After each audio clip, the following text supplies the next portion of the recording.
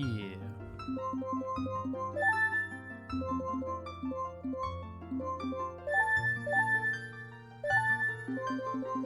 Here we go.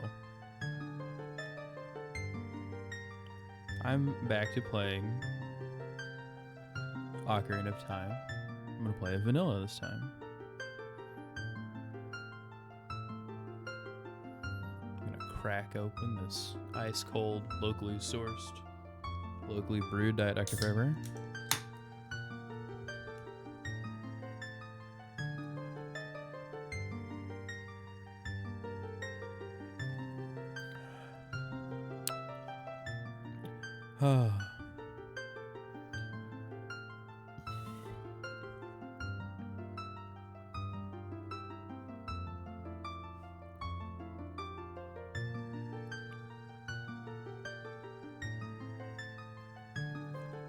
I'm ready to go.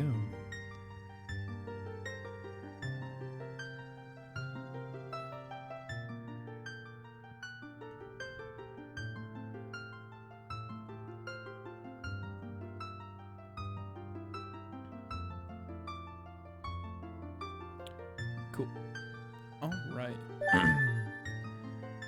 The last time I played, so I'm playing vanilla again. The last time I played vanilla, I had my hero Smoogle, and we had just become an adult.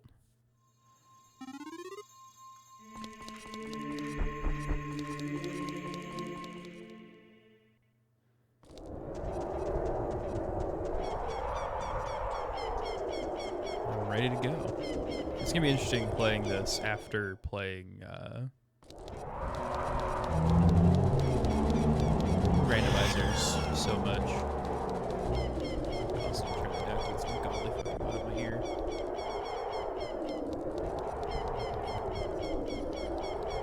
I should probably check my levels. Since I didn't do that. Make sure that it's not so loud that it fucking hurts.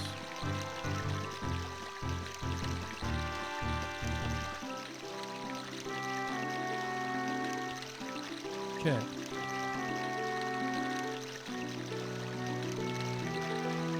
That's not too bad. And you guys will be able to,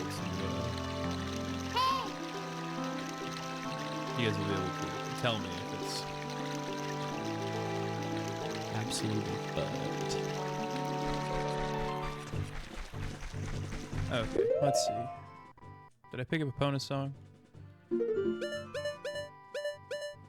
I sure did. So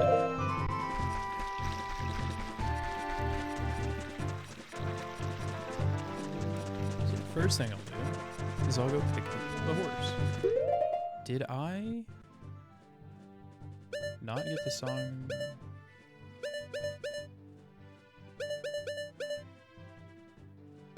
Oh, I don't have the song instructions. That's what it is. Okay. I thought I was missing Zelda's Lullaby. Or not Zelda's Lullaby. Sun Song.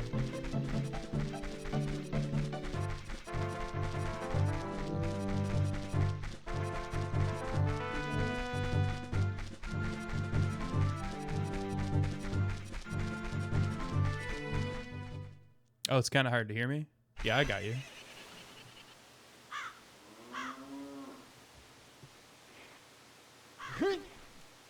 How's that?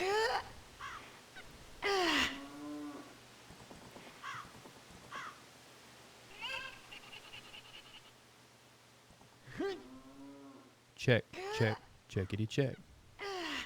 I'm checking the mic. Fantastic. Thanks, Danny.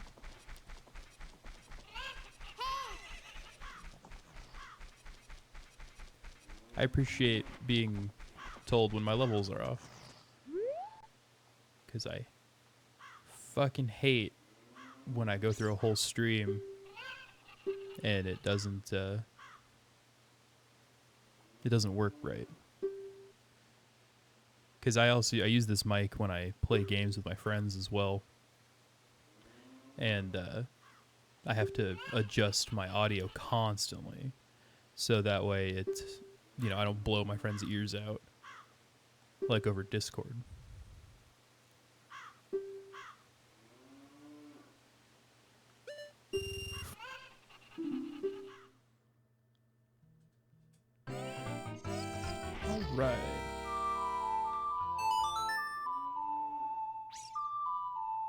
It's super weird playing this after playing the randomizer so much. I'm like, wait, what items do I have? And it's like, oh, I have all the items that I should have at this point because it's not random.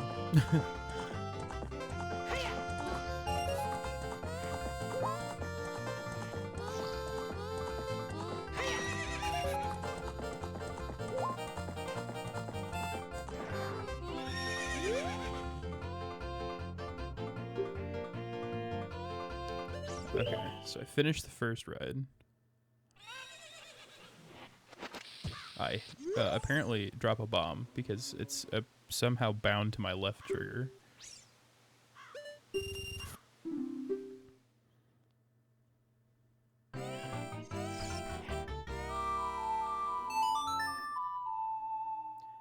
And now, I'm just gonna race this guy and beat his ass.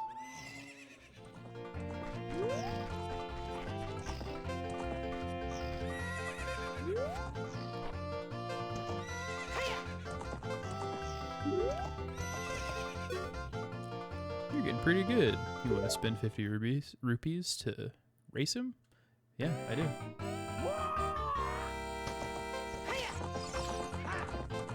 And if you can get past him in that first turn, my man's is fucked.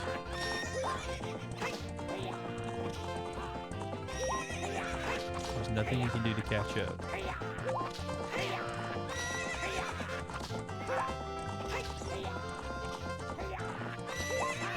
And then he's like, but wait, you gotta race me again. And you go, bet.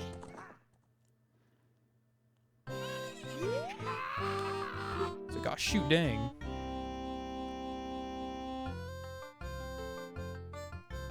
Eating phone pajamas right now and your stream is a perfect finishing touch to my Tuesday, Monday morning. Oh, hell yeah, man. I'm glad that I can help. Or sorry, it's not pho, it's pho. Or so I'm told. Having never had it, I don't know.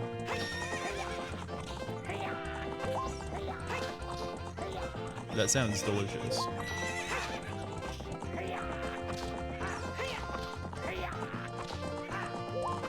I'm gonna thrash this guy at racing. We're hanging out. We're having a good time. I don't know how it is where you are, but it's ungodly cold and slippery and wet here and nobody likes it. And I fell earlier this morning, like I ate shit, and you know, but I'm here, and you're here, and we're here together, and it's gonna be a good time.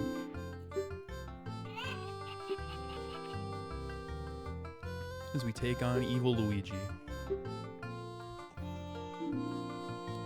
even though he thinks I'm never going to leave this ranch.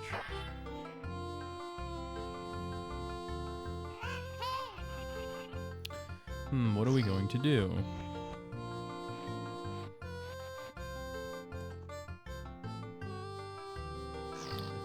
What if I just back my truck up right here?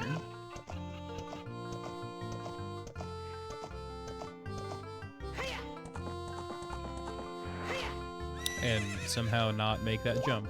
You know what? That's fine.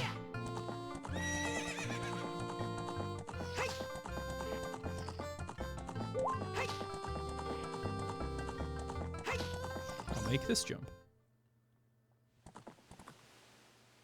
and shatter my horse's legs.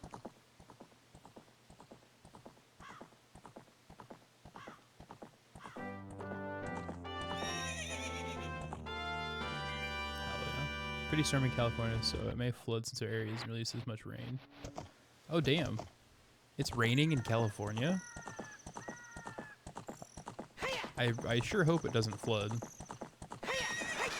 Or if it does flood, I hope it's like minimal flooding.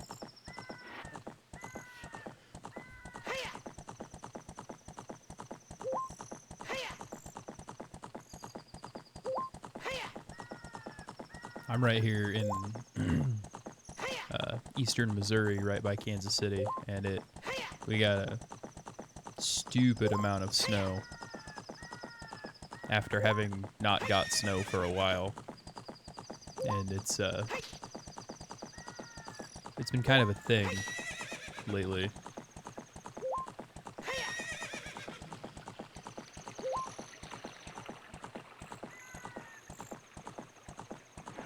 Should be super bad flooding. That's good. Absolutely fantastic.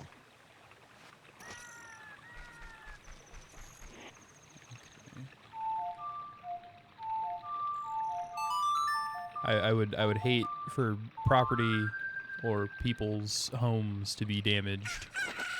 Whoops, why is my bottom C button bound to the left trigger? That's so weird.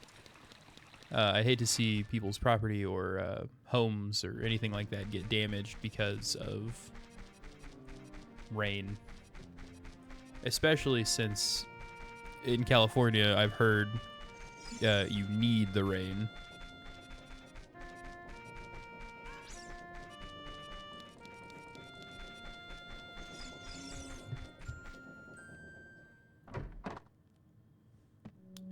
Have I picked up this? Curse has been broken. Thank you. Here's a reward. I had not picked up the adult's wallet yet. Fantastic. The drought was pretty bad before. Yeah, that's what I heard. And that is no fun. All those wildfires and everything.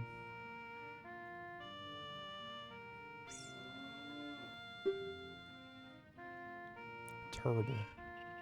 Absolutely horrible.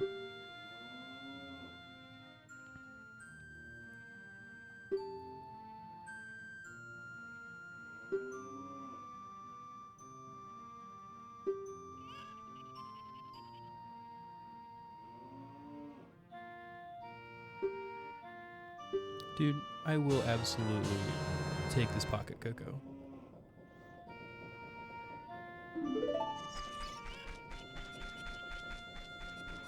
So I don't know if I've mentioned this before on stream, but I love the model of the Hylian shield. Just on Link's back. It makes him look like a little green turtle, and I really like it. I was living at the time, the entire sky was orange. When I walked out my front door during those fires, Jesus. I'm sorry to hear that.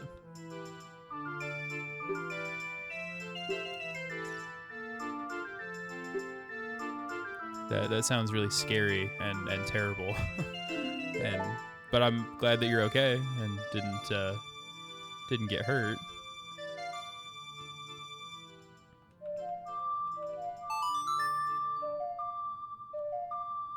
Been searching forever for a non-speedrun Zelda stream. Dude, hell yeah. Welcome, Post Greg's. With a whole, like, 7 Gs. That's fantastic. I'm going to be thinking about Post Greg's for the rest of the day.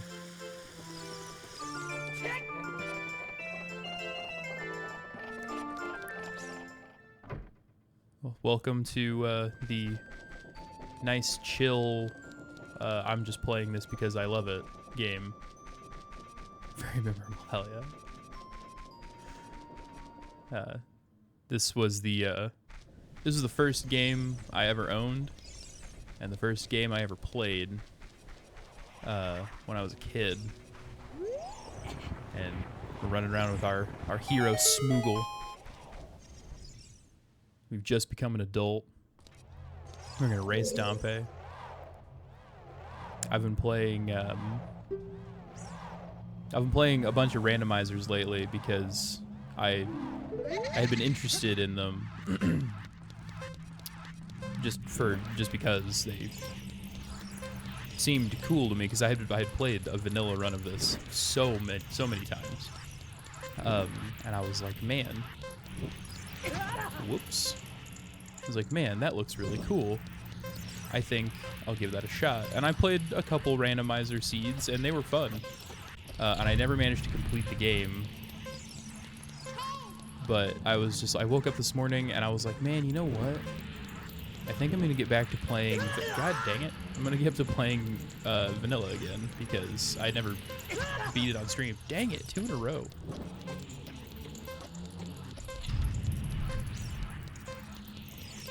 Alright, most of them are speedruns, randomizers, sometimes like classic play. Hell yeah. Dang it!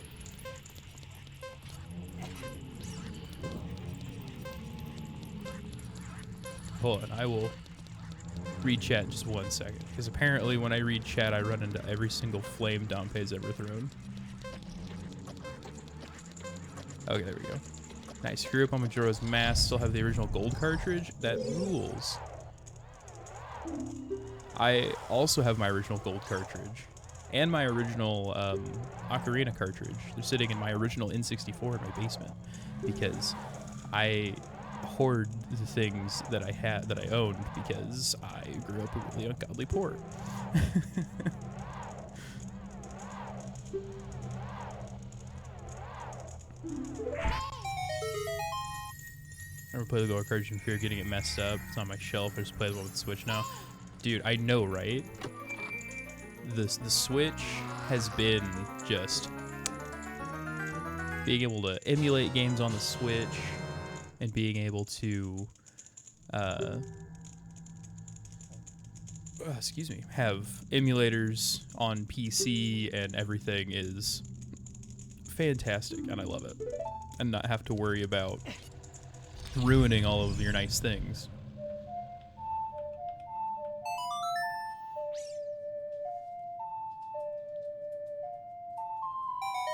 And then we get to just like hang out and play these games that used to make us happy as kids and remind us that even though sometimes it seems like things really suck, there's still nice things worth having and doing and living for. At least that's how I do. Wish they could do some GameCube games on Switch. Same.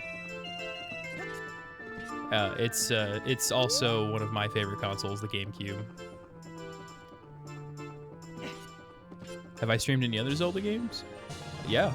I streamed most of I streamed most of Twilight Princess. I did all of Majora's Mask. And I've been thinking about doing some other ones. Because I love like A Link to the Past and Breath of the Wild, Twilight Princess and stuff. But I don't think my Majora's Mask is still up. Because that was a while ago. But I was thinking about replaying it because I just streamed a randomizer of it last night and it went really badly, and it makes me want to play just the base game. Twilight Princess, I'm pretty sure that playthrough is pretty fun. Oh, I appreciate that. Thank you. Yeah, I think if I remember correctly, I was in the water temple when you first followed Katie.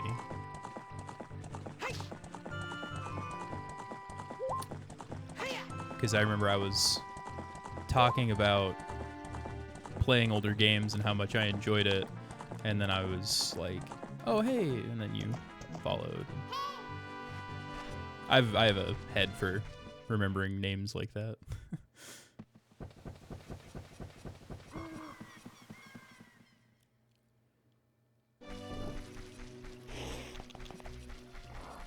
Also, can we talk about how much I love the giant enemies?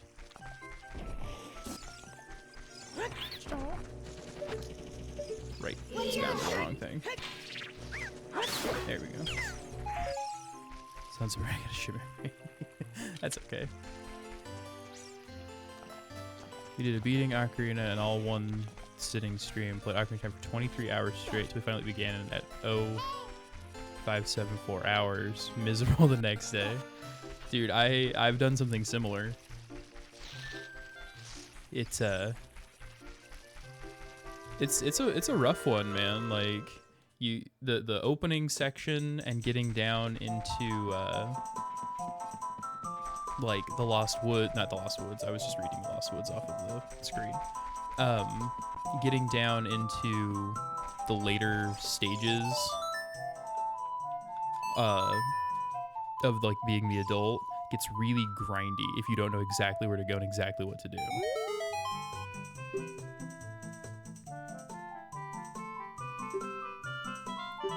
And then like some of like the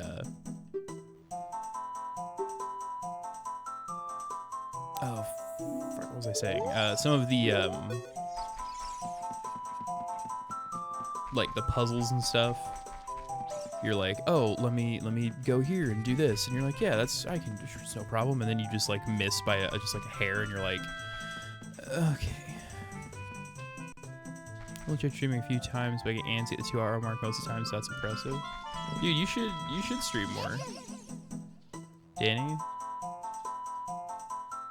you should do it because it's fun. Not because you're trying to get anything out of it, just because it's a good time, because that's the best way to do it. Tons of fun, still incredibly draining. It was the first time I played it in years, so it was rusty. I feel that. When I had started playing this save file, actually, I hadn't played Ocarina in a really long time either.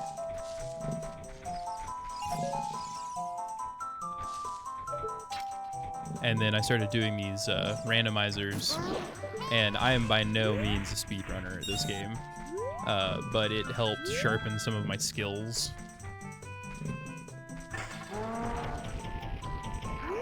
So that way I could get through, not faster, but just more smoothly. Because I still play very much like I did when I was a kid. But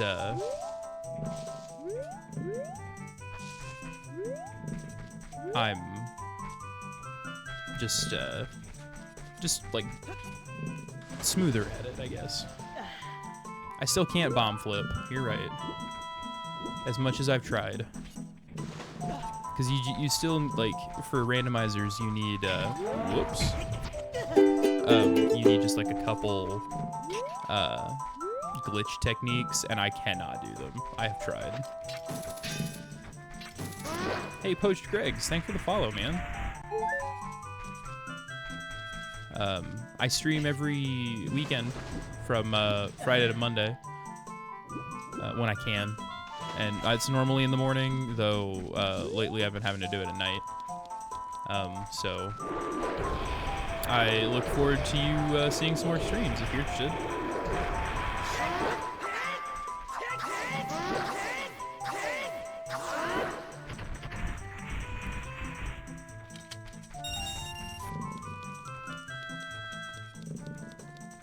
I think that brings me up to 116, which I greatly appreciate, more than you will ever realize. We streamed Twilight, Majora's Mask, Ocarina, and just did Skyward Sword. We're gonna do them over the weekend now instead of all at once. Much better sleep, hell yeah. I love that for you.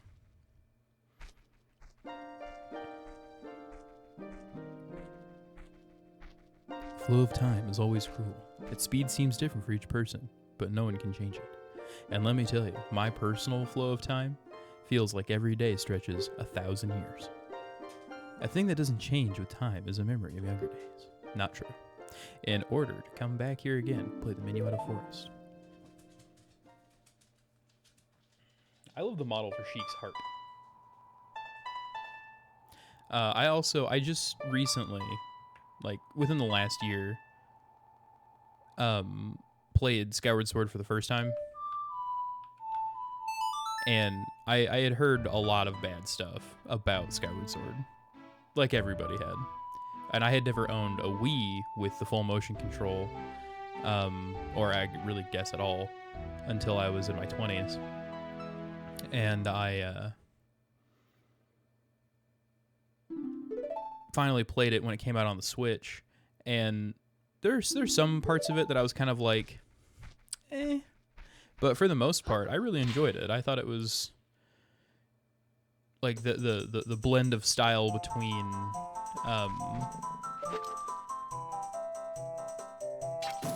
Twilight Princess and Wind Waker was really nice, and I really liked it.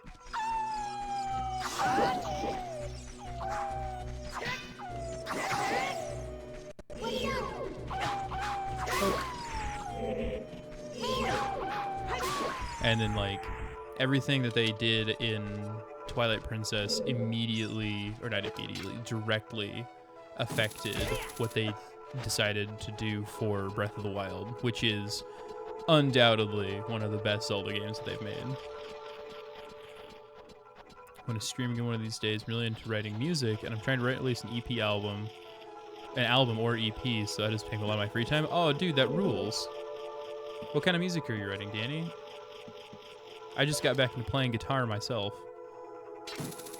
I'm not very good at it. I was okay for a while, and then I stopped playing for years because I had to work and couldn't make myself do it because I was so tired, but I'm trying to get back to being decent at it. A love-hate relationship with Skyward Sword? What's the love and what's the hate?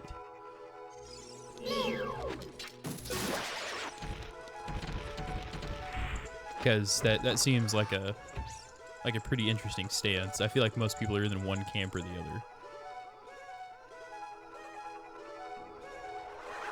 Because like I myself am in the I pretty much enjoyed it, with a couple minor meh sections.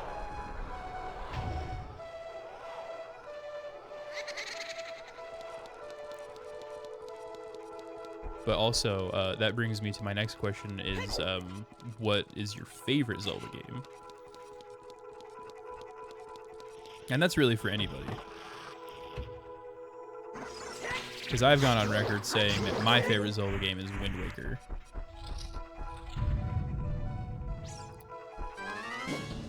Here you go.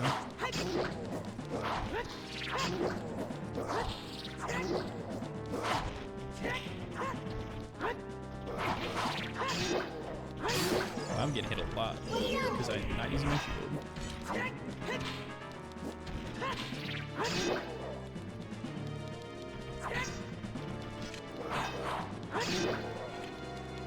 I'm trying to write a folk indie album, kind of like Hosier or Noah Kahan.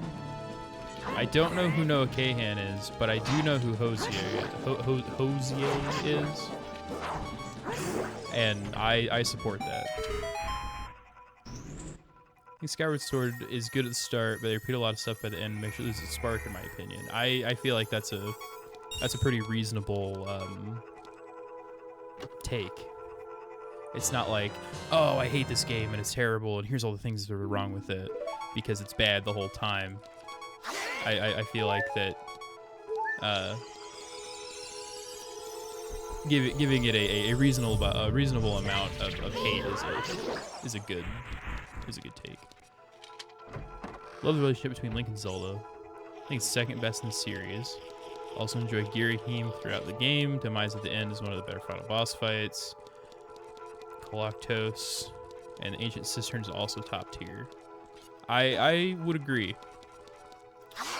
I really liked fighting Girahim, and I enjoyed the Demise fight. Didn't like fighting the Imprisoned, but I like the first time was okay, but I wish it had changed up some more through the game. Totally agree, game gets incredibly prevalent in prison. Kiss my ass, yeah. Exactly. Like, if the Imprisoned boss fight had changed every time you did it, at least a little bit, just to make it different. You know, it didn't have to be wildly different, just enough to change it up and make it feel better. I feel like it would have been a lot nicer to do.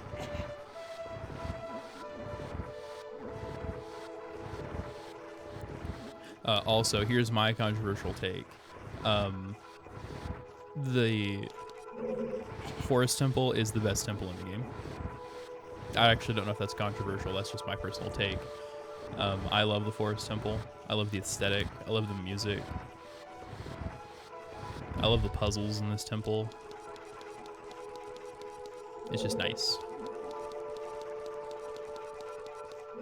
Majora's my favorite, though, by far. It's what I grew up on. There'll never be another Zelda game like it with all the depressing undertones and side quests for the mask. Dude, that's it exactly. That is it exactly. Like, it's rated, so Majora's Mask is rated E, like every other Zelda game. It's rated E. But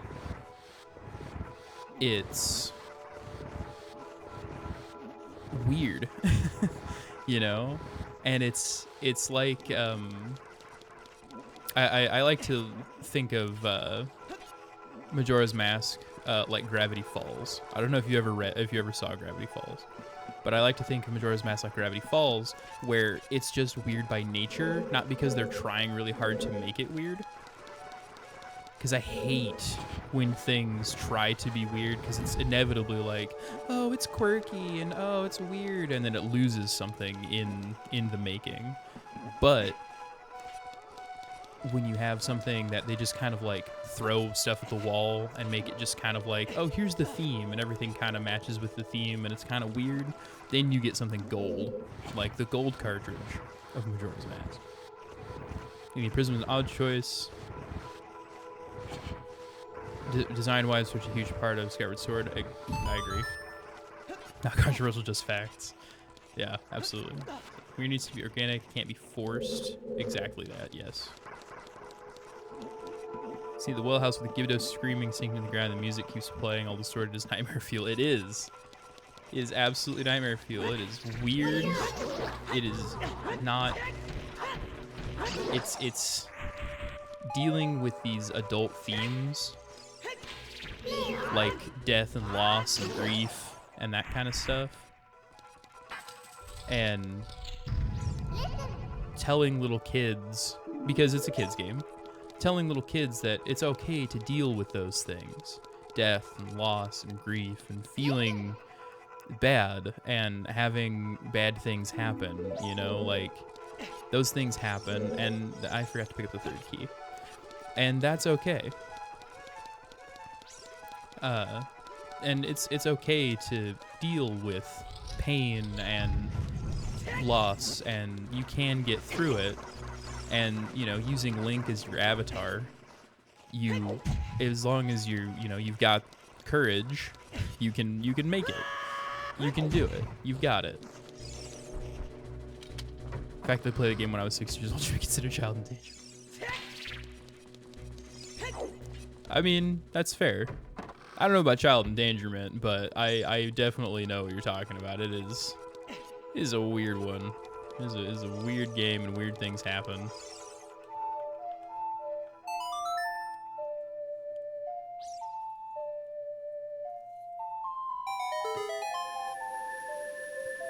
That's one of the things that I really like about Twilight Princess, is the adult themes. Just the fact that it doesn't try to hold your hand about the themes in the game. Whoops. It doesn't try to hold your hand about the themes in the game. It's kind of like, here's this framework for this game where you're playing a silly little elf boy running around and saving the world. Uh-oh. Oh, am I gonna make it? Oh, I did. You're playing a silly little elf boy who's gonna run around and save the world, and they give you this nice framework for these adult themes and being able to deal with adult themes. And I don't know, I feel like that a lot of people miss the undertext and the undertext. It's like I'm reading the Stormlight Archive. People miss out on the subtext of games, and they focus they focus entirely on the gameplay and miss out on the messages and things that the developers are trying to give. People are so used to games, modern games nowadays, that are throwing their messages at you and putting them in your face and giving you a generally boring and vanilla story. And the characters are like, well, here is the theme of the game. And you're kind of like, okay, well, that's fine for some people, but I really would like to have a story that doesn't treat me like I'm stupid, like I can't understand it. I think that's part of the reason also that the Souls games do so well, is because they don't shove their story and their message if they have a message, in your face. I personally don't know anything about the lore of Dark Souls, but I know it's there if I want it, and it deals with some interesting themes and doesn't treat you like you're not smart enough to understand it. It's just like, it's here if you want it, and it's interesting if you want to look at it. We worked really hard on it, but you don't have to do that. And that's what, whoops, I went through the wrong door. That's what a good Zelda game does. It gives you, you know, the silly little elf boy running around, fighting monsters, saving the world. And that can be all it is for you. When I was a kid, that was all Zelda was for me. And then as I got older, it changed because I understood the adult subtext of what was going on. There's a really interesting YouTube video by a guy named Barry Kramer, who actually used to be the editor for the Game Grumps. I don't know if you guys know anything about the Game Grumps. But it's a video essay about how Ocarina of Time is fantastic at subtext. And it's really, really interesting because he just goes into all of the subtext and meaning of things that happen in this game and how it can be just running around as Link fighting monsters, and how it's like, hey, here's this sort of dark and adult themed world where, you know, you start as a child and things are sort of whimsical and you're fighting monsters and, you know, save the princess and blah blah blah and all that stuff, and then when you become an adult, the theme changes and gets more adult and darker as you go, and it's a really, really interesting video. If you've got, I think it's like maybe an hour long. It's really worth watching. I highly recommend it. I love Game Grumps going to see Aaron's Scribble Showdown. Oh, dude, that's awesome. I have a hard time being in crowds, but I wanted to go see Game Grumps live when they came to Kansas City, but I, again, have a hard time with crowds.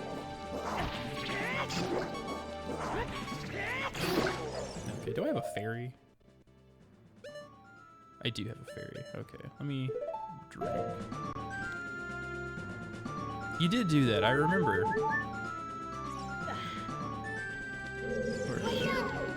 Don't know if I can give Best Temple to Forest. Shadow's my favorite. That's absolutely fair. I really like the Shadow Temple, just for like its weird darkness and, you know, the big guillotines dropping and all that stuff.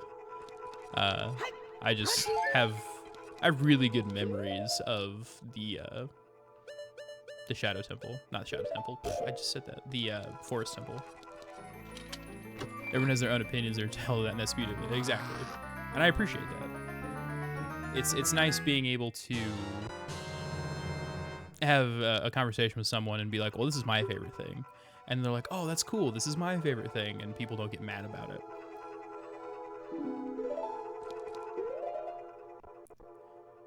Let me whip this out.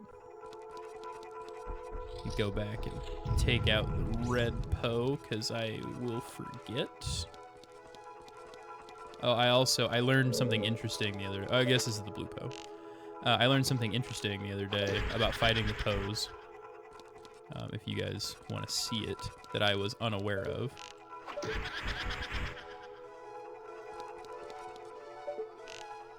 I totally agree to that. I also think it's really hard to show Majora to people as well, because it's one of those games that really hits harder when it's adult themes presented in a child's perspective, because I think that's also better when it's paired with nostalgia, which is not something you can artificially create. Well said. Yeah, exactly. And having experienced that game as children, we have... Okay, so here's what I learned. when they disappear, you can hit them with a Deku Nut and make them reappear. Which apparently is a speedrun strat, but I didn't know anything about it. And then a guy in my stream named Warpmaster told me, and I was like, what? And now fighting the Poe Sisters is super easy. But yeah, having played these games as children, we have that nostalgia, which lets you play the games with a certain amount of like shield, I guess. Wait, this is a speedrun. I just wanted to watch a playthrough. You betrayed my trust. I am so sorry. If it makes you feel any better, I am not going to be able to beat this game today.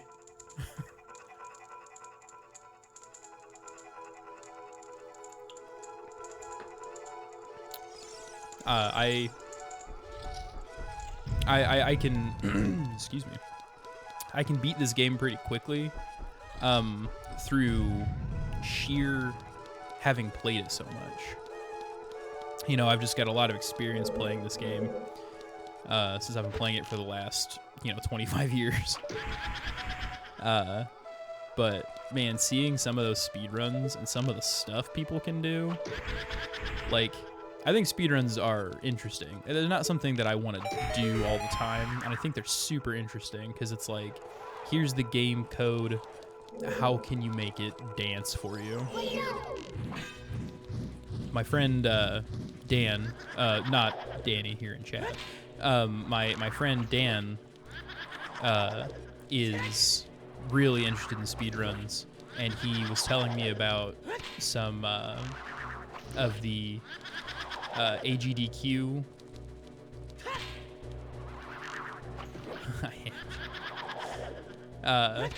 Well, I'm fairly certain, Danny, since I have seen your channel, that you are at least female presenting, and my friend Dan is a 6'1" hairy man, and I don't think you're the same person. And he's super into AGDQ, which is Awesome Games Done Quick, and he was telling me about some like Zelda and Donkey Kong and what was it? Something else. Speedruns that were like sub 20 minutes, and I was like, oh my god, sub 20 minutes. I walked backwards and went through the wrong door again. Sub 20 minutes, that's ridiculous. And then watching these people go through these speedruns is banana sandwiches, man. Like, they are. They're like, oh, and then like they're just like chatting and talking because they've just done it so much. And they're like, oh yeah, and so anyway, blah blah, and they're just pixeled perfect jumps and frame perfect jumps, and I'm like, man, I could not do that. That is wild and interesting. So someone beat Majora's Mask in 42 minutes? Man. That is, like I said, that is banana sandwiches.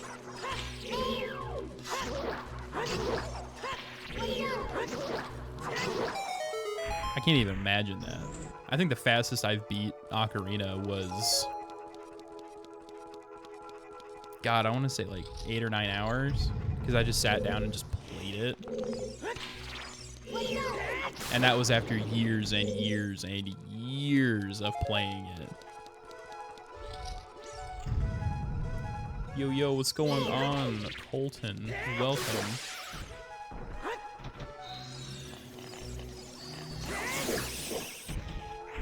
To be playing through the game and going through the experience of the game is more rewarding than trying to beat it in an hour. I agree. I wholeheartedly agree with that. As a personal sentiment, I agree with that. Though it's super cool watching the stuff. Like, if other people do it, I'm like, yes, that's cool. But for me personally, I'm like, nah, I don't want to do that. I don't want to be involved in it, but it looks neat. Brother used to be one of Axel Larson's editors for a YouTube channel, so he's one of the only speedrunners I know. He's calm and nonchalant when playing, and it's crazy. That sounds crazy. I don't know who Axel Larson is.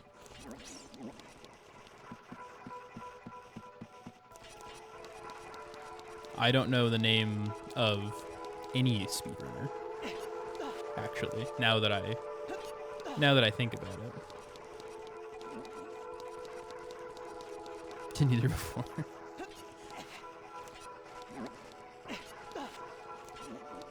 That's fair. I mean, you know, if it's something that you aren't heavily involved in, then you know, it's like I couldn't name a single like football player, right? Because like I'm not into football at all. I couldn't name a single football player until oh, what's his name? Patrick Mahomes got really famous, and that's only because I live right near Kansas City. Gonna start a speedrunner channel named Volcano_Doctor. Do it. I don't own any rights to this name at all.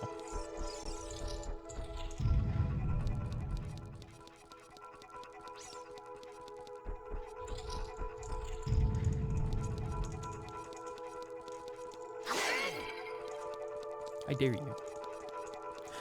If you guys were to speedrun games, what game would you speedrun? For me, I think it would probably be obviously Ocarina of Time.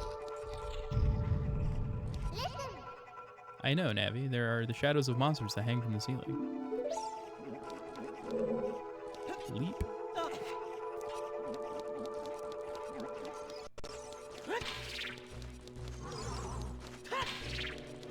Because I'm,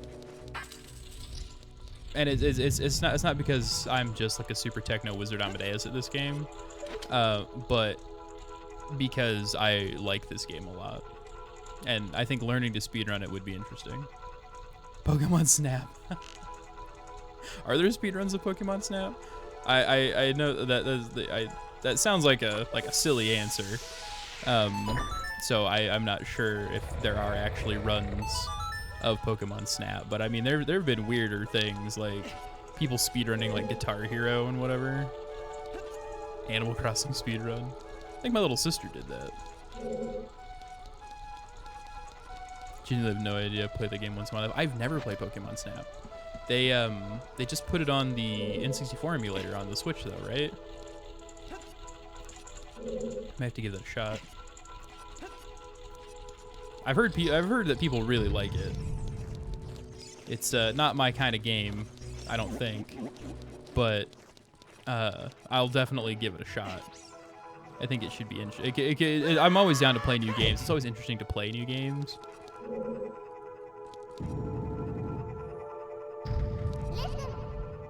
Smoogle, watch out, the ceiling is falling. Is it neat?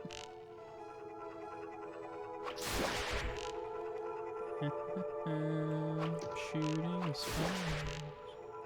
Thanks, Navi. I have eyes. That kind of sums up the whole experience with Navi, right? Like, as an adult, Navi is nice.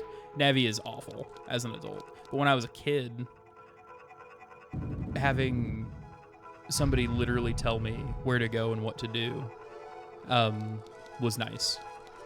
I just wish there was an option to go boop and turn Navi off. It's like, oh, you've played this game before? Cool. Boop, Navi's turned off. But this is before there was that New Game Plus. No thanks, Navi.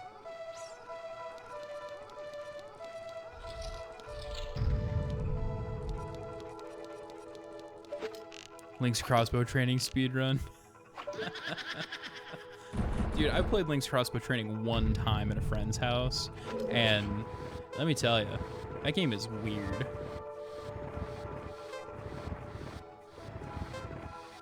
Like, I thought it was interesting using like the Wii Zapper, but it is weird, man. It is an odd game.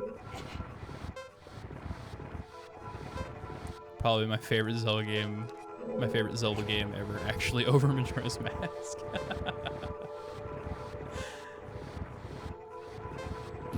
You know, there is somebody, absolutely 100%. There's no doubt in my mind. There is somebody somewhere who Link's crossbow training is their favorite Zelda game. It's the only one they've had exposure to. It's the only one they've ever played, and they love that game. I'm out of Deku nuts.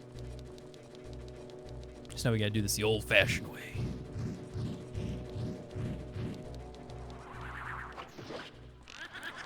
And there's somebody that is just like, it's my favorite Zelda game. It's fantastic. I love it. It subverts the genre. Danny told me it was your favorite Zelda game.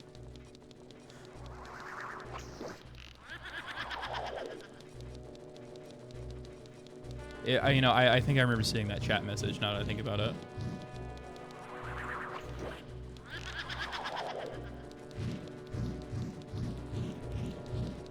It's time to do my favorite part. We've got gatekeep, girl boss, gaslight. That's what we're doing. That's what we're bringing into 2024. And I've already got gatekeeping and gaslighting down, and girl bossing down.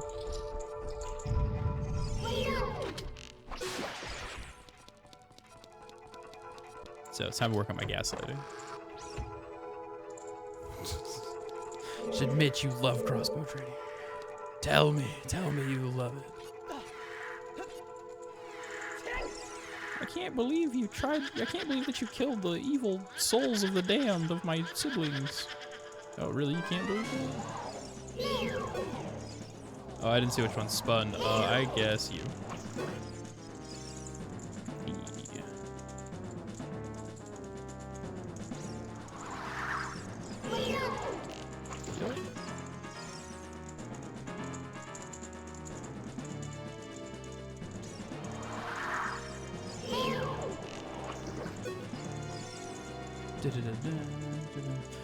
I love, just while we're on the topic of Zelda games and things that we like in Zelda, I love the soundtracks of almost every Zelda game.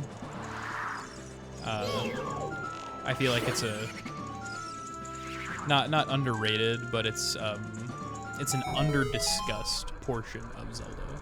Like, people are like, oh yeah, it's a Zelda game, it's gonna have good music, and like, they're right, and I agree, but I feel like that we should talk more about Koji Kondo and the man being able to be like, hey, here's this really limited MIDI selection of music, excuse me, and I'm going to create this amazing symphonic experience that is the Zelda music. Like, damn, dude. Ocarina has really good music. Majora has really good music. I don't know if he's still doing the Zelda music. I know that he did, all of like the original tracks that pop up in the modern games, but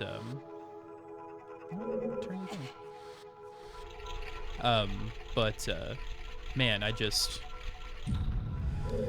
I love music, and I love the Zelda music, and Mr. Kondo is fantastic. Koji is the GOAT.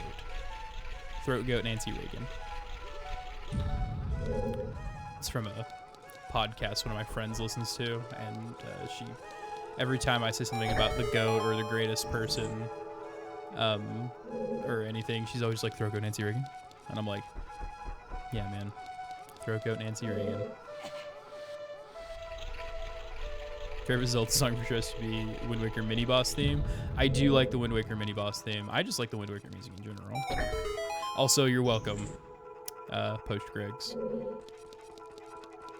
You get to take that little nugget of wisdom with you there. Throw go Nancy Reagan. I can't say anything about something being great or like the GOAT or anything anymore because it's always, every single time, oh, throw go Nancy Reagan? And I'm like, uh-huh. Thanks, man.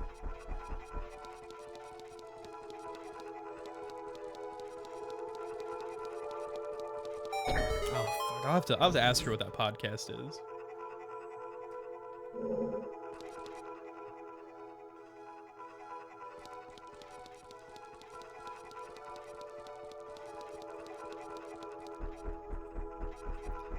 I'm texting her right now. What's the name of the podcast with Throat Goat, Nancy Reagan? Never know until Reagan's journal gets released to the public. I feel like that most of Reagan's journal is going to be, they did what? Why wasn't I informed?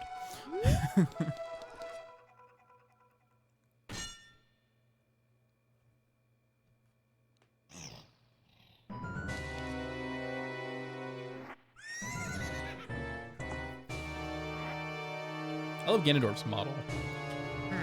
You don't get to see it enough in this game. Swindled. The podcast is called Swindled, she says.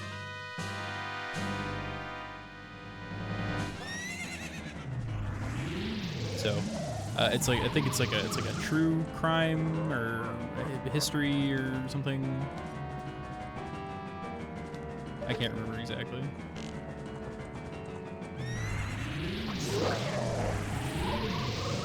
But if you like podcasts,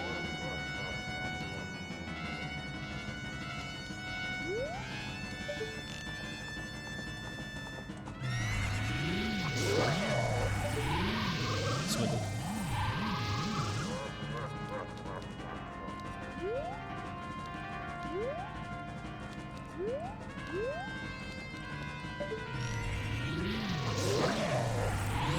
Also, here's a fun fact that I didn't know until I played this game with really nice headphones on.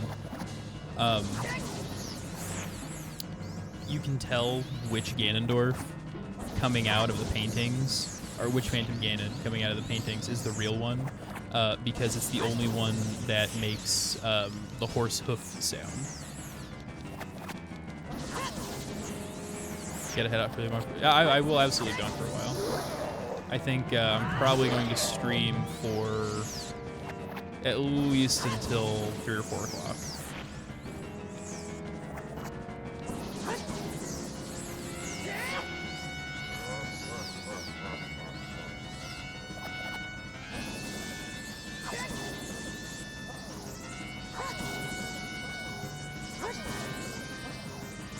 But I appreciate any and all support. Oh, I looked at chat and got hit. Later, man. Thanks for joining me. I appreciate it.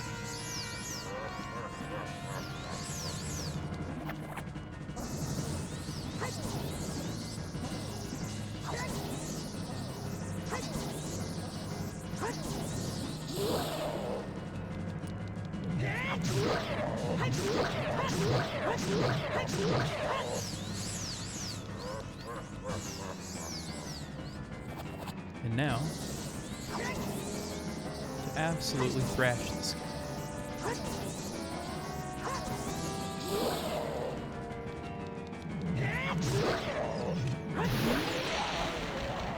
Got him. Nailed it. So she can't recall what episode he said it on. Absolute favorite podcast, and I love it. The content is interesting, and the way it's presented is exactly what she said.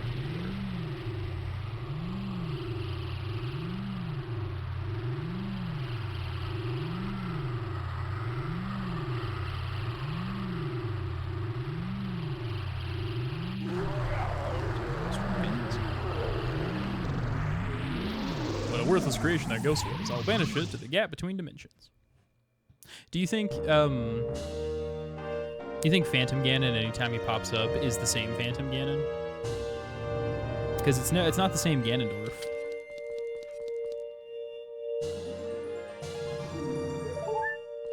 So is it his ghost, or is it just like the spirit, or Is it a new incarnation of Girahim, or the world may never know? Is it just an interesting mechanic? Is it a Ganon Horcrux?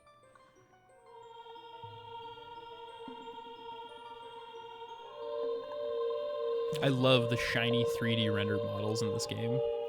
Like when you hold something over your head and like you get to see that model of it. I love it. I am sorry, at the Sage of the Forest Temple. I'm Throat Goat Nancy Reagan. I always believed that you would come, because I know you. No. You don't have to explain it to me, because it is destiny that you and I can't live in the same world. I will stay here as the Forest Sage and help you. Now, please take this medallion.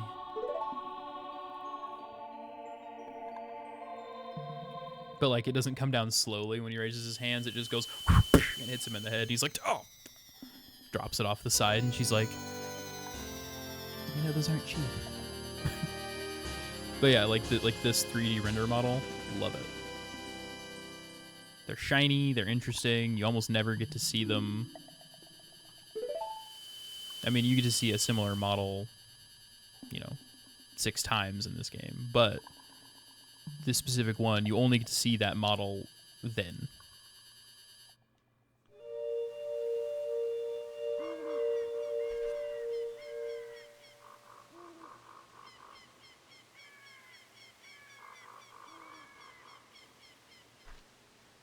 So, what is that?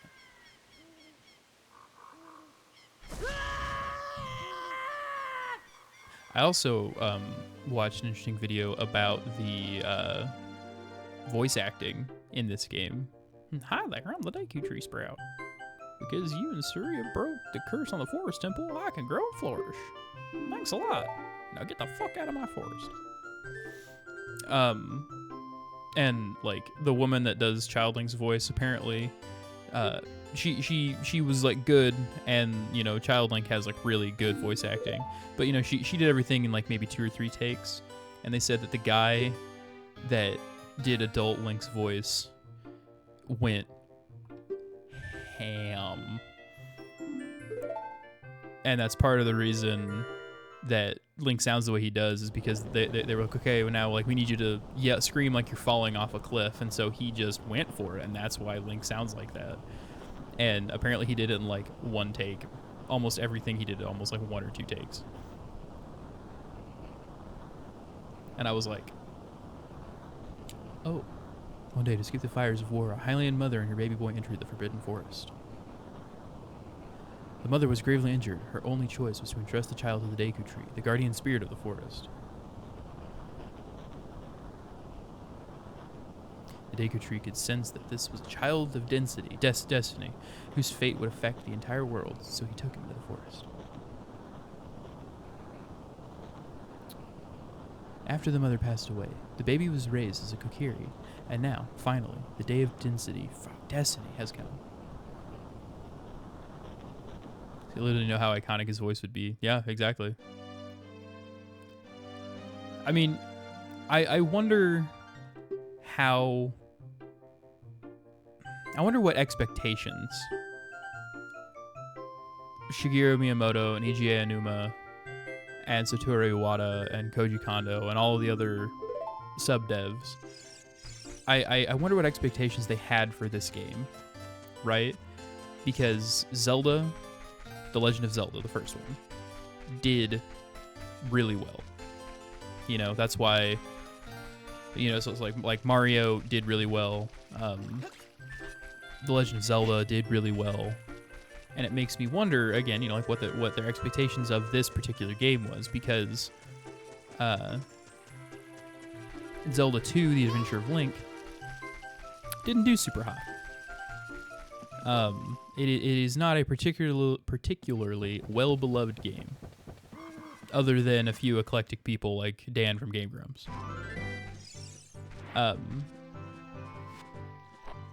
It is not a particularly well-beloved game.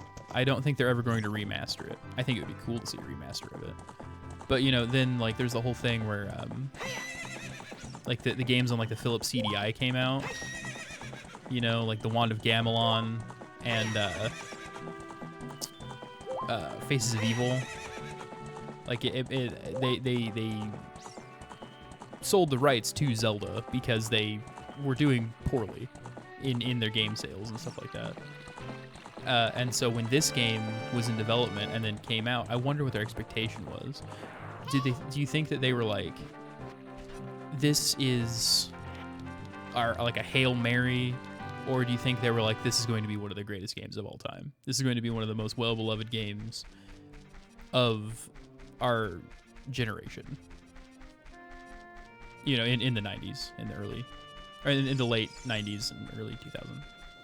Are people going to grow up playing this game and cite it as one of the things that got them into gaming and helped change how people think about the game space? Or do you think it was like, oh shit, baby, I don't know, like,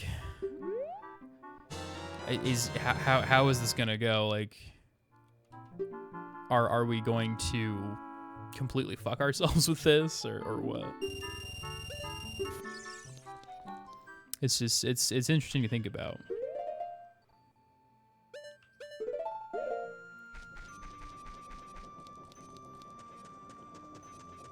They had known at least a little because this game branches out so far.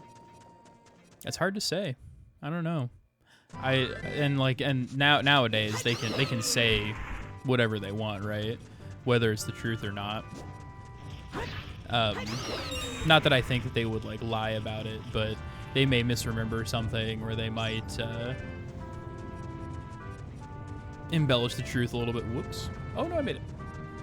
Or whatever. But I don't know. It's interesting to think about.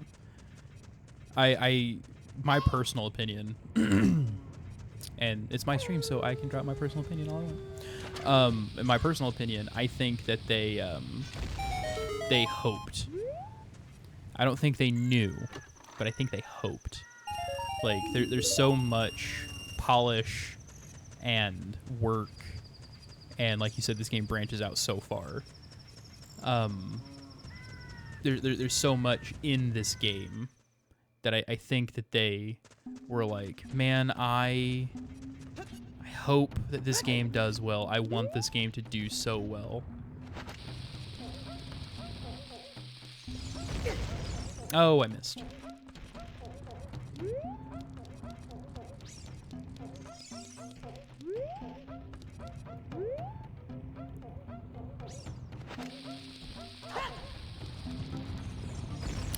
What? Oh, he didn't stop, you little bastard. Whoops.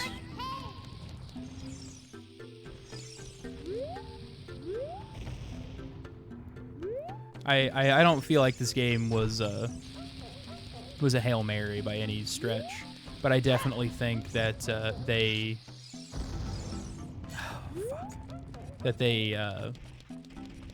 didn't know how prolific this game would be. Man, I am just not getting my timing down on this.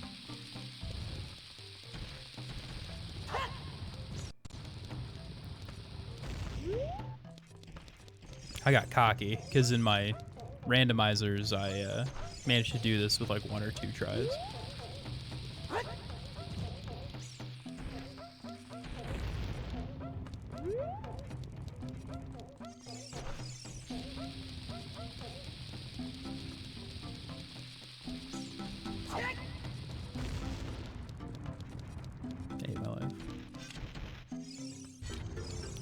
So much easier if I just had bombs.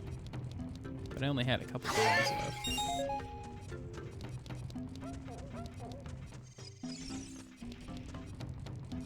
I know the timing of the bombs, but the bomb flowers, I never seem to be able to get the timing down on them. Okay, let's see. When he comes around the corner, let's do this.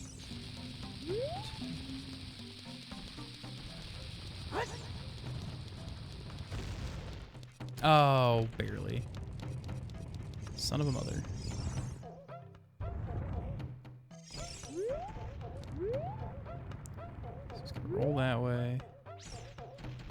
Come around the corner.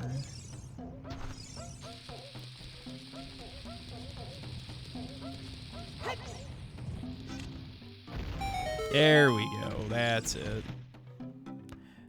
How could you do this to me? Your Ganondorf servant. Here by day but tremble.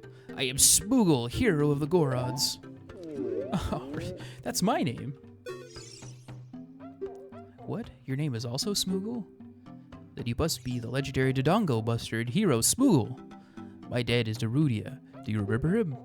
Dad named me Smoogle after you because you're so brave. It's a cool name. I really like it. I thought so. Yeah, your name is my name too. It's like, oh, nice to meet you. My name is John Jacob Jingleheimer Schmidt, and you are? You're not gonna fucking believe this. Please give me your autograph. Sign it to my friend Smoogle of the Gorods.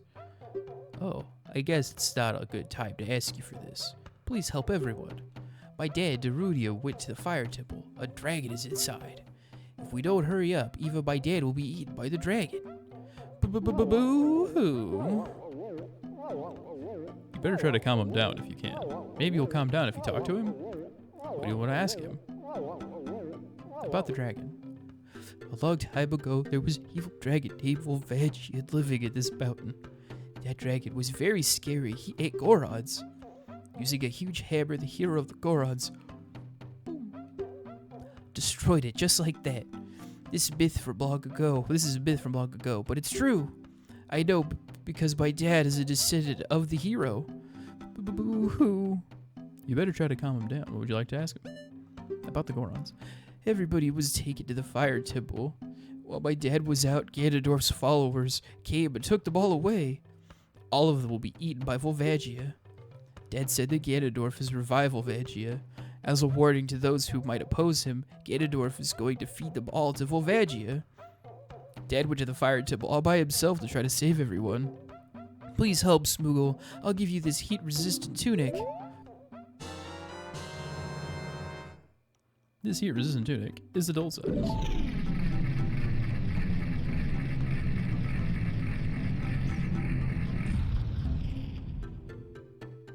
So you're just gonna stand there?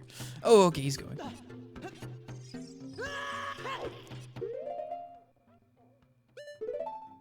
Oh, right, that's bound to the wrong thing. Let's put you here, I think. Dang it, I hit the wrong button again. There we go. Yeah, nice. I really like Link's tunic. The color changes. This is a really nice red. Not too bright. Not too dark. Nice and red.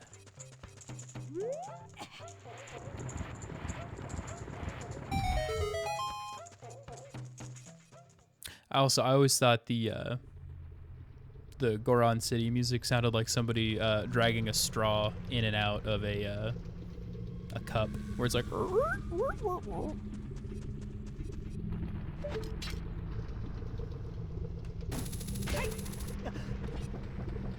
All right, Sheik, teach me the song, you salty sailor.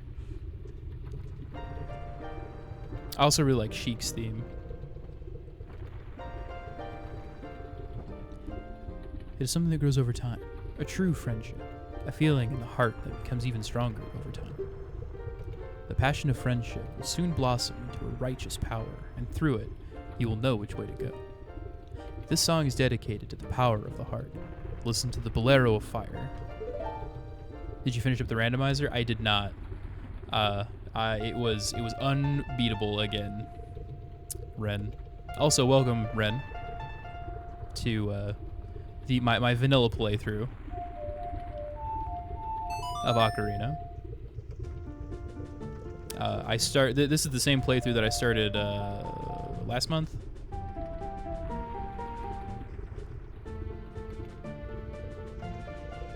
Before I started doing the randomizers.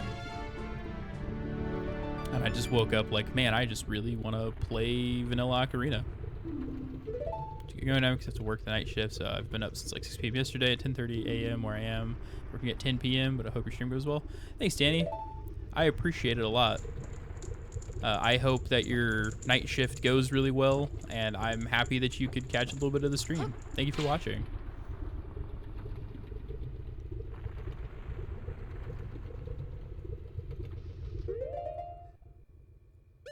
Glad to see you streaming so much. Front page, here we go. Man, maybe. I'm happy to be streaming so much. It's been really nice being able to just relax and play games and hang out.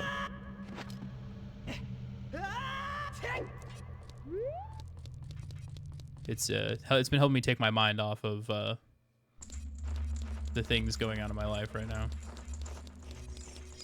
Give me a little bit of a reprieve from the emotional turmoil that I'm dealing with, which is completely self-inflicted, but, you know. Who's there? Is that you, Smoogle? Oh, it really is Smoogle. You've grown so big since I last saw you. Actually, I'll give him like a Warhammer 40k orc voice. I want to have a man-to-man talk with you, but now's not the time. Ganondorf is causing trouble on Death Mountain again. He has revived the evil ancient dragon Volvagia. On top of that, he's going to feed my people to that evil dragon as a warning to other races that might resist him. If that fire-breathing dragon escapes from the mountain, all of Hyrule will become a burning wasteland. I will go ahead to try to seal up the evil dragon. I'm concerned though, because I don't have the legendary hammer, but I have no choice. Probably sounds like Stallone. Smoogle, I'm asking you to do this as my sworn brother.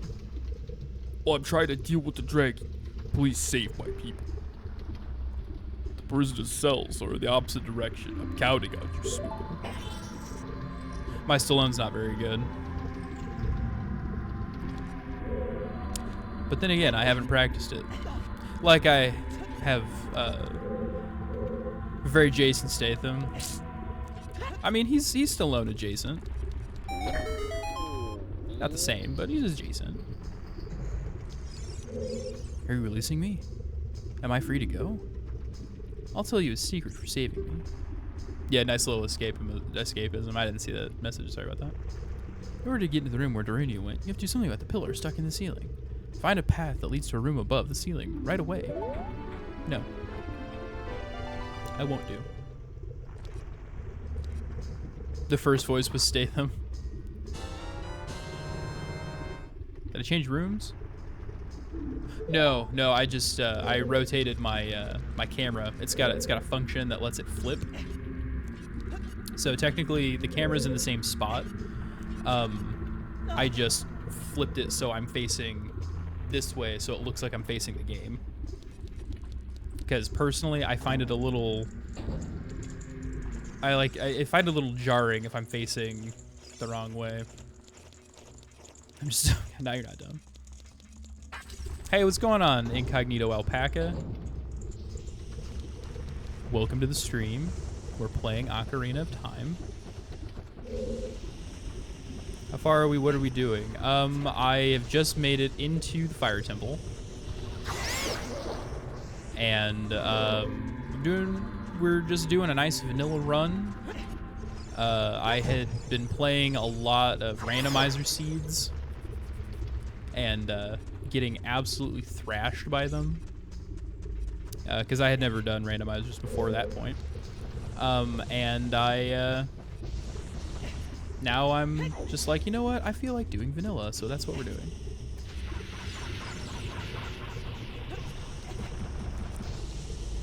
Did you full rando or conditional rando? A little bit of everything, actually. I did. Oh man, none of these guys are dropping bombs or anything. Crap. I did some zero logic, and I did some glitched logic, and I did some glitchless logic, and I always seem to just kind of get thrashed. Are you releasing me? Am I free to go? Here's a secret for saving me. A wall that you can destroy with the Goron's special crop, it's marijuana, will sound different than a regular wall if you hit it with your sword.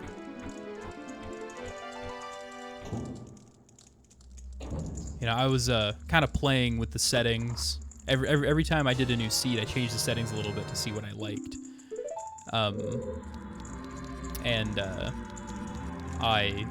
I think I found some settings that I really like. I found some ones that I really don't like. As soon as actual log is put back in priority, it's always going to be a tough cookie. Yeah, that's what I was discovering, is that it went from, like, it was like, oh man, I'm either super lucky or I'm absolutely getting my ass kicked, and there was no in between. And then I discovered on my third or fourth seed that I had turned up the ice traps into, so like one of the settings on the Ocarina of Time randomizer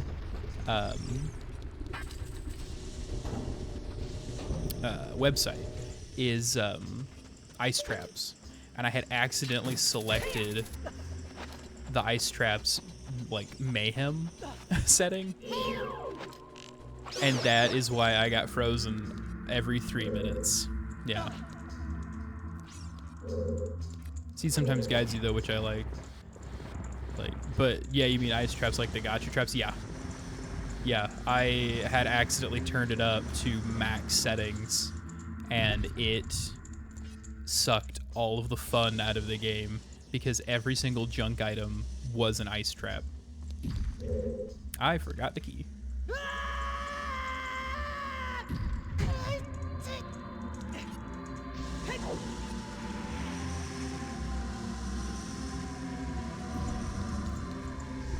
It's like playing Zelda Online with 90s lag. I never had a chance to do that. Frick, I don't have any bombs.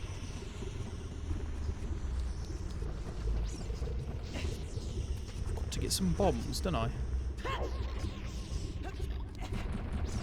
Let's see if it'll drop me some out of these pots. I'm just saying, mess up by an ice trap every 5 minutes. Pure horror. Could you? I thought there were some instances where you could play Zelda online. That might have been Japan region locked though.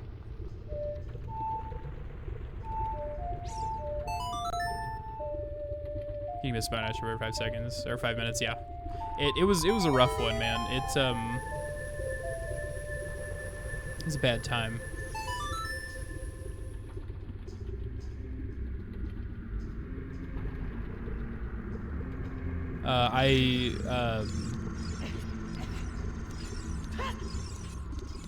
I'm gonna go ahead and allow that as an abbreviation, but I would appreciate if you used the entire word, since that is technically a race thing. It's all good. All good.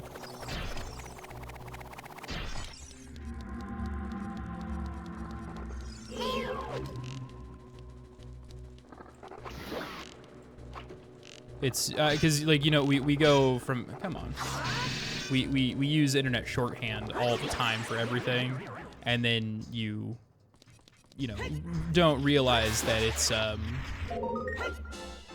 that might be something that's not cool, but it's all good. I'm sure you didn't mean any harm by it. From Denmark, so I'm not all there in terms of vernacular. Totally fine.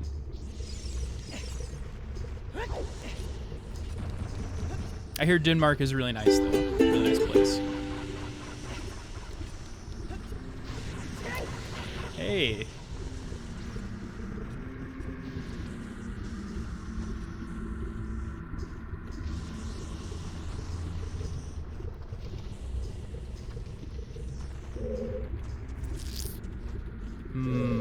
That is a bot. I'm not going to dignify it. Ooh, account created 10 minutes ago. Hell yeah. Banhammer. Normally the accounts, like the bot accounts, are at least a month old. But account created 10 minutes ago? Hell yeah. Love that. I need some bombs, dog. I really need an enemy to drop some bombs or something. But I don't think they're going to, so I think I gotta go out and get some bombs. Denmark is awesome. I'm from there though, so I shouldn't toot our own horn too much. At the same time, in terms of quality of life, standard of living, education level, we're doing real well. That's what I hear, man. I hear that it's a really nice place to live. I hear that the people that live there are happy and that they enjoy living there. And I sure wish I could say the same. I am from Missouri in the United States. And it's, I don't want to say a hellscape, because that's too dramatic, but it's not my favorite thing. There are some things that could make living here fantastic. We had just a couple reform changes, had some people learn to just mind their own business. We could have a really, really nice country, but as it stands right now, there are just a lot of things that are not great about living here. I don't want to devolve into my personal political ideology or anything like that, because I don't think this is the platform for that. But we need some changes. So does Missouri, Detroit, Ohio, so really rough areas to be in? Yeah, I live in Missouri. Believe me, I get it.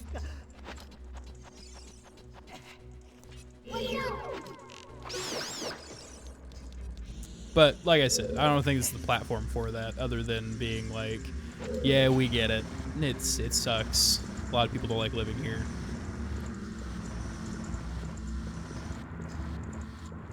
And like, something I've heard a lot is I forgot to get the key. I went and got the bombs to bomb the door, and I was talking about other things, and I forgot to get the key. What a straight up choom. I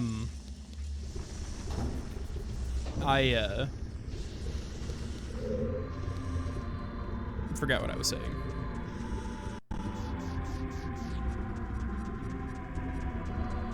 Every country has that. Denmark only has 7 million people, we're way smaller demographic. Yeah, and it's something like, what, 400 million people in the United States or something like that? 500 million? I know we're not at a billion, but yeah, 370. Yeah. You assume I'm free to go? I'll tell you a secret for saving me. There are switches in this temple that you have to cut to activate. But you can also use the Goron special crop to do the job. But yeah. I you know, and like I guess there are like worse places that I could live. You know, there are some places that are like terrible. There are switches.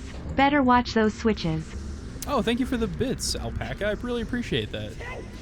But I will tell you, on this channel, I always tell people, never donate, never sub. Follows are great and they're helpful.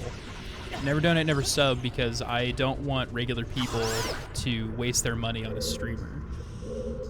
I want people, I want Twitch to pay me because they're a multi-million-dollar conglomerate corporation, and regular people shouldn't have to support streamers.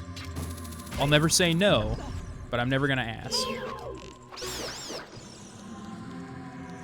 But I really appreciate the bits, though. That's really generous and really nice of you.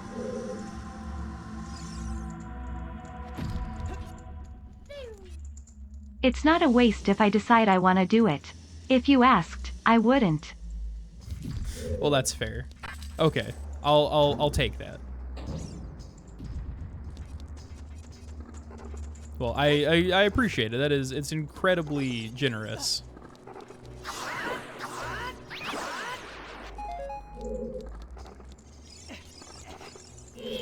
I also forget that the bits doing the cheering lets you it lets you talk, and so like I hear the voice in my ear and I'm like what on earth is that? And it's like, oh right, I get a little robot voice.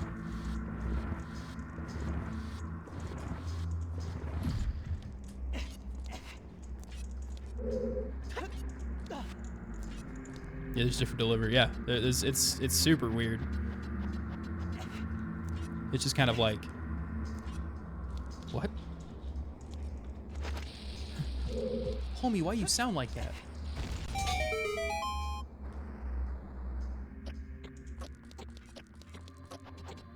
Man, this has been a really good stream so far. Like I've had a bunch of people chatting and it's been really nice, and experiencing the generosity of strangers. Maybe there is hope for the world. Oh shit. He says as he runs face first into a boulder because I thought it was the other direction.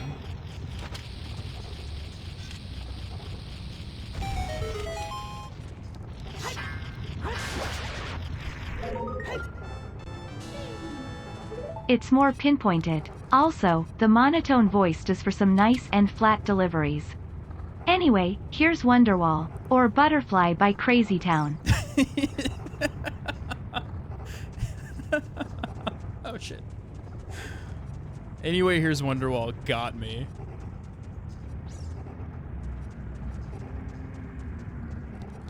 What is it is great for comedic effect. Hey, but stop dropping bits, man. Cut it out. You're gonna make me turn red, and then I'm gonna be all like. It is great for comedic effect, though. That's. What is that other song? What's Butterfly by Crazy Town? What is that song?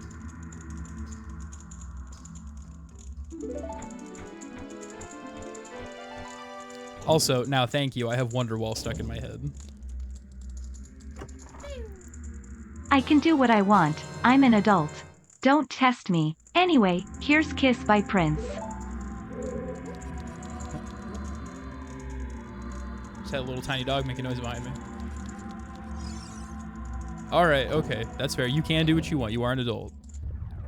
I don't know. I feel like I don't. I guess I feel like I don't deserve it. I guess if we're really gonna get down to brass tacks there. I mean, you've dropped 400 bits. I might as well be honest with you.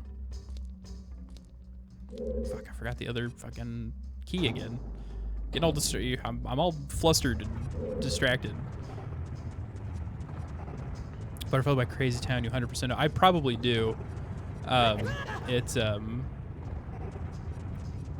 Copper Jacks, please brass tacks. This is my dad. Okay, if we're gonna get down to Copper Tax, there we go. I'll have to listen to it. I would just open Spotify and play it on stream if I wasn't streaming. That's one thing that I miss about being non-affiliated. Is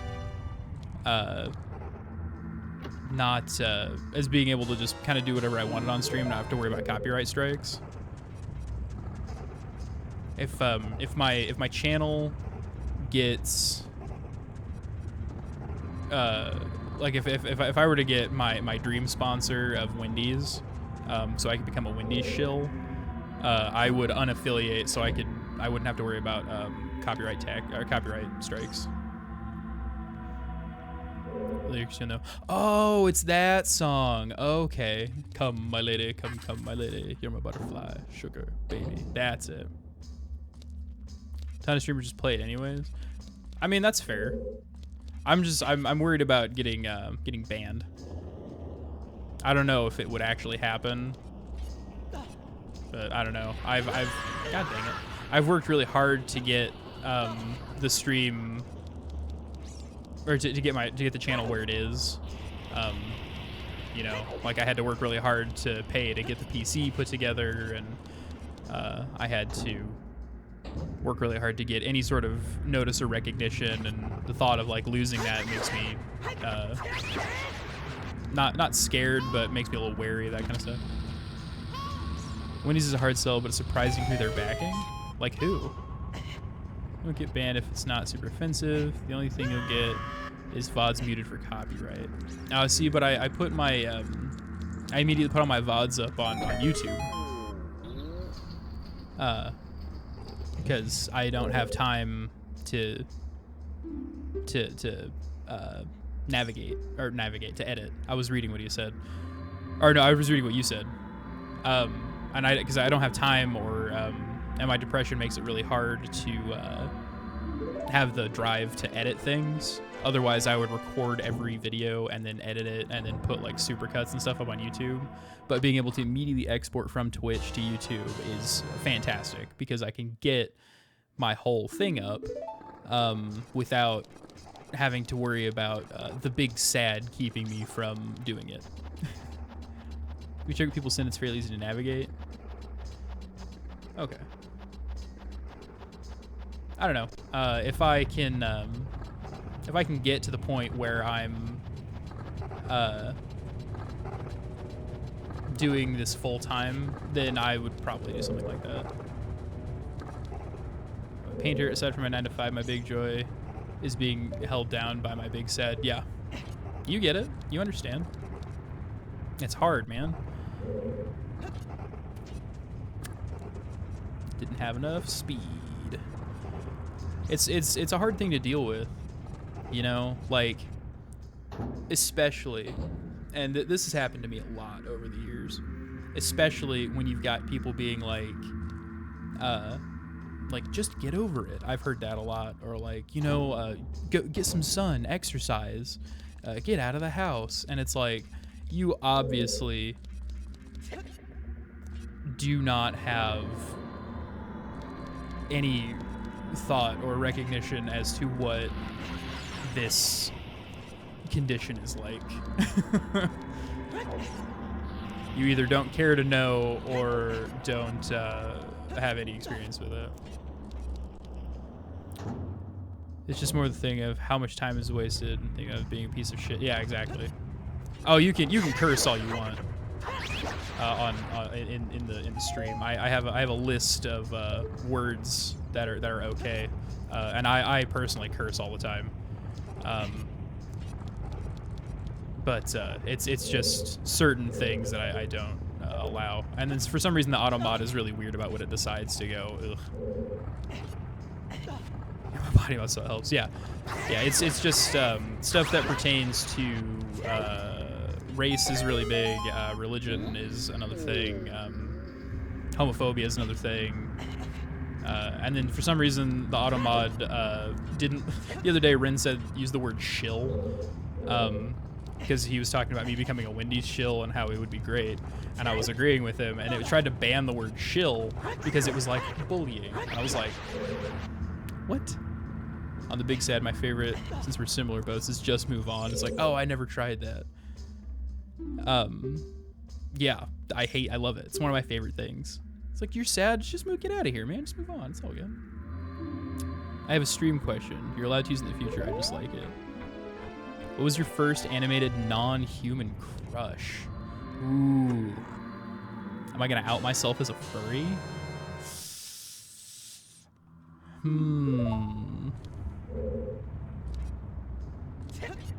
I'll start with you. Shigo? Is Shigo non-human? From Kim Possible?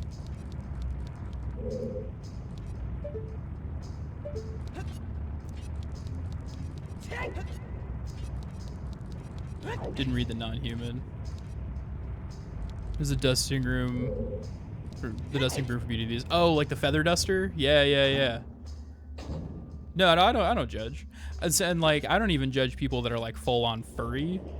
It's not for me. I don't judge. The only things that I 100% judge is rape and pedophilia. And I'm like, hey, that makes you a horrible piece of shit. You should go unalive yourself. Those are the only things that I judge. If it's a little weird, a little strange, I'm just kind of like, yeah, man, that's cool.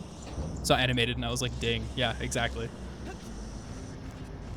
I feel that. You're just like, oh, I see this thing. and your brain immediately jumps to the thing that you thought it was. Whoops. And you think about it, and you're just like, yes. Need to read the rest of it? No.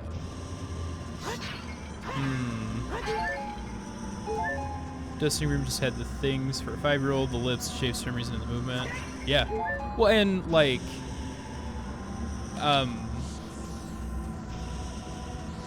it makes sense because Disney's animation at the time was fantastic. It's still pretty decent, but it was so much better when it was hand drawn because they had to put like genuine effort into it. I'm thinking non-human crush.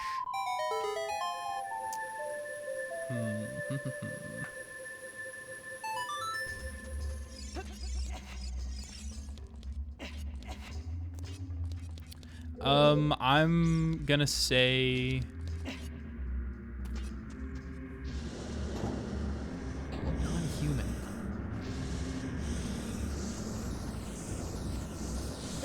I'm thinking so hard. After Don Bluth left, we just got a plethora of animated crushes from his studio. Yeah. I really like Don Bluth's animation. Just say Nala.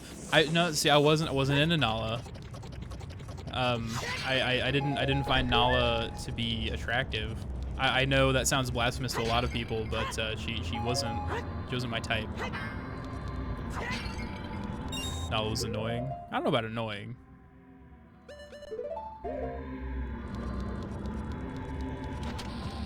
And see, it's not that I'm worried about like outing myself or anything like that. I just genuinely am blanking entirely.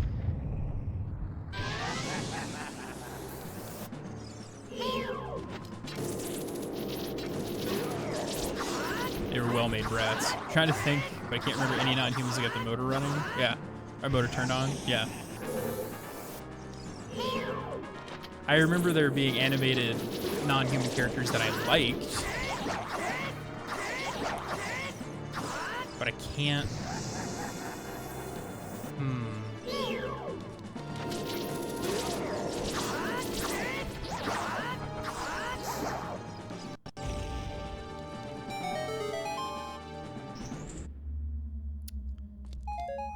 I'm probably putting way too much effort in thinking about this. The captain lady from Treasure Planet is non-human. You're right. And she's voiced by Emma Thompson, I think.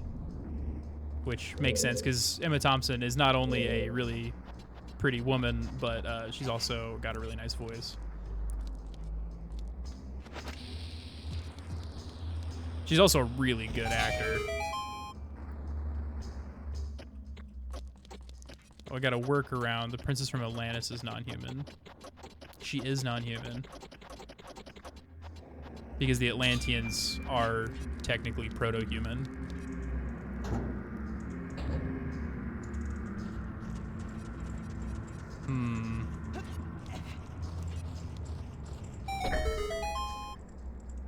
Yeah, they're not exactly humans.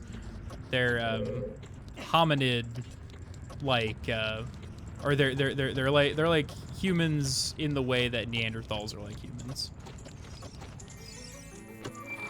God, I'm thinking so hard. I'm like, because I'm genuinely interested in my own answer if I can think of it. I'm surprised you didn't say the girl from the Goofy movie. We didn't really watch the Goofy movie a whole lot, did we? Also, Nicole Picklerer is my older sister. We didn't really watch the Goofy movie, did we?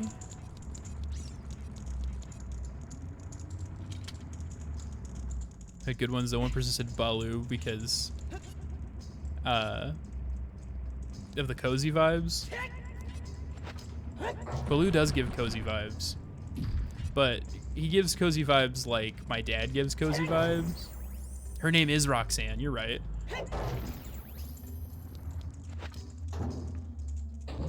It's Roxanne or Roxy or something like that.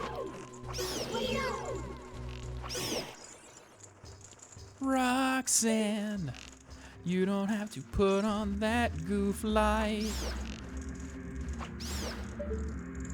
Yeah, I didn't see. You think Space Jam is your ally? I didn't see Space Jam until I was already a man.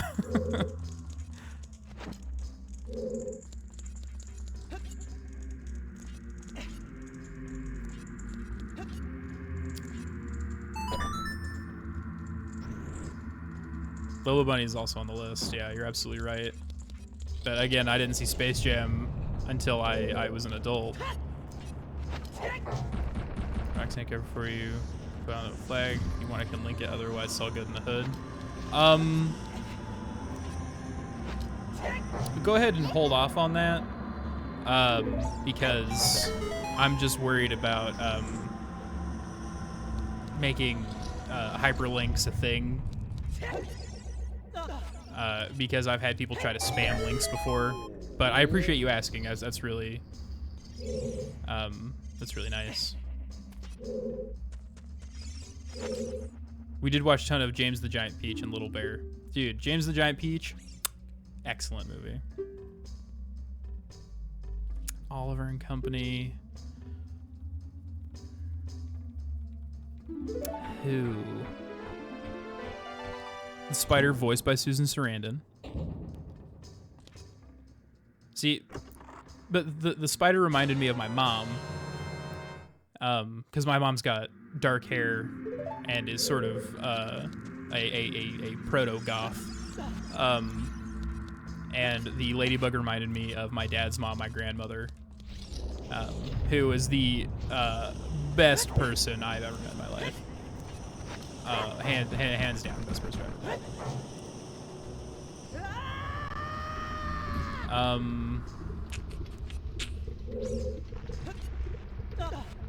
I have to go get the boss key. It's motherly crush regardless.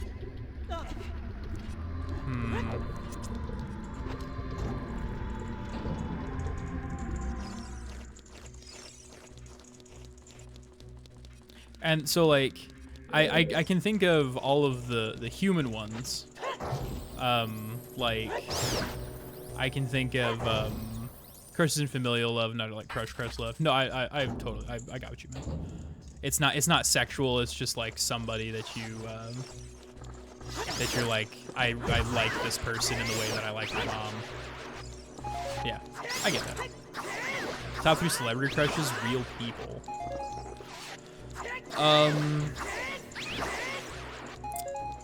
Let's see.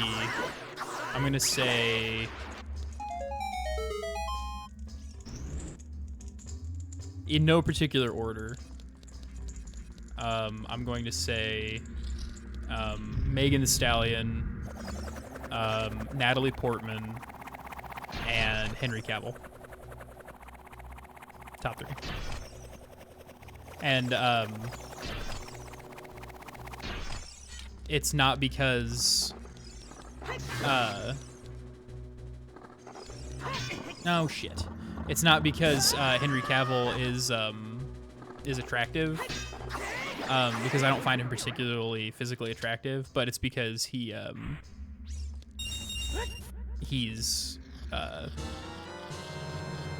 like a nerd and kind of a geek and just proud of that, and I really appreciate that as just a geek and a nerd. David Tennant, Michael Sheen, and Emma Thompson. I'm a straight man, but Ryan Reynolds, Ryan Gosling, and Henry Cavill. That's fair.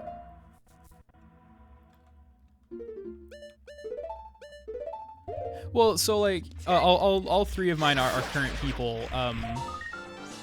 for a simple reason, and that's because as time progresses, people lose their celebrity a little bit, right? So like, I love Carrie Fisher, particularly as Princess Leia, but she's not really, like, she's still a celebrity, even though she's died, but she's not a celebrity in the same way as the current celebrities are. So when somebody says celebrity crush, I jump immediately to current people because they're the ones who are around.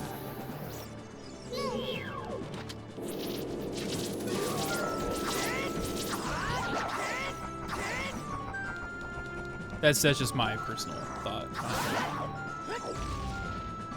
Also, alpaca. There's no there's no problem being a heterosexual person and finding people of the same sex attractive. I get it. I mean, I don't, because I'm not heterosexual. I am bisexual.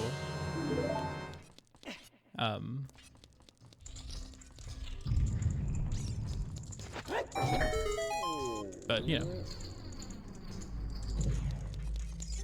I've never met somebody who was that I judged for the people that they found super attractive.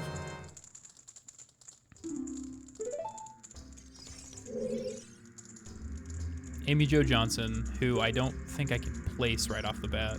Michelle Pfeiffer, obviously, especially as Catwoman, but in any role. And Jennifer Connelly. Disagree about Jennifer Connelly because Jennifer Connelly looks like my mom.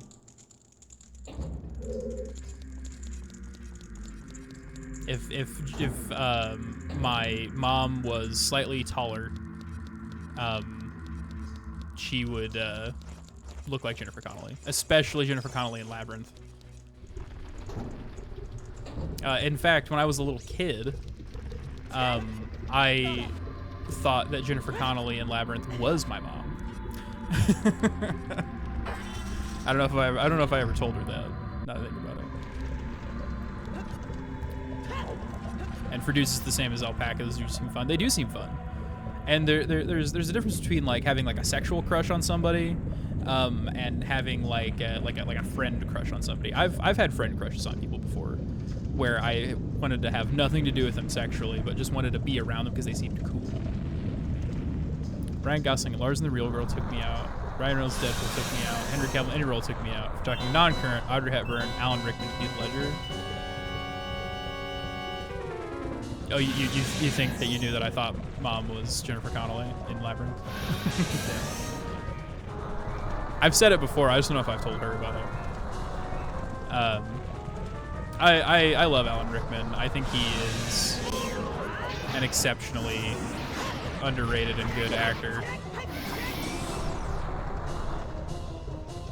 So, who's your top underrated actor of all time?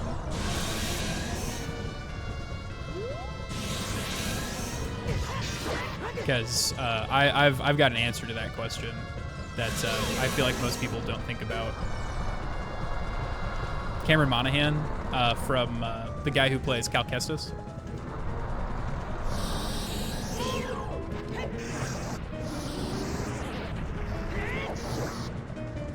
He's pretty good. And then Audrey Hepburn, Alan Rickman, Heath Ledger. My top, Alan Tudyk. I love Heath Ledger. My personal opinion, and this is a hot take, is that I didn't particularly like. Oh, whoops. I didn't personally like Heath Ledger's Joker. I liked it the first time I saw it, but I didn't think it was like the best depiction of the Joker that we've had, because that obviously goes to Mark Hamill. Because I include animated, but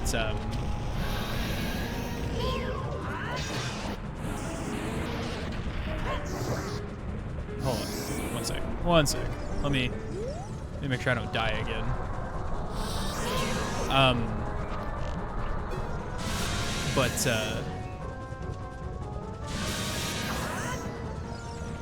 on, so I'm losing the thread of what I'm saying because I'm trying not to get killed by Volvagia again.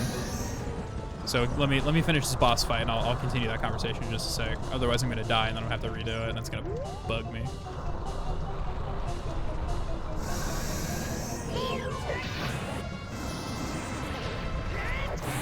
Okay.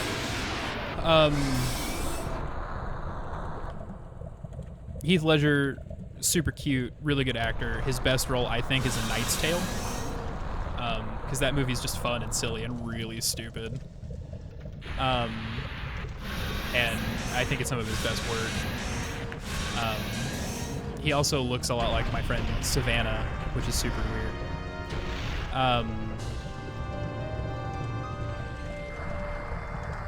And then Alan Tudyk, I agree with 100%. Really enjoy Alan Tudyk. You know that guy? You know he went to Juilliard and like has like a master's degree in like theater and acting bullshit. Like that's wild. And yes, you're outside of video games. He does amazing work. Best Joker I've seen. Because he was the Joker on Gotham. I never saw Gotham, but I heard it was pretty decent. I heard he was really good. And I keep seeing clips of him where he plays some homosexual soldier or something. He's got like really, really short buzzed hair, and I don't know what that's from, but it seems like he's pretty good in that. And if we're talking underrated compared to how famous a person is, probably Daniel Radcliffe. And Daniel Radcliffe in Akimbo is freaking wild. I literally, like 3 weeks ago, maybe it could have been longer. My sense of time is weird. I recently just watched Akimbo, and I really enjoyed it. And I would 100% agree that Daniel Radcliffe is great. I've seen his, I've seen some clips of him, like on stage singing and dancing and stuff, and he's fantastic. I think part of the reason that people equate him and Elijah Wood with each other is because he's the British version of Elijah Wood. The reason people equate them with each other is because not only are they small, blue-eyed, dark-haired men, but they both made fuck you money off of their first big roles, right? Like Elijah Wood doesn't have to work anymore because he was Frodo and took on all of this money and revenue and stuff, so he doesn't have to take shitty roles anymore because he's got fuck you money. And Daniel Radcliffe as Harry Potter assumed fuck you money and also doesn't have to take shitty roles because he's got all the money, so he doesn't have to work. He just gets to do what he likes. Which I 100% respect. Like, they got lucky in their roles and then got to develop their acting, and it worked out really well for them. And so, like, they get to pick these, like, silly little eclectic roles where they kind of just do whatever they want. And that's, I think, is part of the reason people equate them with each other. So he was a gay dude in Shameless, but I never watched that. I never saw Shameless either. I heard it's really good, but I also never watched it. Miracle Workers is good. I've never seen Swiss Army Man, but I heard it's pretty alright. And I enjoyed Horns. Like you said, it's alright, but I enjoyed it. First season is the best of Miracle Workers. They are all both on and choose good roles. They also chose really good and fun stuff after. A lot of people with fuck you money choose basic boring stuff. That is also true. And they choose things you want to see. I saw recently, it could have been years ago, could be recent. I saw a movie with Elijah Wood where he plays a piano player opposite John Cusack. John Cusack plays an assassin who's there to kill him during this huge performance at like Bartleby Hall or something like that. And it's really weird, but they're both really good in that movie. And it's just interesting to watch. And a show to recommend me on HBO called Mr. In Between. Pretty violent with ironic, sarcastic humor. Is Australian. Dude, the Australians produce like really good TV. My mom has been watching this TV show that I don't know the name of, but it's Australian. It's like an Australian police procedural, and apparently it's pretty good. Fisk, maybe? Yeah, that might be it. Makes you laugh, cry.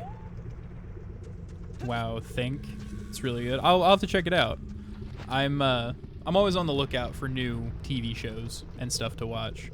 I'm a fairly big cinephile. I'm not one of those people who's like,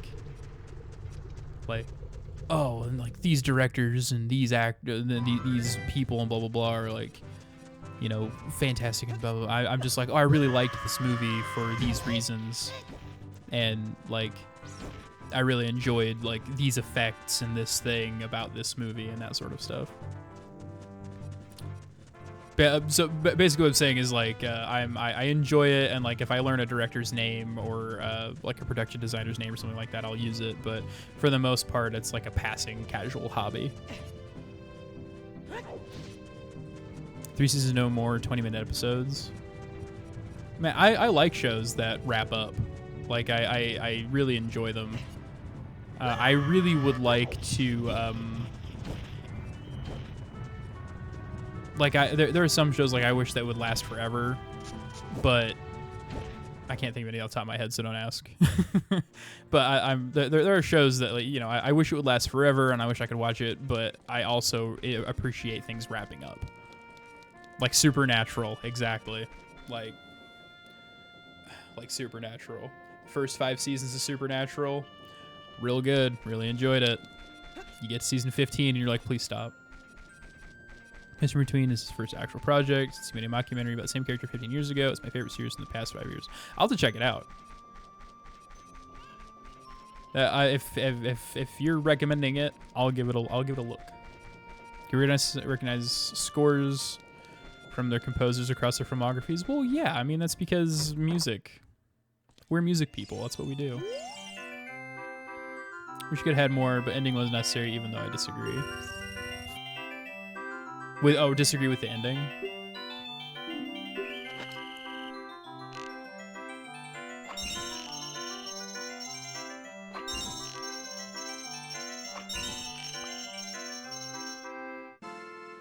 Oh, shit.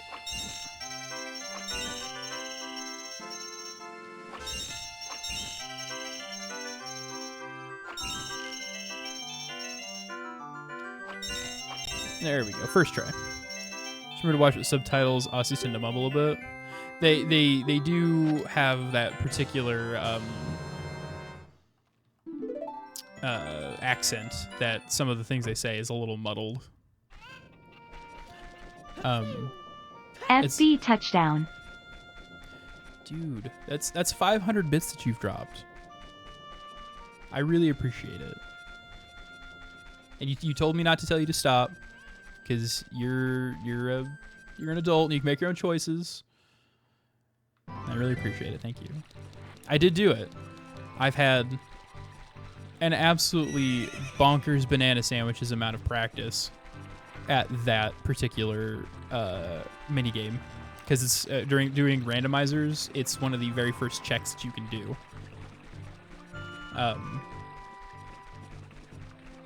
So I've just had like a lot of practice at it, especially lately. But yeah, man, I really like movies, and I really like TV shows. I wish I didn't know as much about Joss Whedon, so I could still enjoy watching Buffy and Angel. But he's such a fucking cunt that I can't watch it anymore. The Wind Waker and Sploosh Kaboom just ruins me every time. Dude, I'm gonna let you in on a secret about me. I love Wind Waker. It's my favorite Zelda game. For nostalgia reason and for just game design reasons, just in general, I just like it. But I have never once completed a single game of Sploosh Kaboom. Not even one time. I've been playing that game since I was 11. That is 17 years of playing that game, because I turned 28 and I turned 28 in September. 17 years of playing that game. Never beat it even one time. Whedon is a little punk butt, and I hate it. Dude, he's a little punk ass. I'll come right out and say it. If I was in a room with Hitler, Stalin, Joss Whedon, and a gun with 2 bullets, I would shoot Hitler and Stalin and beat Joss Whedon to death with my bare fucking hands.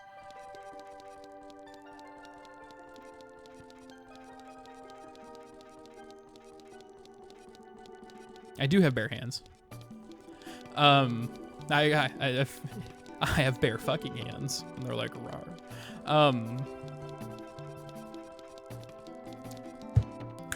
Maid Marian.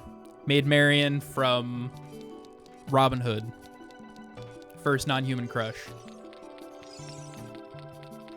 It took me saying bear fucking to remember that I had a little crush on Maid Marian in Disney's Robin Hood. Wow.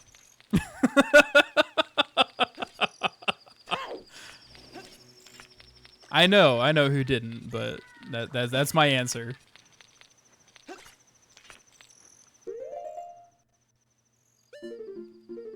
Yeah, I don't have any pieces of heart, so I'm not gonna pick that up. It's a good game, but like, nah, it's fine. Yeah, look, man.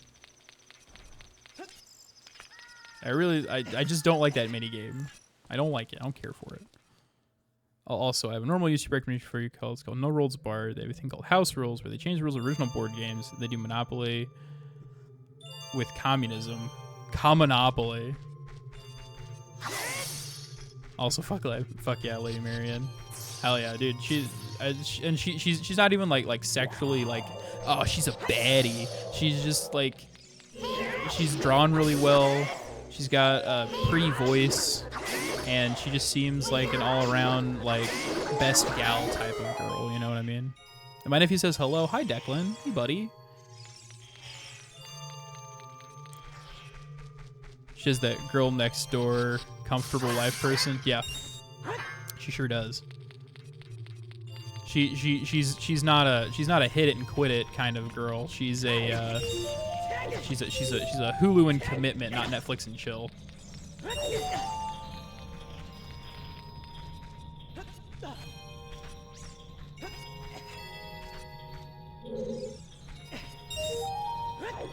There's also she's technically non-human. There's also Jessica Rabbit. She's humanoid, but in the context of Who Framed Roger Rabbit, she is a toon and not a human. A wife it and life it kind of thing.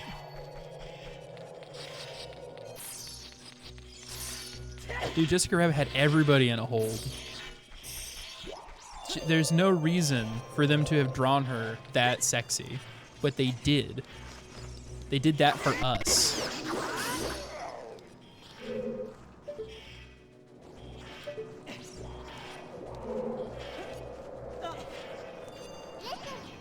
I know, Navi, it's Blue Fire.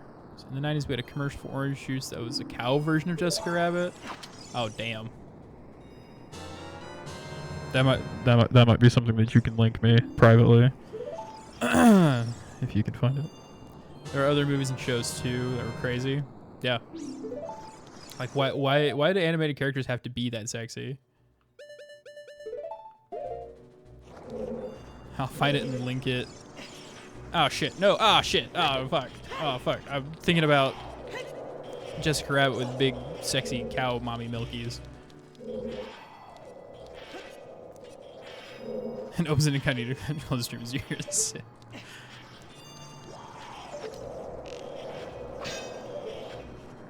Look, man.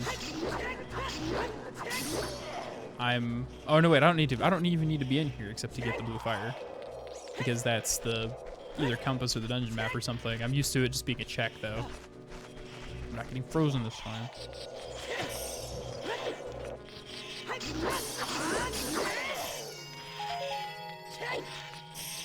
But, dude, there's just absolutely no reason that these characters should have been drawn as sexy as they were. And yet, I'm super glad that they were and that they did. Dude, hell yeah, I'll take a look at that after stream. I mean,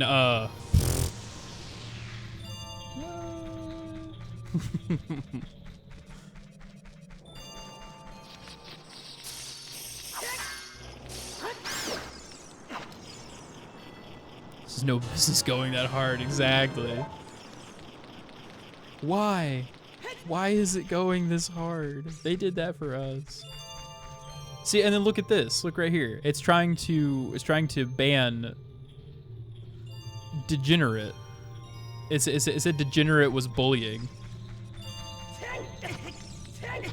It's so weird what Automod says is wrong.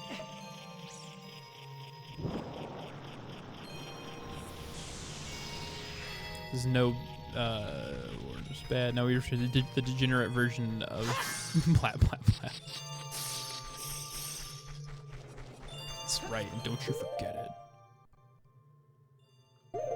Because they wanted boys to drink more fruit juice. Oh, damn it. In the mid-90s, so that jean-wearing Jessica Rabbit cow-looking mascot had male teens get on the juice. I mean, that would have made me do it. It's Jessica Moo Tits. I'll thank you to use the proper terminology.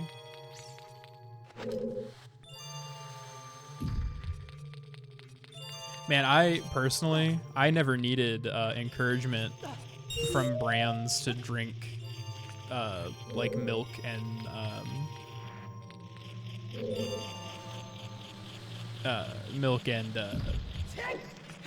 juice and stuff.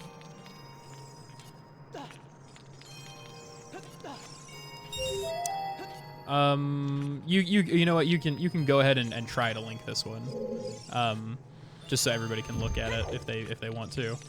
My Automod might try to block it because it's a hyperlink. Oh yeah, the Automod blocked it.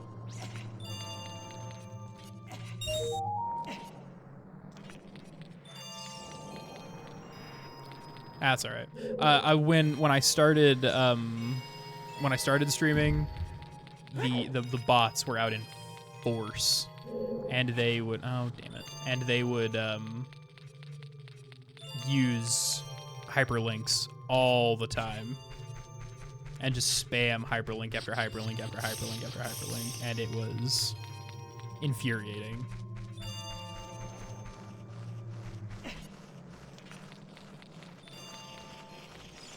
No business being so weird.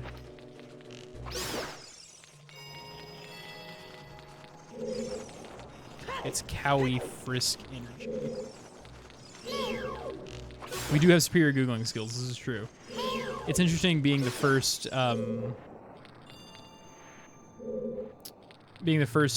generation to be raised almost solely on the internet. Or no, the first generation not being raised solely on the internet. The first generation to be exposed to the internet, because Gen Z are the first people to do solely on the internet. So like we have these like old memories of these things that we don't have anymore, like syndicated network TV, and you know, we're missing out on all this other stuff. Or these newer kids are missing out on this other stuff. Gonna say, okay, I'm gonna butcher this pronunciation, but I think it's Reclaim 1996. Technically, a Gen Zer is 28-year-old, like an old Gen Zer. When does it cut? So technically, so I was born in September of '95. The cutoff for Gen Z is October '95, or the cutoff for millennial is the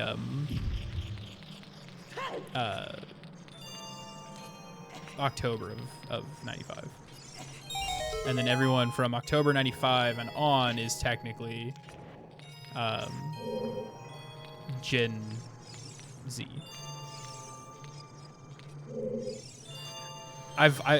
You know, that's a good question, Ren. I have heard so many things. I'm going off of the first credible thing that I heard from like it was like a census thing, I think. The first credible thing I heard was that it's the end of '95 is the cutoff point for millennial. From '89, most people from '95 know what I'm talking about. Most people from have no clue what I'm talking about. I was 30 up millennial, and that's enough for me.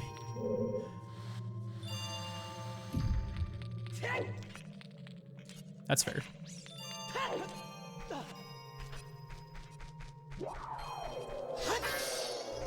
I'll also have you know that I just used a term that I hate, but it's the only term that fits. I said ought. Like, people say like, oh, it's the 20 aughts, and it's like,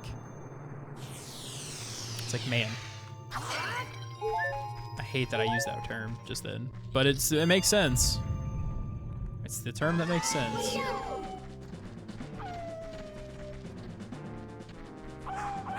Poke. So it's called the naughties in British. Just another reason to dislike the English. There's so many historic reasons to dislike the English. You know, what with the oppression and wars and taxation and genocides and that sort of thing. But, man, nowadays... We meet again, Smoogle.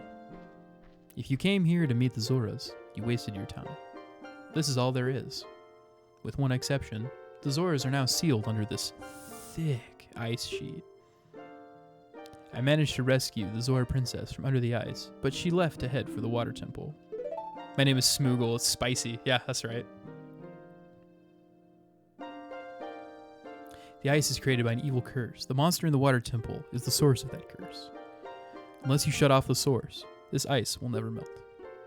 If you have courage enough to confront the danger and save the Zoras, I will teach you the melody that leads to the temple.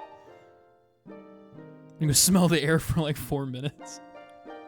What does it mean?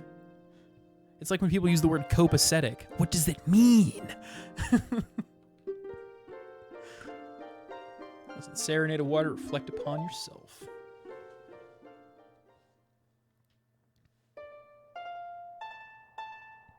It means inhaling no-nos.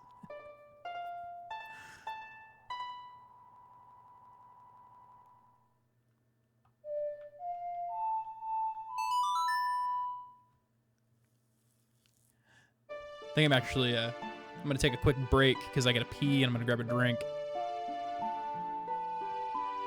Oh, it's all good. I smoke off and on myself.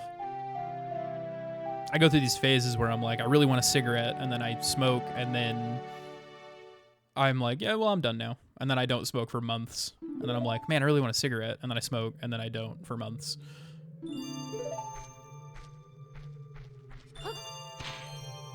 And then I was smoking weed for a while there. And then I just kind of lost interest in it. Cause it's I don't judge people for smoking marijuana.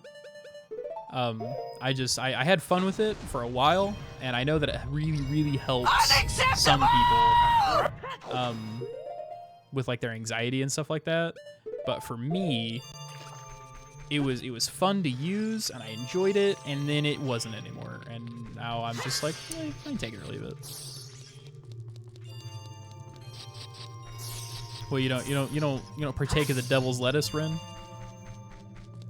You don't like like injecting a single marijuana.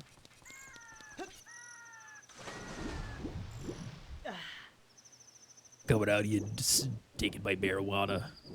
My single marijuana. Alright, I'm going to unfreeze the Zora King, get the blue tunic, and then I'm going to switch to my be right back screen, go pee, grab a drink, and come back.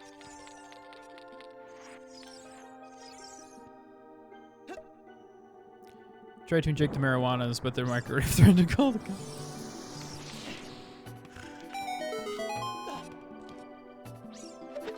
Dang it. Keep hitting the wrong button. Oh, I've come back to life. Was it you who saved me? Don't be nervous. It looks like you have a hard time breathing underwater. As an expression of my gratitude, I grant you this tunic. With this, you won't choke underwater. Got the Zora tunic.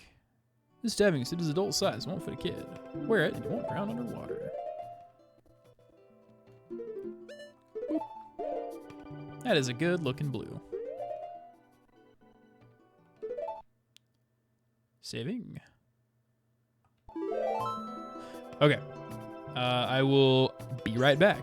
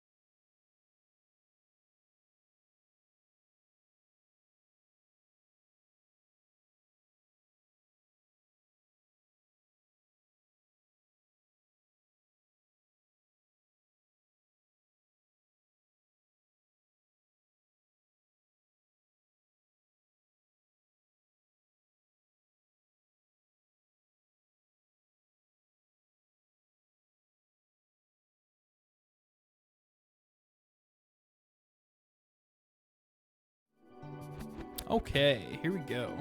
Got my diet barbecue water. Nice and cold.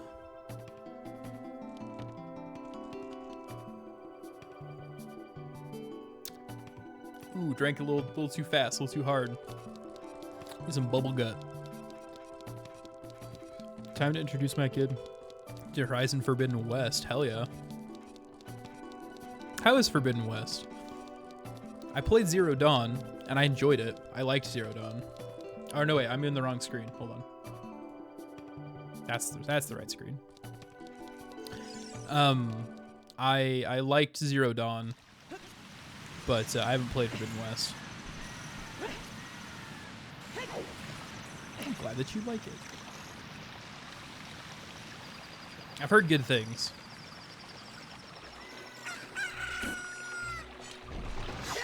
A chicken hatched from the egg you're incubating. Wow, it hasn't even been a whole day, and I did a whole game day, and I did 2 tipples. And yes, when you're inside the temples, the flow of time stops, but still.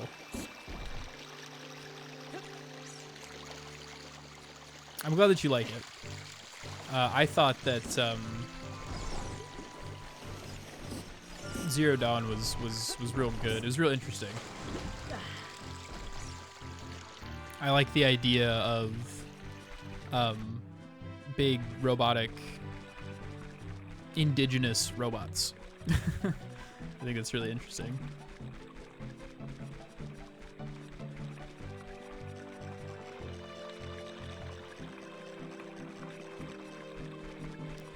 Okay. Oh, I guess I could just warp. I'm not used to having the warp song. Is Aloy whiny?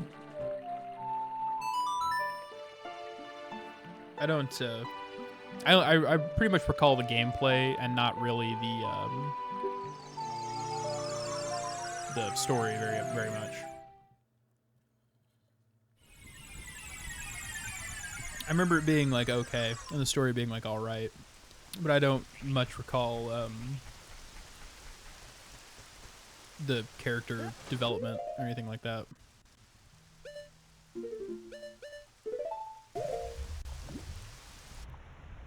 I feel like that's a really common thing in bruh. That's a really common thing in video games. Is female protagonists tend to be written as whiny and kind of preachy and like unpleasant, I guess. I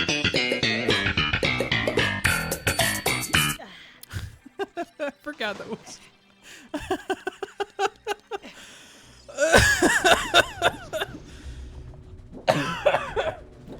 I forgot that was one of my what of my sounds, one of the things on the soundboard, and so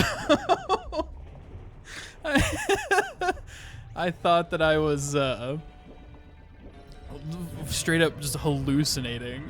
I was like, wow, my sense of humor is so trash that I said something about women and then I heard the Seinfeld theme in my head.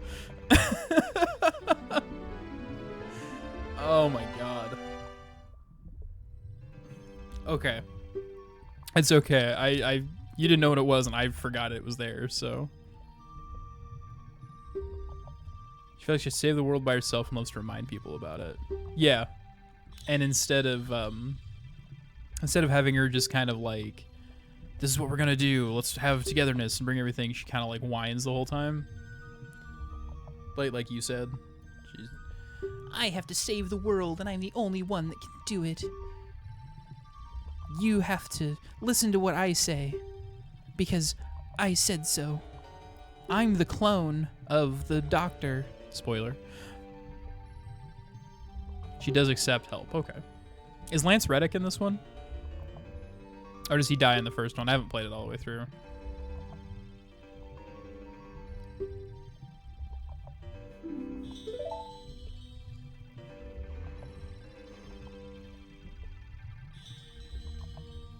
Ugh.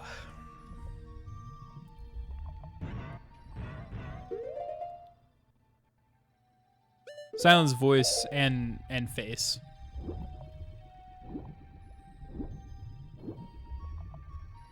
Because they mocapped his face. We have another one for the list. Adult Rudo. Yeah. Dude. Bro. Let me tell you something about adult Princess Rudo. In the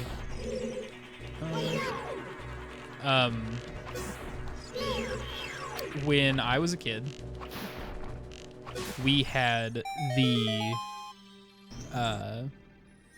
Ocarina of Time walkthrough manual, the official Nintendo Ocarina of Time walkthrough manual. It came with the N64. And there is official Ocarina of Time art in that book.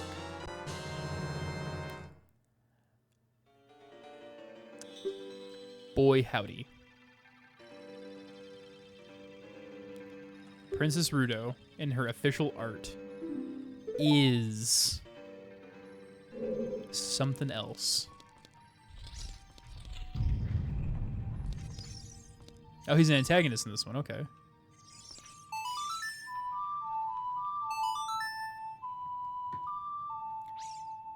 I have the 95 Nintendo magazine art. That was the art. Yeah. Dude, she's a straight baddie. Princess Rudo in the 1995 art is the kind of character that is not wife and life it. She's a till the room stinks kind of character. That's right, I said it. Till the room stinks.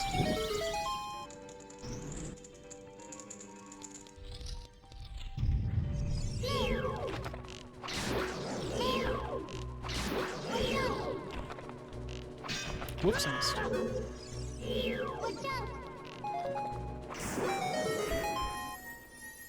I mean, she's kind of wife and life. Also, I made that up when I said it, so we're gonna make that a thing. Yeah, absolutely, we're making that a thing. This is the origin. Clip it. On this day, 1/22/24, or 22/1/24 if you're European. Incognito Alpaca coined the phrase "wife it and life it" during my N64 Ocarina of Time Zelda playthrough.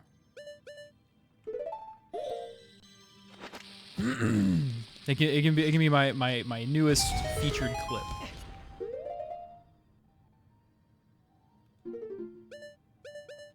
male version is gonna be Pop It and Hub It. I don't like that one as much. It doesn't. It's a soft rhyme. We'll find it though. It's there.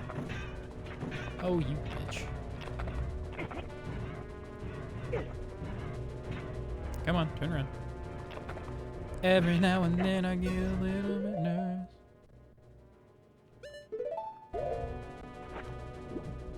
You know, I'm just swimming over him. I don't care.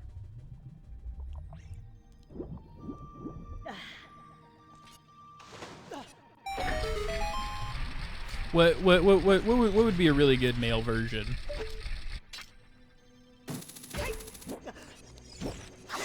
Every now and then I get a little bit turn around. Is it My Love? I thought it was Bright Eyes. Turn around, bright eyes. Every now and then I fall apart. And I need you now tonight. And I need you more than ever. We're making it right.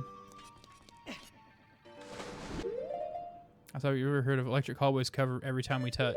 I have not heard the cover, but I really do like Electric Callboy. The first song of theirs I heard was Hypa Hypa. My friend Josh turned me onto them and was just like, dude, you gotta listen to this. And I was like, okay, I'll give it a shot. Because I give most things a shot, at least once. And Hypa Hypa fucking rules. Techno metal. Okay. I didn't know we could do that.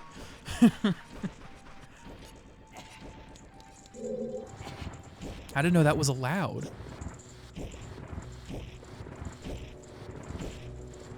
Husband doesn't have any good rhymes. I do what about hubby? People use hubby a lot.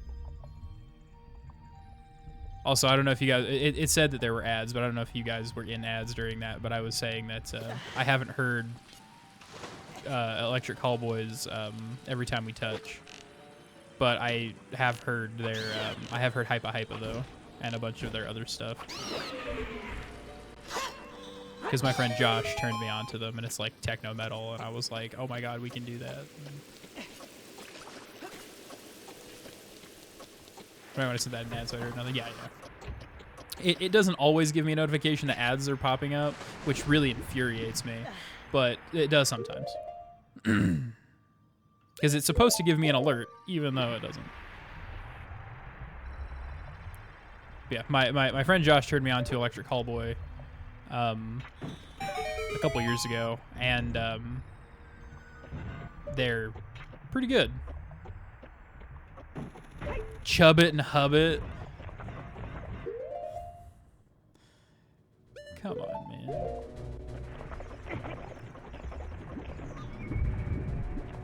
It also makes me wonder if you guys heard me sing Turn Around, Bright Eyes, or whatever that song is called.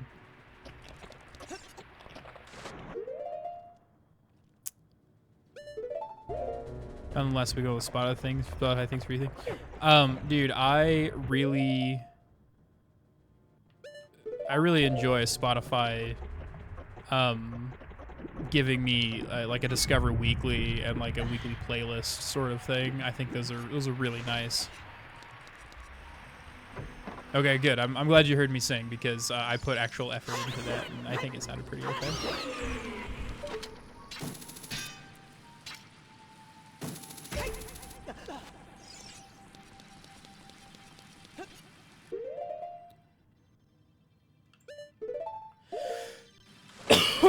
Excuse me.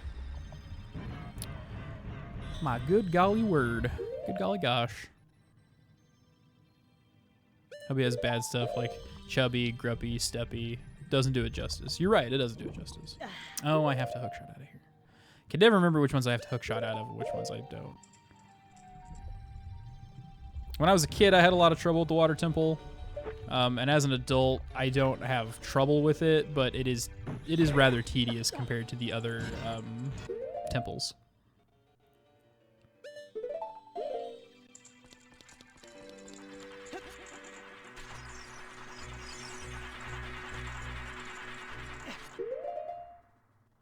spouse it and house it.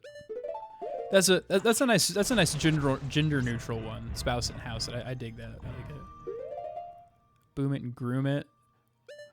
I mean that one's more like that one's sexy. Feels sexier. Oh, I need the log shot for this room.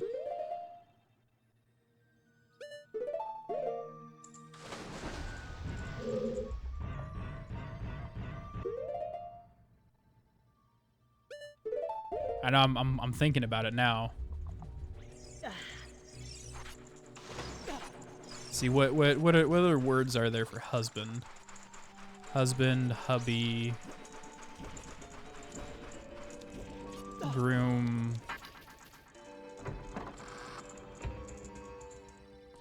If it was cyberpunk, it could be choom it and groom it.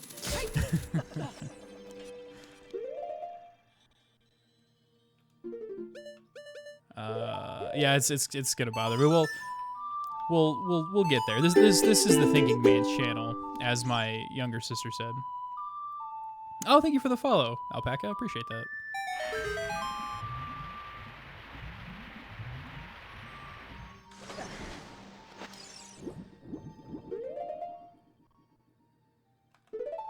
Man, it's there. We can workshop it.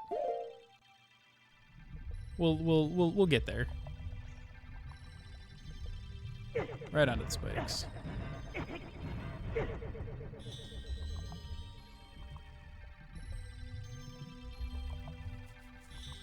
Yeah, I got nothing. That's okay. We'll find it. It's there. All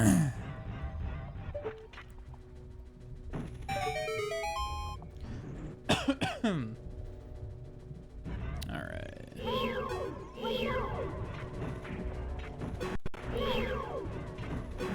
One of the best changes in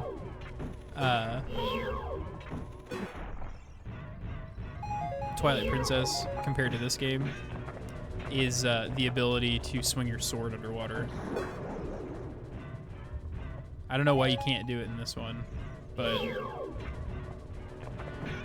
in Twilight Princess was the first time that I can remember being able to swing my sword underwater.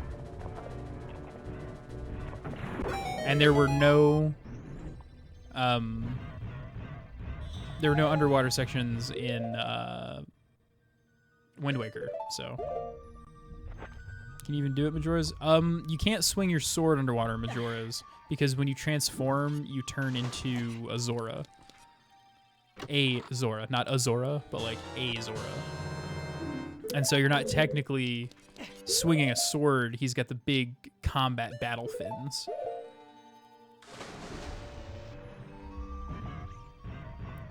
Which honestly, I hardly ever used. You know, you use them as boomerangs because they're the only boomerangs in that game. Because this one's got a boomerang, and virtually every other Zelda has some form of boomerang. But in Majora, the only boomerangs are part of your transformation as Zora Link, so.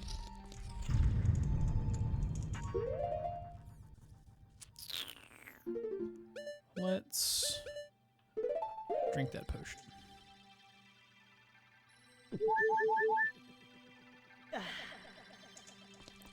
Apparently I'm having a hard time talking and not getting hit. Completing the puzzles is no issue, but I'm talking and getting hit. Do you always play Zelda or are you more of a variety streamer? I'm more of a variety streamer. I've just been on a real Zelda kick lately. Because I've been watching people play randomizers. Like I've been watching this guy called ZFG and Majin Phil, who are the guys I always talk about when I talk about Zelda randomizers. And they're mostly on YouTube. ZFG, Podgen, and Linkus. I personally, I'm not a Linkus fan. His content's not bad. It's just not. It's not my not my cup of tea, I guess. Okay, I have missed a key.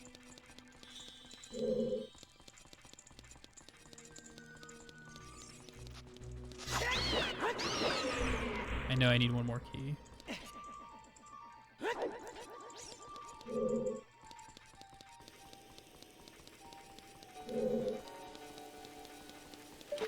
I think this is the compass, which will be good to remind me of where I missed the key. I think this is a good runner. He comes off a bit grandiose. The others are more down to earth. Yeah, I would agree with that. I don't know. I don't hate him. I'm not like, oh, this guy fucking sucks. I'm just not a fan of his content in particular. My favorite one is ZFG though. He's a really good streamer. He's a good runner. And he isn't super annoying. Let's see. Okay, it's down on the second floor that I missed the key. Okay, got it. Got it. As much as I like Zelda content, I always see whatever pops up next. I appreciate that.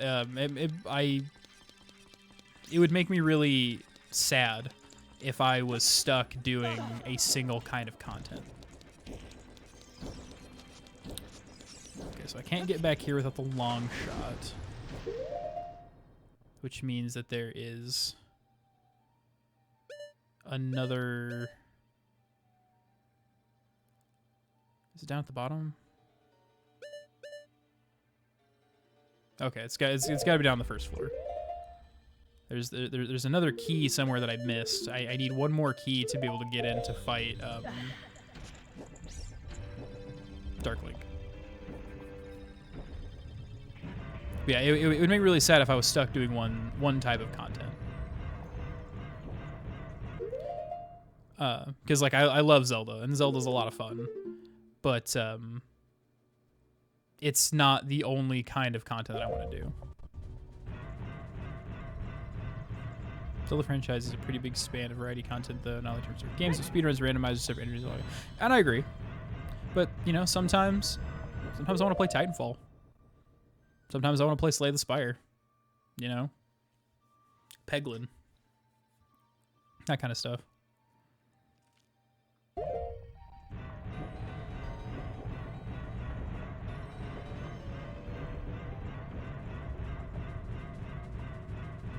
But I do really like Zelda, and I'll be doing a lot of Zelda content, so it just won't be exclusively Zelda content. I played Oblivion yesterday.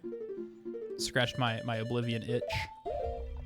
Because there's been a lot of memes about it recently, and it brought it back into my consciousness, and was just like, oh, that's right, I love Zelda. I love Oblivion. I was just reading Zelda, where you put everything. Used to stream Diablo 2 and Simon Sorcerer exclusively.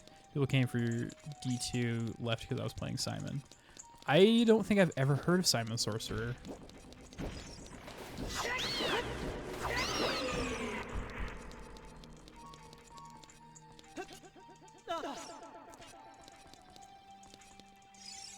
Where am I missing this key at? Point and click adventure from 94.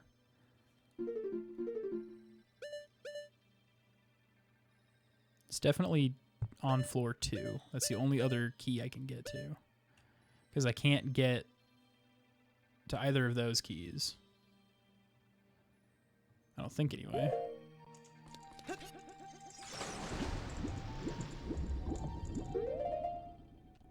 I might give it a shot sometime. Check it out. I'm not real big on point and click games. I don't think they're bad. They're just not necessarily the kind of game I want to play. Gonna remaster it's dirt cheap on Steam. Well, I might give it a shot then. I like cheap things. Well, one of the hallmarks of growing up super poor is you love a good deal. And we sure did grow up poor.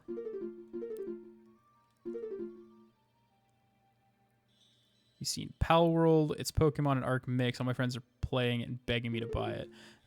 It is on Game Pass. I don't know if you have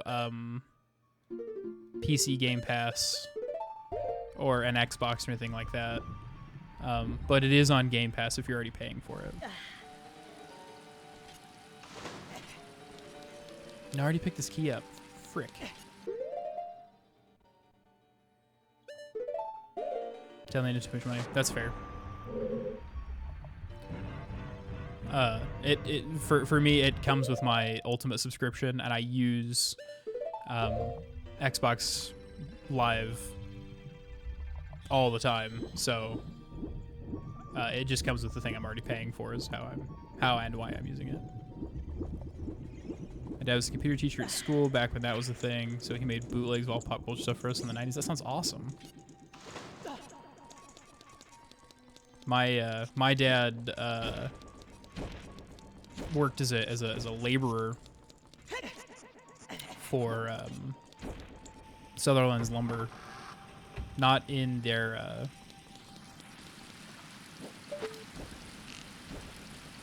not in like one of their stores, but in one of their in their corporate office.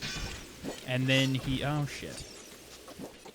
And then he got a better job later because like he worked there for like 9 years and they only paid him like $12 an hour or some shit.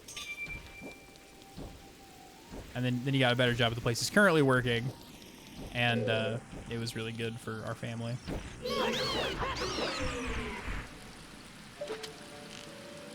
Not even 12. I mean, you're probably right. You would remember better than I do. Played the same 5 games till I was like 15. Do you remember what the 5 games are? Because I'd be interested to hear which 5 games you played until you were 15. It's one of those things you had like 4 or 5 games and 5 VHSs and you just kept going.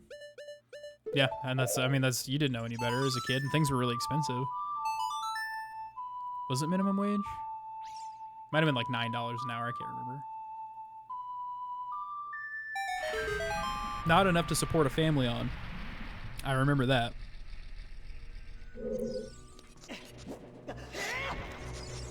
The only reason that we got a console of any kind is because my grandma deigned to decide to buy us something. Or my parents saved a lot for it. Oh, there's the key, duh.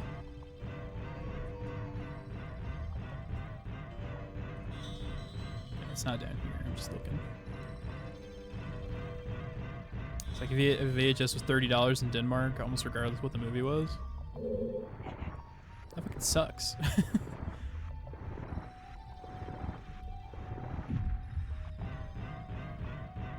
Wait, don't I need the long shot for this one?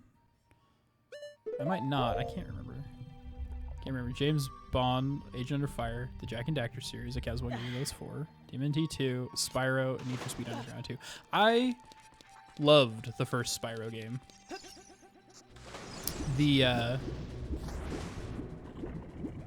I have really good memories of the first Spyro game. No, it's not this key. Fuck. It's the one in the room with Rudo. That's where the next key is. Dodoy. That's the one I always forget about, and then I chide myself every time I do the water temple, like, oh, I can't remember this key, and then I go and run around for 5 minutes and go, fuck, where's this key? And it's back here because I'm stupid. It's cool. I remember what it is. I really enjoyed Spyro. We had the first Spyro game. One of my aunt's boyfriends or something gave us a PS1 or something. I can't remember where we got our PS1, and we had like 3 or 4 games for it. And I remember Spyro, and I remember the game Medieval and Medieval 2, and those games were fucking great. Just got original Spyro in case for my PS2, the OG PS1 game, because we played on PS2. That's because backwards compatibility was a thing that people were actually concerned about. You also got the Hercules game. Herculade. Hell yeah, brother. I really enjoyed the Hercules game. Because honestly, like, when you think about it, like, who put the Glad in Gladiator, right? It was Hercules. I played the shit out of that. We somewhere had we had a floppy disk that had the Hercules game on it.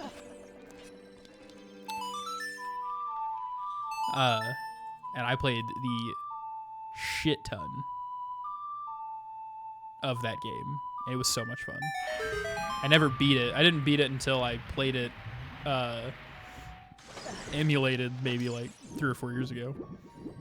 You ever play Donald Duck going Quackers for N64 like Crash Bandicoot with Donald Duck? No, I didn't even know that was a thing. That sounds rad. I didn't play Crash Bandicoot until the Insane trilogy. Probably have 100 PS1 and 2 games in case still. Thanks, backwards compatibility. Yeah, dude, I hate that backwards compatibility dropped off, and now people are like, "Hey, we're losing games that people want to play that they had good memories with. Why are we losing games?" And companies are like saying things like, "Well, people have to get comfortable with the idea of not owning games anymore." That was a real thing that a Ubisoft guy said recently.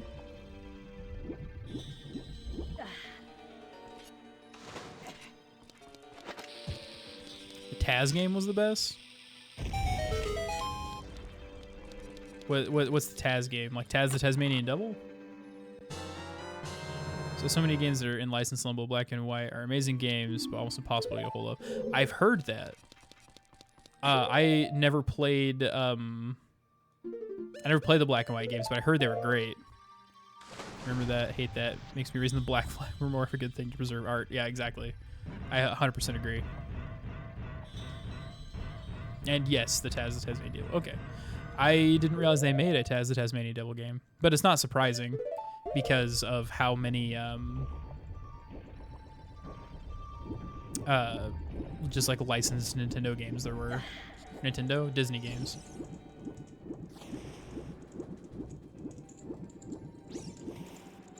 Tasmanian Devil game where you go save his girlfriend, like Crash Bandicoot and Spyro Mix. I would play that. Oh, he is WB. You're right. You're right. I automatically equate those characters with Disney for some reason. But you're right. He's a Looney Tune. He's not a Disney guy. Black and White 2 on disc. I can only get it 'cause I happen to buy it in the mid-thousands. A lot of Lionhead stuff is in limbo. Didn't Lionhead do Lionhead did Fable, didn't they? Same with the older EA titles. Valid response is Disney now owns everything that isn't WB, which is true.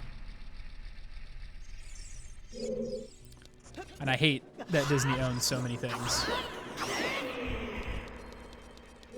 But, you know, we can still hold out for a remaster, or not a remaster, a reboot of Jackie Chan Adventure. Because it's not owned by Disney. So maybe WB will come to their senses and finally give us what we've been asking for all these years. And they did do Fable. Okay, cool. Cool. Did you ever play Fable? Because I played the ever-loving fucking balls off of Fable. I love that game. The first Fable is the best Fable. Fable 2 is okay.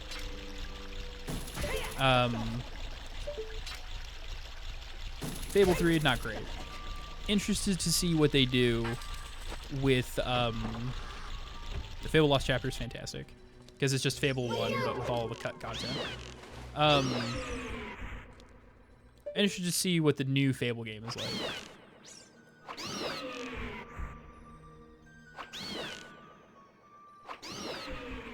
Revive Wait, allow him to revive Wait, allow him to destroy the monopoly, return to the classic movie styles. Oh, Walt, not Wait.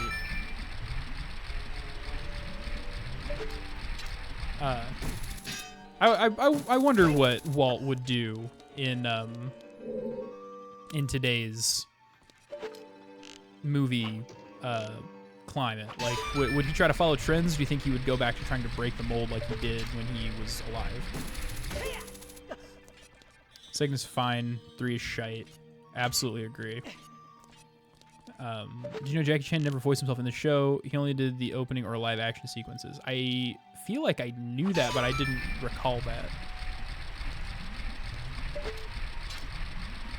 Which sucks, because, man, I love Jackie Chan. I super wish that he didn't beat his children and his wives. Could be more than one. I can't remember. Because that makes me like him a little bit less. By a little bit, I mean like a lot less. But man, I remember watching just so many Jackie Chan movies, like Police Story and like First Strike and all that stuff when I was a kid. Because my dad really likes martial arts movies, and just seeing those movies was great. I just keep supporting Don Bluth and hope he doesn't leave this realm before he finishes Dragon's Lair. Man, I don't know. I don't know if that'll happen. I really like Dragon's Lair. You want to talk about... also, so check this out. You can see Link's reflection as I'm running, right? I always like to point this out. And then Link doesn't have a reflection anymore. And there's no way to get out of here. And then you turn around and you're like, who's that over there? And it's your motherfucking reflection.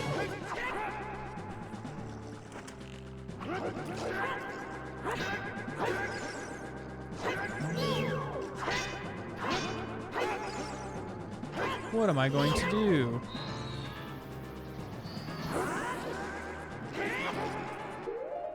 What I'm going to do is I'm going to hit him with a motherfucking megaton hammer is what I'm going to do.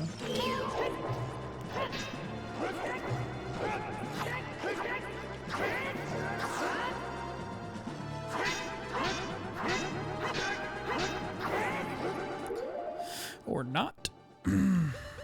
I thought the megaton hammer worked. I do know that Din's fire works.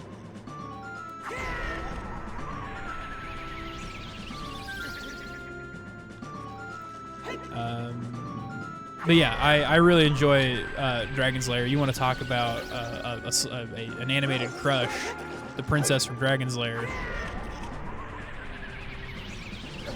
Pretty much any woman that Don Bluth animated would be an animated crush.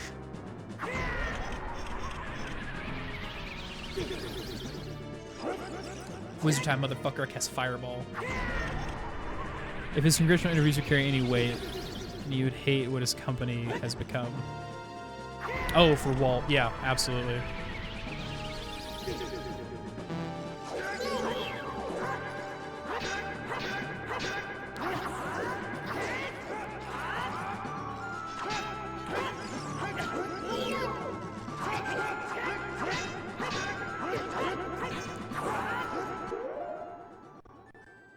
What am I doing wrong here?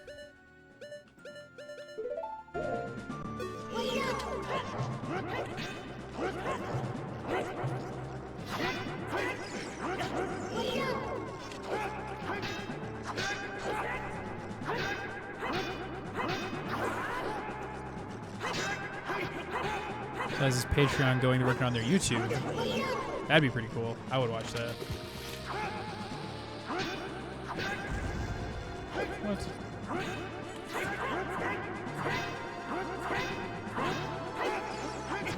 I'm not thrusting. I'm attacking.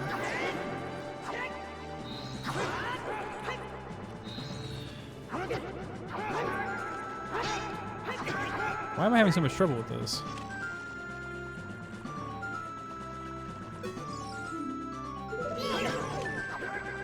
Dark Smoogle.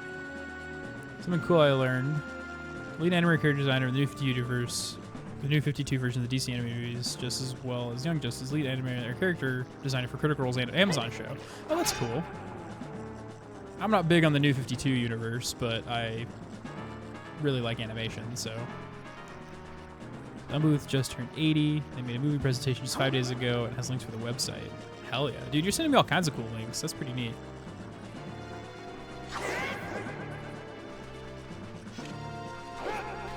Well, as soon as they decided to introduce the Watchmen into the universe, the DC universe, they ruined it.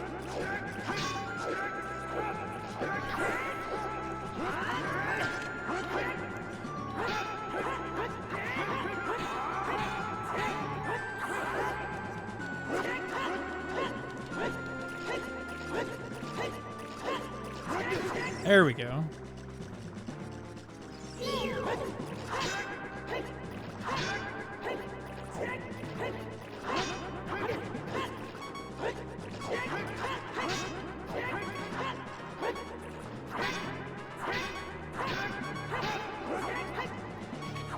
Okay, going sadly, it's 10 o'clock here, 9 o'clock here. Work and stuff. Have a nice stream. So it was nice meeting you, Alpaca. Thanks, man. I really appreciate the bits and I really appreciate the follow. You can catch me next Friday, streaming something. So you have a good one, man. It was nice talking to you.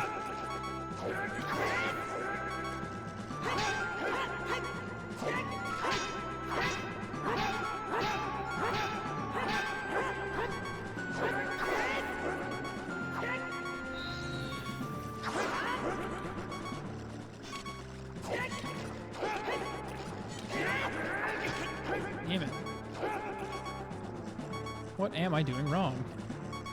I've never had this much trouble fighting Dark Link, not since I was a kid.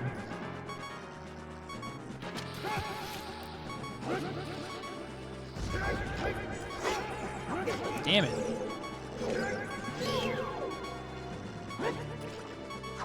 Am I really gonna get killed by Dark Link?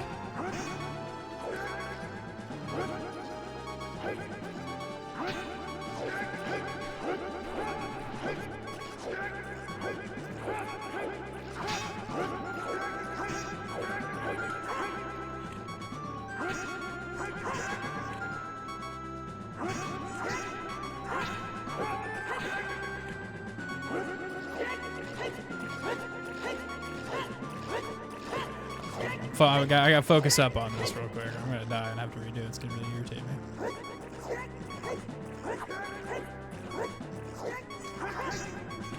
I hit him a second ago.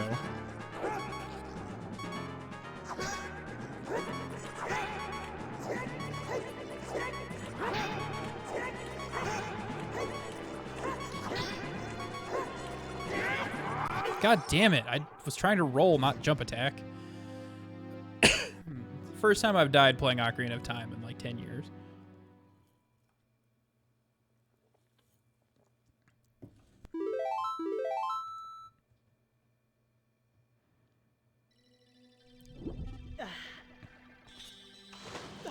Okay. I gotta go pick up some potions or a fairy or something. Which really bums me out.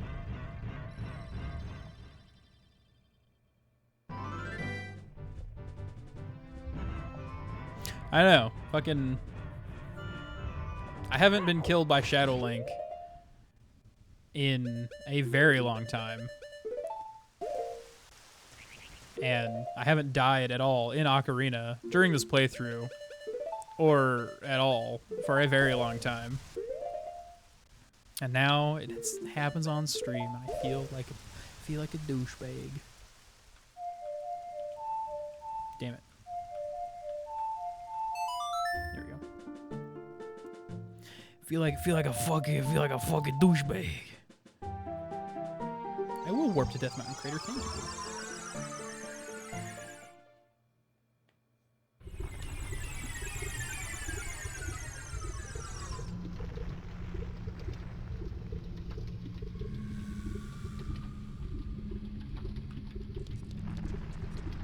That's okay.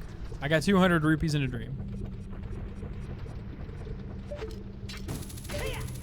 This is what I get for talking about Don Bluth and enjoying animation and how much I dislike Alan Moore and comics and stuff while I'm trying to fight.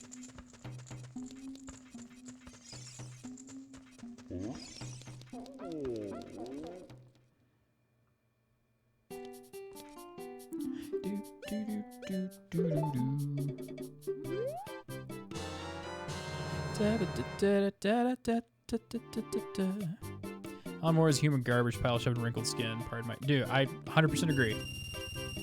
100% agree. I can't stand his writing. I feel similarly about Frank Miller. Like, Frank Miller isn't as egregious, but man, I sure dislike both of them.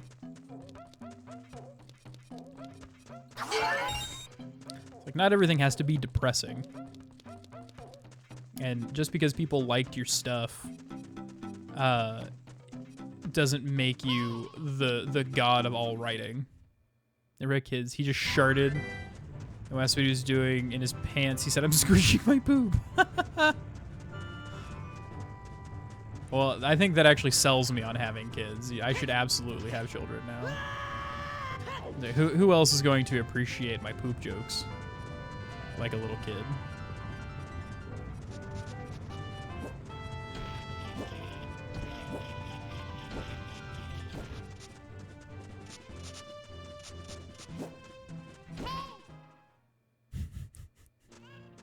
I'm squishing my poop.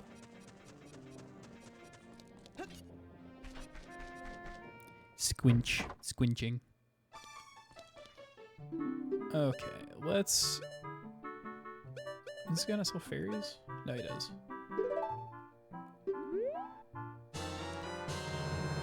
Okay, we'll get a fairy.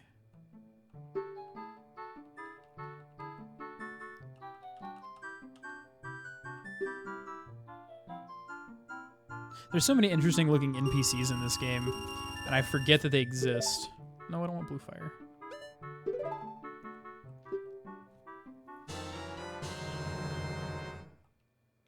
We're gonna do the best thing in this game, which is drugs.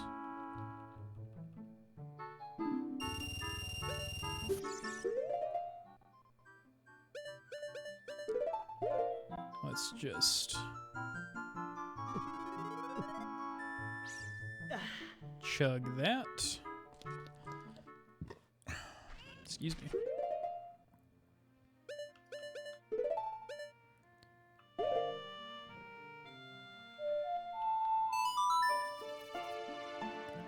Just had a bath I wasn't planning on giving him.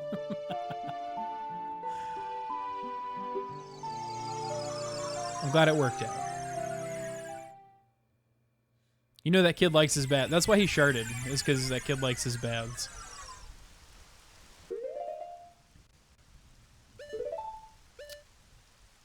Oh, right. It's because I'm hitting the wrong button. Because it's still bound to the wrong thing.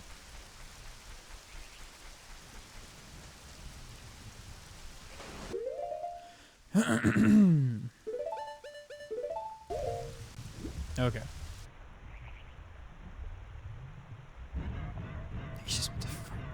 I hate it when that happens. Actually, I don't. The only downside of shitting your pants is you didn't shit your pants sooner.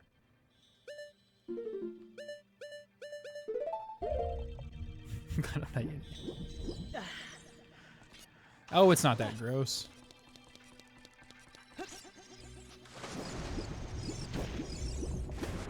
It's perfectly natural to be covered in dookie. It's not. I read something the other day that said, man, I don't understand why people don't use bidets more often, because if we were... Oh, shit. Because if we got poop on any other part of our body, you wouldn't just wipe it off with toilet paper.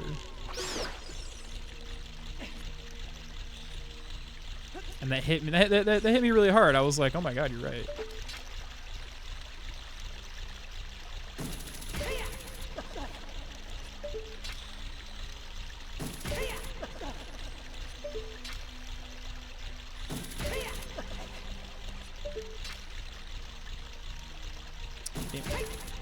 Oh, are you squeamish? Okay, that's fair. I'm only squeamish about when people are describing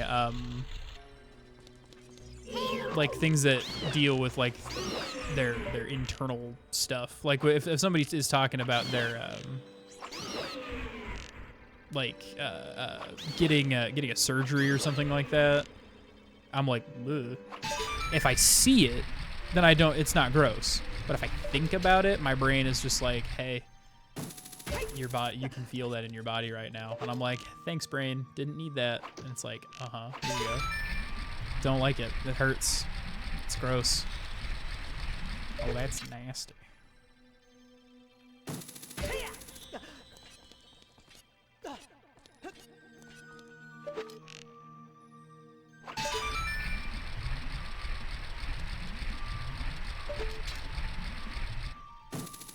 Nothing bothers me. Yeah, and you used to be pretty squeamish about most things. Yeah, the Cleveland Brown boys, hell yeah. That's nasty.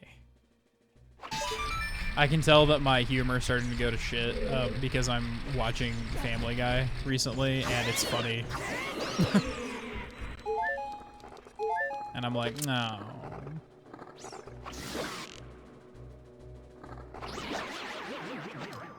Like, oh, I'm disappointed in myself.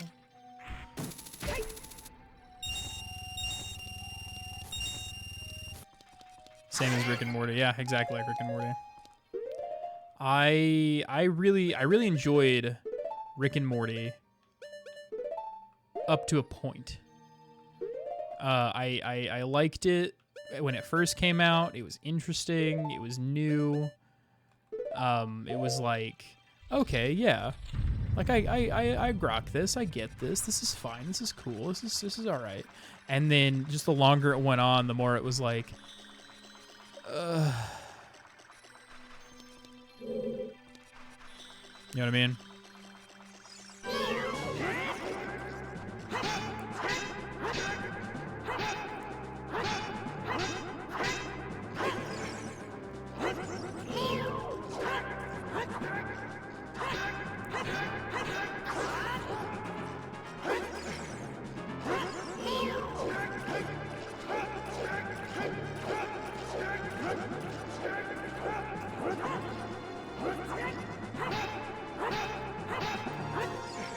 Why am I'm not pressing forward. I'm closing. I shouldn't be pressing.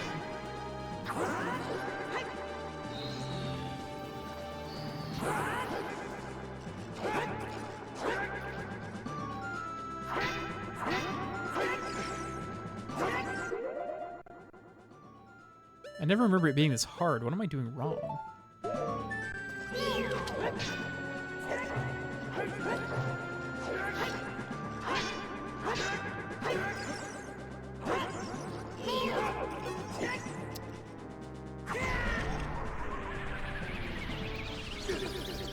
Din's fire.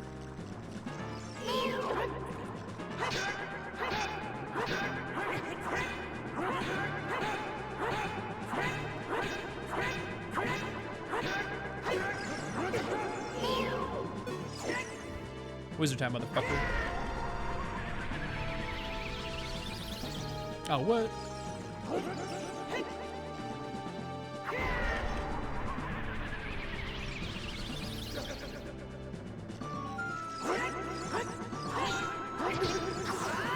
Oh.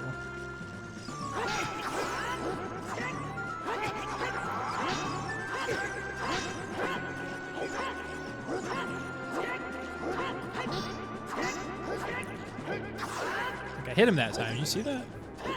Wizard time, motherfucker. I cast Fireball.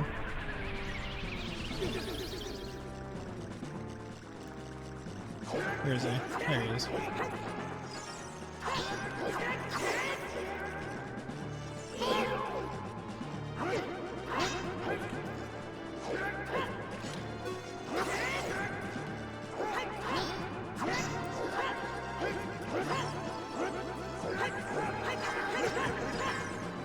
Huh.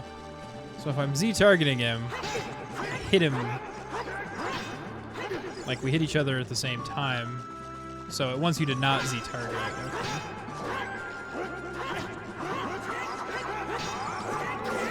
Bruh.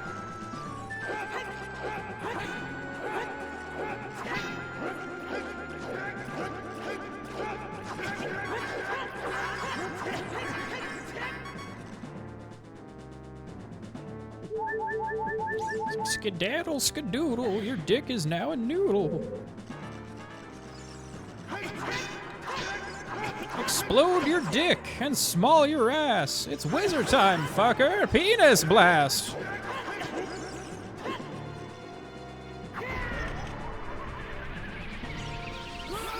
There we go.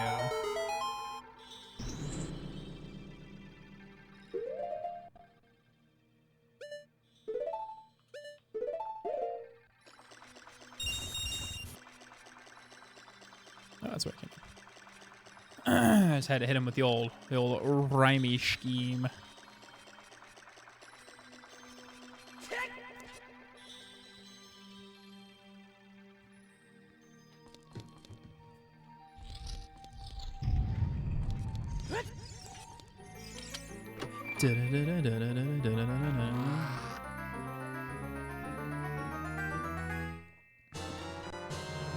I love the model for the long shot.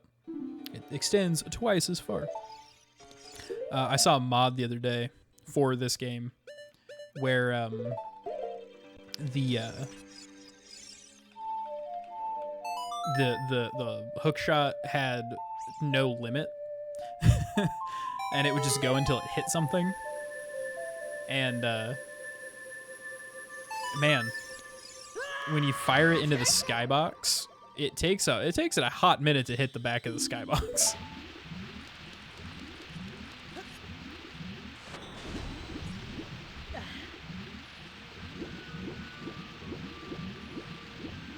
Okay, and then we swim.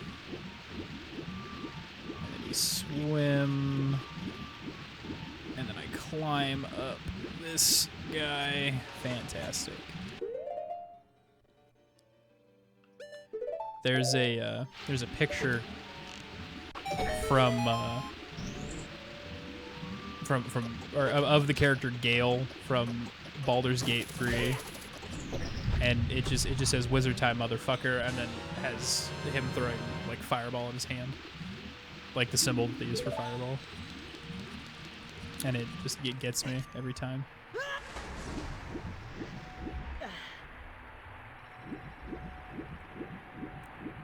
All right, so here's a question for you. Who, I don't know if you've played Baldur's Gate 3.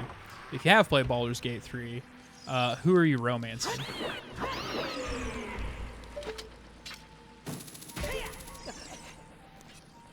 Because personally, I was Team Gale for a really long time, because I like sensitive, bookish men, and he's a sensitive, bookish man. And then I was Camp Karlach because, you know, she's almost 7 feet tall, red, jacked, and sweet. And that's all really, that's really all men want in a woman. And then I didn't realize it, but I was sleeping on Druid Halsin. And I never did the bear sex scene with him that you can do where he transforms into a bear and you have sex with him. But I did do the just like the romance option with him one time. And man, I gotta tell you, that guy, he's a sweet guy. He's just so nice and gives just like comforting dad vibes because he's like 400 years old. And I was like, well, you're not a sensitive, bookish man like my typical male likes, but you're all right. You're a good guy. Spicy Mommy Karlach? Hell yeah. What's going on, Dan? Excuse me. Hey, borp.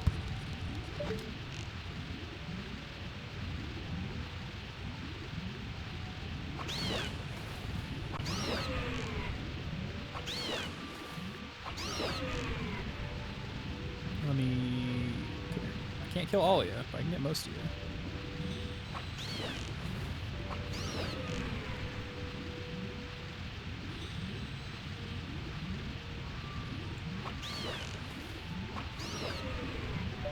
Okay.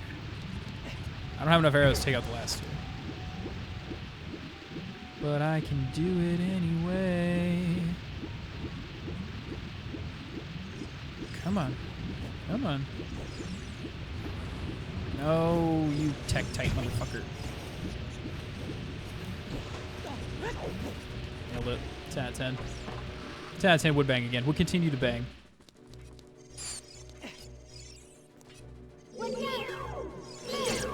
Hey. Hey. Who are you? Oh, hey, arrows. Still haven't played it much? Ah, that's okay. It's more fun with a group.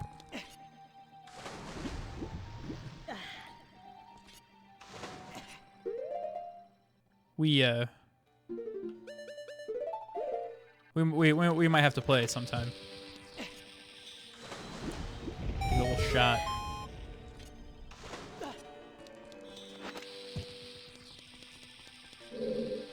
I keep starting and stopping games.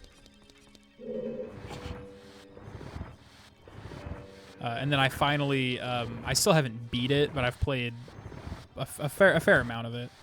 I finally broke down and did a cheat run because I was tired of like respecking and having all the options be weird and that kind of stuff. So I did a cheat run where I gave my characters 30 in every stat, which led to some pretty silly bonkers banana sandwich type stuff, like being able to jump across the map. That was pretty good because like your jump skill is totally dependent on your strength, and so I, would throw like the spell jump on top of my 30 strength, which triples your jump, and then you're just like, yeah, all the way across the map.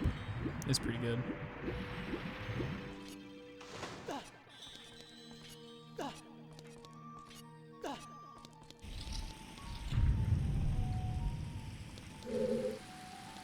Oh, hey, I have arrows. And I can cast fuck you if my thing cooperates. My bow is swaying really hard. What is that about? Haha, get fucked. Oh, it's a button, not a crystal trigger. Hop. Hop. Hop. Hop. Nailed it. God, I'm just a techno wizard Amadeus at this game, as I've said many times, and will continue to say many more times.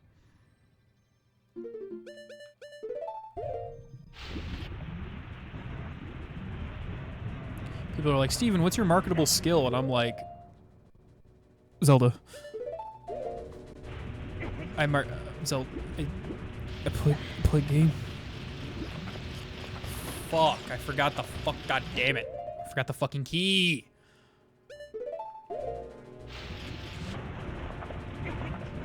Ugh. This is the thing about the water temple that people are like, it's really hard. It's not hard. The water temple is tedious. It's because you have to raise and lower the water levels, and you gotta fuck with it, and you gotta go back and forth, and it's fucking irritating as hell. Because like I forgot this one. I forgot to go back for this one key. I set myself up to get the key, but I forgot to go actually get it, and I'm just like, bruh.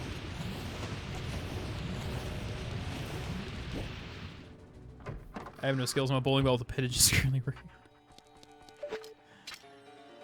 Yeah, man, you gotta get that exercise, eat right. Things that I don't do.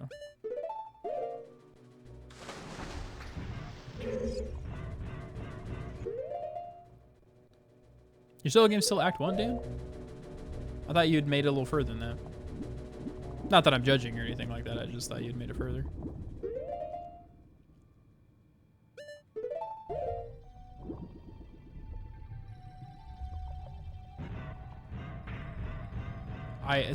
Okay. I enjoyed Baldur's Gate 3 for the most part. But for me, it was not game of the year. I know that's a hot take for some people, but for me personally, it's not. It's just not. It's good. It's a fun game. It's not Dungeons and Dragons for me. But it's fun and it's okay. And the voice acting is really good, but the story's kind of weak. The gameplay is a little stale.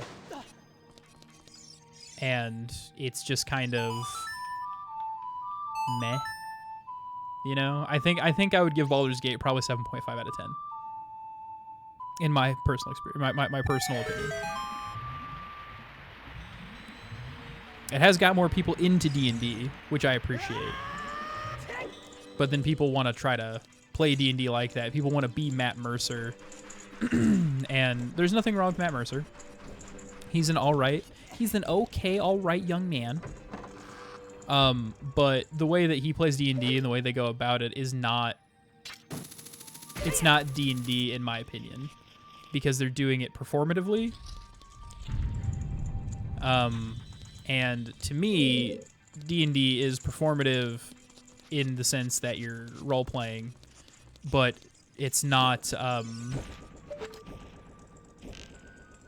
It's not something you do for other people, in my opinion.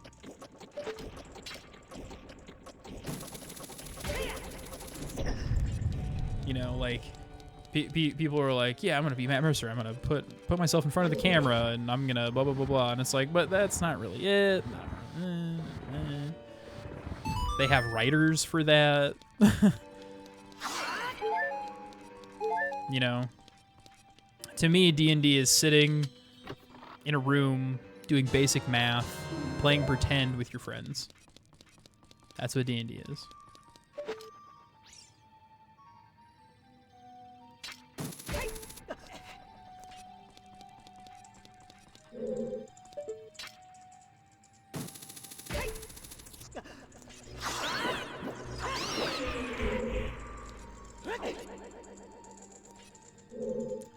I should have just raised the water level, but I didn't raise the water level. This is why this dungeon is time-consuming and tedious. Even for someone like me, who's a super techno wizard Amadeus at this game. And that's mostly because I'm talking and trying to be cute and handsome and good at games, and I can only do a couple of those things at a time.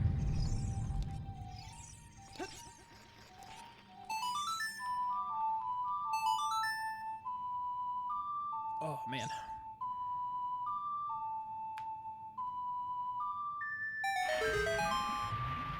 Ow.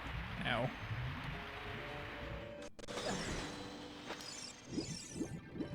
Okay, so I raise the water level, go back through where I fought Dark Link, and then go into that one room, and that's where I pick up the boss key, and then I can make it back. If I hadn't forgot to pick up this key, it wouldn't. I would be in the boss room already fighting Morpha, and I'd be done with this fucking dungeon.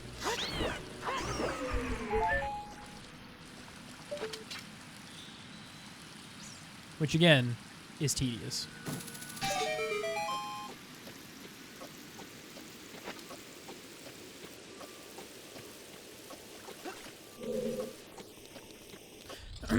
So I think I've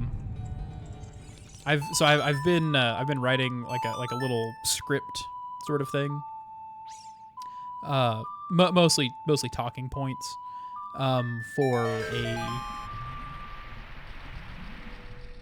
just chatting stream where I talk about D&D and like stuff that I like, how I do things and how I do stuff. And so I wanted to get your guys' opinion on it. Would you be interested in how I think about D&D, how I play D&D? And obviously I can do more than one if you're interested in more than one of those things. Or campaign planning. DM notes and tips and tricks. Just picking your brain, everything would be sick. Okay. Okay, I think I can do that. Hey, you. Fuck off.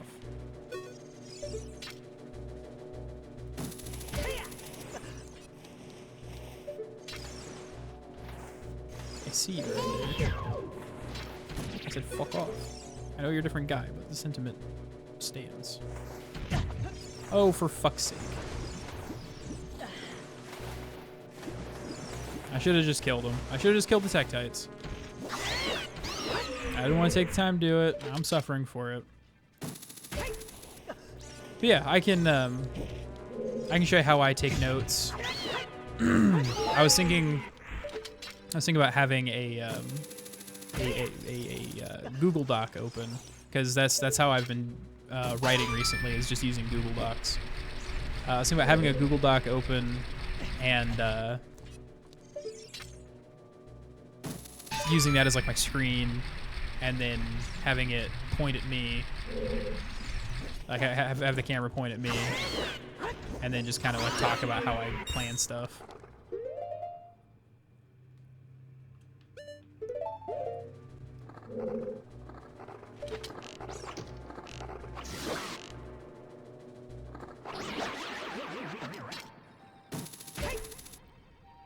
Over.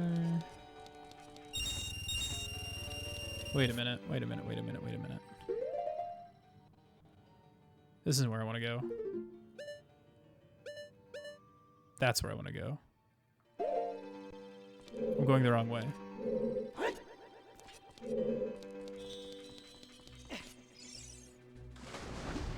See what I mean about tedious? I don't want to go through where I fought Dark Link. I want to go down to the first floor.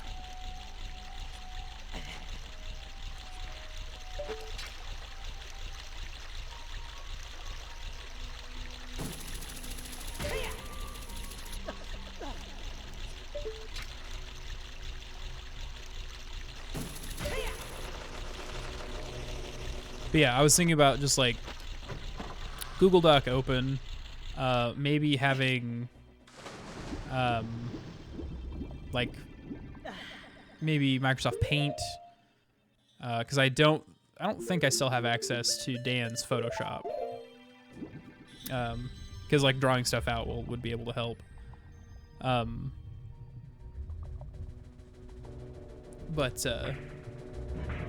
yeah, so I'll get like my drawing pad out, and I'll do a Google Doc for taking notes, and a something to draw with, because if there's one thing, it's cool if I don't, because Microsoft Paint has layers now, so which is something I just learned recently.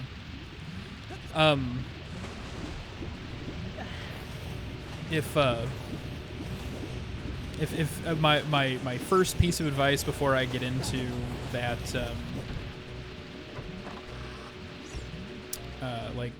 those talking points, my first piece of advice is that a dungeon master is a map maker. When you become a DM, you become a cartographer, because the only points of reference that people have are the points of reference that you give them.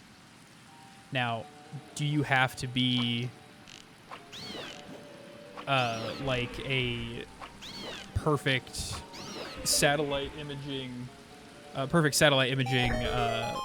map? No, you don't. But understanding points of reference, distances, and how long it takes to get places and do things will go a long way towards making your campaign or your adventures that you're running more palatable, more interesting.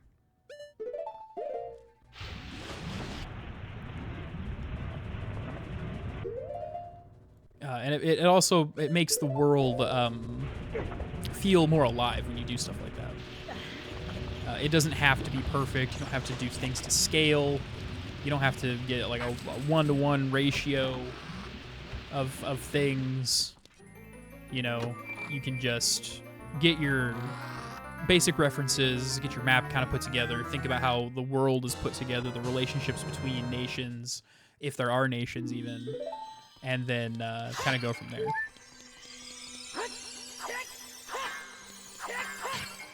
So another thing that I was thinking about, so what I plan on doing is I'll write a campaign. We can do a basically like a world building, world creation, write a campaign seed with me sort of thing. And I can show you how to put that all together and some notes and some tricks and stuff, and show you how I take notes and that kind of stuff. And if you've got any questions, I will obviously answer those as well. But I think it'll be fun. I think it'll be a good time.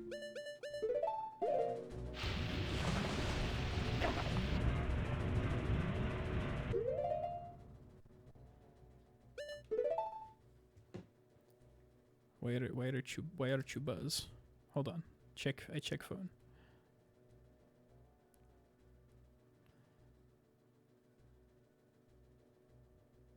Oh. One of the jobs that I applied for wants to do a virtual interview with me. Apparently I have to schedule that. So that's good. Because I currently don't have enough money to pay my phone bill.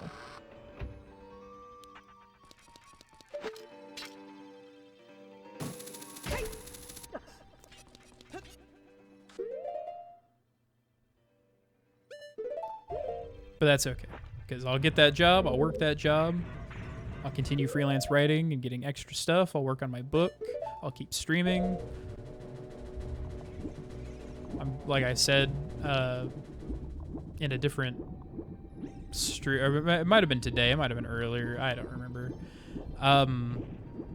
I picked up my guitar again recently, so maybe I'll write some music, I don't know. I don't want to completely monetize my hobbies or anything like that, because I want to do things just for fun.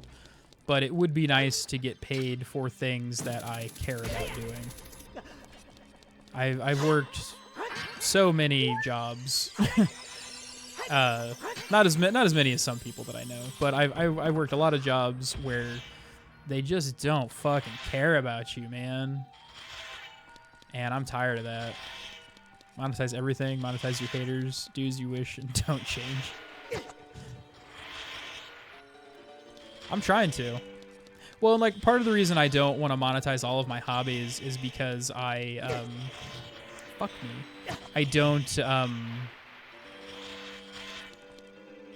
I don't want to take the joy out of doing the things that I love. And that's something that you hear from a lot of people. Like, I used to love playing video games and now it's my job and now I don't want to do it. And it's like, okay, well, I get that. You've turned it into a job and you've sucked all of the fun out of it, and it's not fun anymore. And I never want that to happen to me with any of my hobbies. You know, I want my I want my writing to always be fun, even if I'm making money off of it. I want my Dungeons and Dragons to always be fun, even if I end up making money off of it. I want streaming and playing games to be fun, even if I end up making money off of it. And I want to keep some of that stuff for myself, so that way, even when it becomes a job, I can still enjoy it.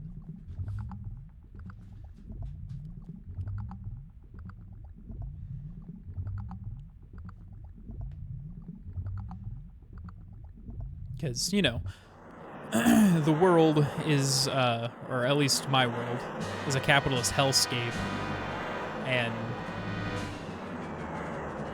monetizing everything can and will make you hate doing things you love. And I don't want to do that.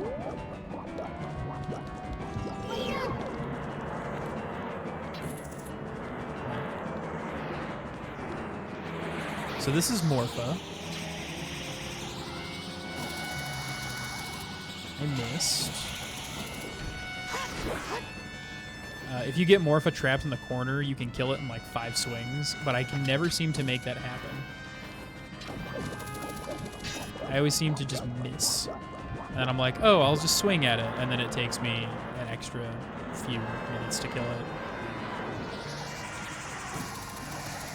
Bruh.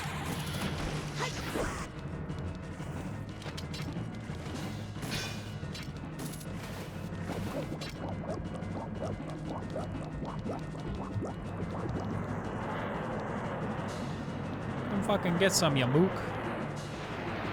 You fucking bitch ass. Ass have an ass. God damn it.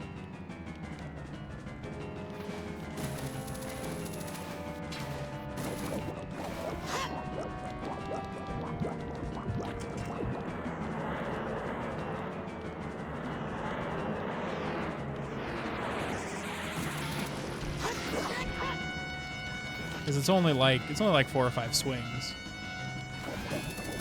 Oops.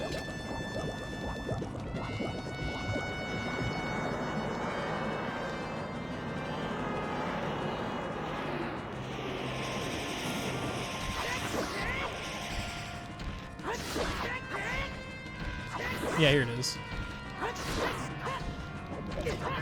Oh, you bitch.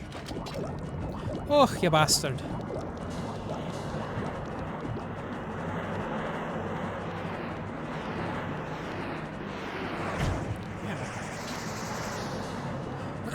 I've also been I've been watching a lot of videos and I've been reading a lot about voice acting, because that seems like it would be really fun to do.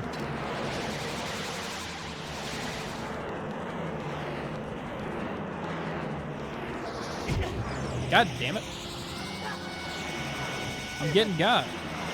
I've seen enough hentai to know where this is going.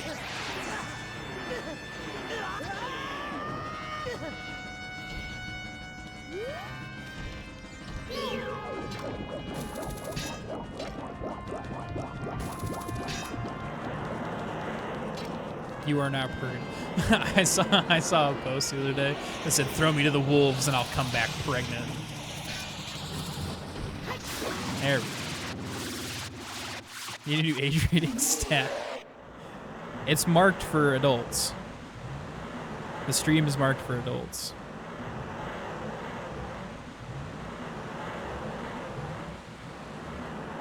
It says it's not intended for young audiences.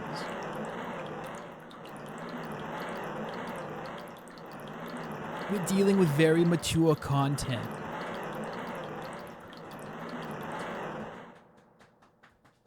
I'm patting a dog butt right now.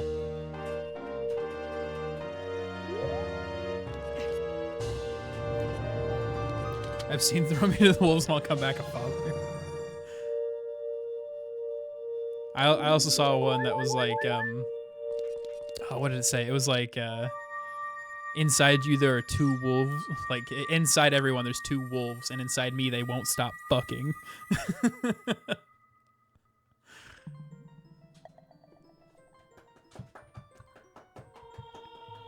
I don't know if that's picking up on the capture. That's that patting. That's me patting a dog butt. He loves it. Murdoch, can you be on camera? Come here. No, come around. Come around. Over here. You wanna be on camera? Come here. Come here. Oh, there he is. There's a good boy. Oh, he's pulling on my headphones. Ah! Smoogle. Okay, get down. Good boy. Send me there 2 wolves. This freaking convention is going well. I hate that. There's domain and its people will eventually return to their original state. As a reward, I grant my eternal love to you. Well, that's what I want to say, but I don't think I can offer that now. I have to guard the water temple as the Sage of Water. And you're searching for the Princess Zelda. Ha, you can't hide anything from me. Princess Zelda, she's alive, I can sense it, so don't be discouraged. Show your true colors. Oh, no, wait. I can tell nothing will stop you in your quest for justice and peace. You must take this medallion. Please take it. Treasure it. Use it as a suppository.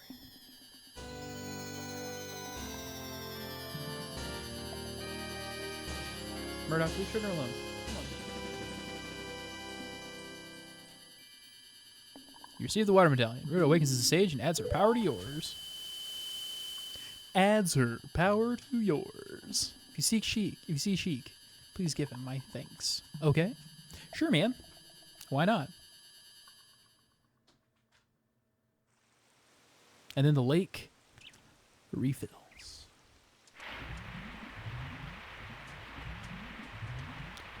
Okay. After I talk to Sheik, I'm gonna take a quick pee break. I'm gonna let my dogs out, and then I'll come back. Probably about 3 to 5 minute wait.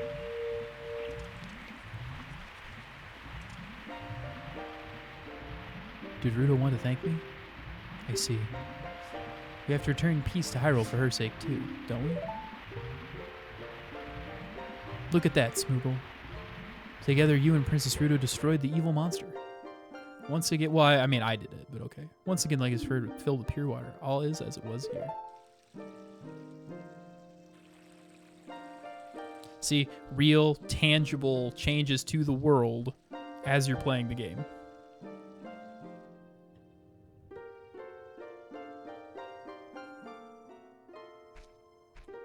She just smacks you on the ass. It's like, I like your little upskirt. Whoosh.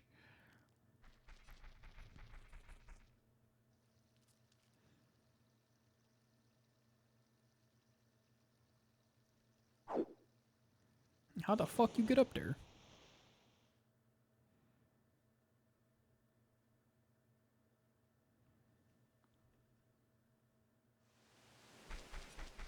Okay, I'm actually gonna do this one thing right here real quick. Because this is how you get the fire arrow.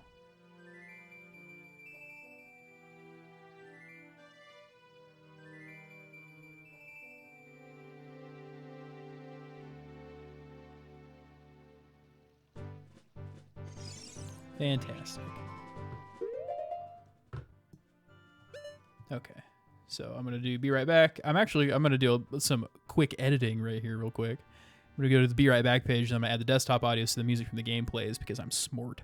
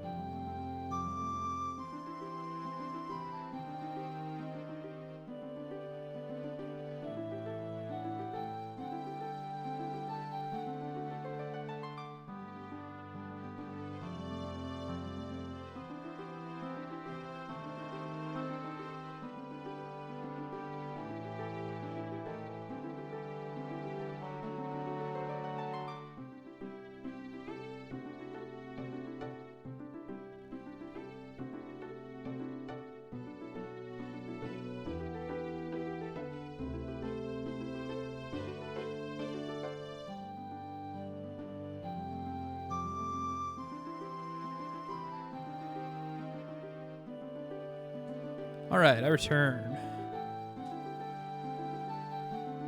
Everyone is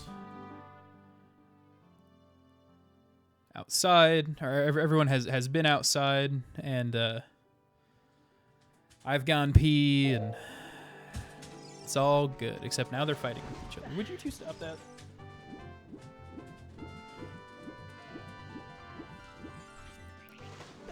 I say fighting. Murdoch just leans over and just boops his nose against Sugar really hard. And I don't know why. It's like she doesn't want to play with you, dude. She never has. Okay, let's flip back over into my green tunic. Because I really like the green tunic.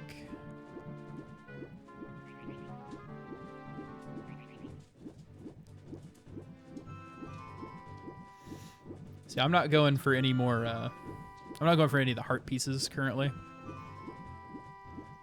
Just because I think I picked up a couple because there's just a few that are real easy to get a hold of, but well, gosh, golly dang it, I just don't care. I have plenty of hearts, despite dying once already. But it is the only time I've died so far.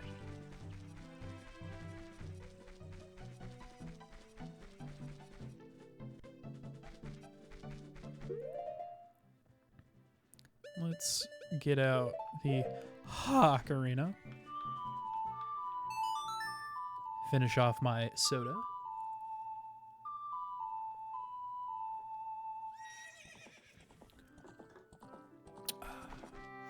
It's my two my two allotted Dr. Pepper or sodas, I guess, for the day.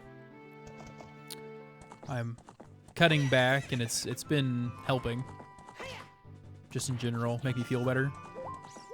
I'm drinking a lot of carbonated water, which gives me the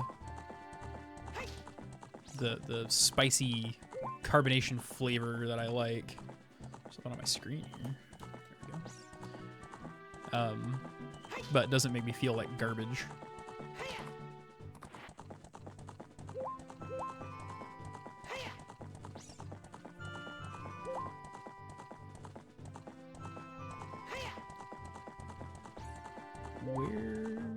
There we go.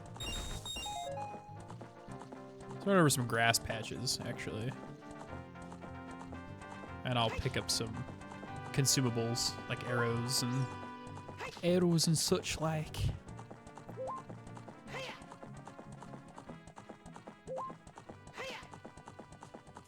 Because the next thing I'm doing is the Shadow Temple.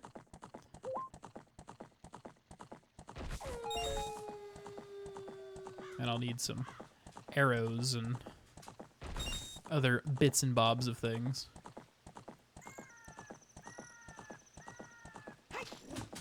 Murdoch, Sugar, you two need to cut that out.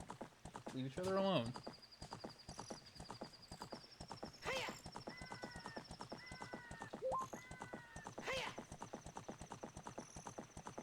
That actually reminds me. I'm going to run back over here. I'm going to pick up the Prelude of Light, because I'm going to need it.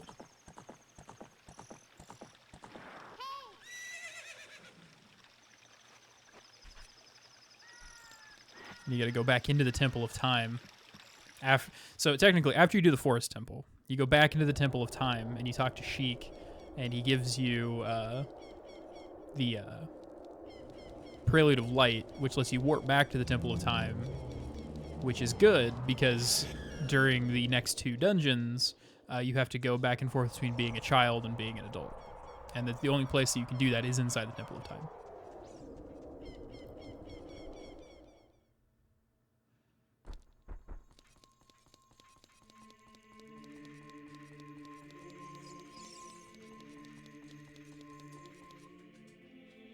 There he is, that's Sheik.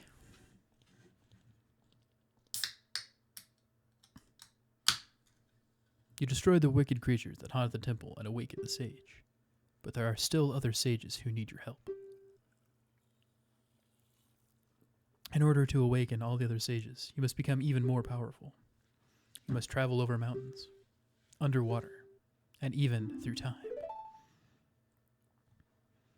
If you want to return to your original time, return the Master Sword to the pedestal of time. By doing this, you will travel back in time 7 years.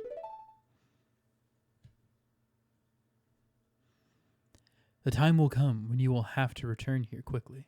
I will teach this to you for when that time comes. The song to return you to the Temple of Time, the Prelude of Light.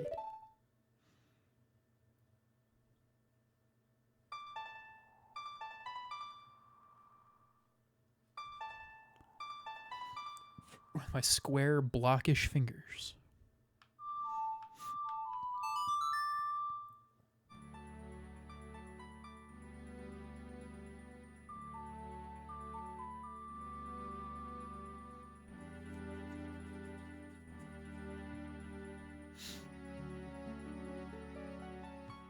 Is my cardigan still in here? It is. I'm starting to get a little chilly. I left my cardigan in here last night. As long as you hold the Ocarina of Time and the Master Sword, you hold time itself in your hands. Smoogle, we shall meet again. Yeah! And he's like, Jesus! Okay, so I don't need this yet. But I will have to work back here just a minute. Because the Shadow Temple and the Spirit Temple, which are the last 2 dungeons before you get to Ganon's Tower, you have to be a child for part of it and an adult for part of it. There's 2 parts to the dungeon.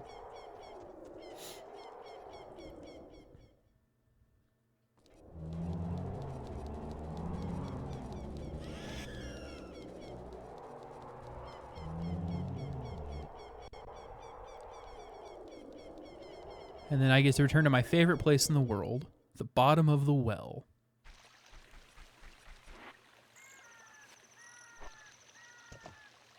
I believe I sang a song a few streams ago about my feelings about the bottom of the well.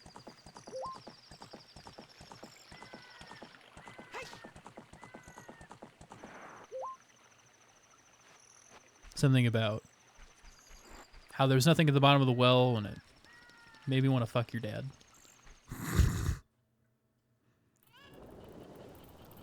So after you do the first 3 dungeons, you come in, and Kakariko Village, which has always been a safe place, is on fire. And you're like, what is happening?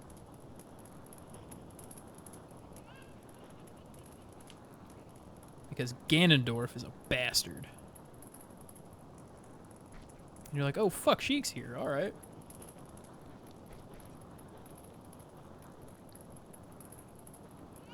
Get back, Smoogle.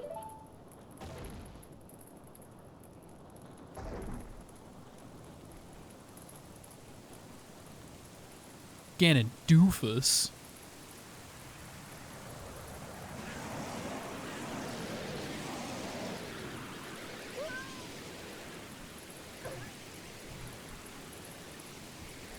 Got him.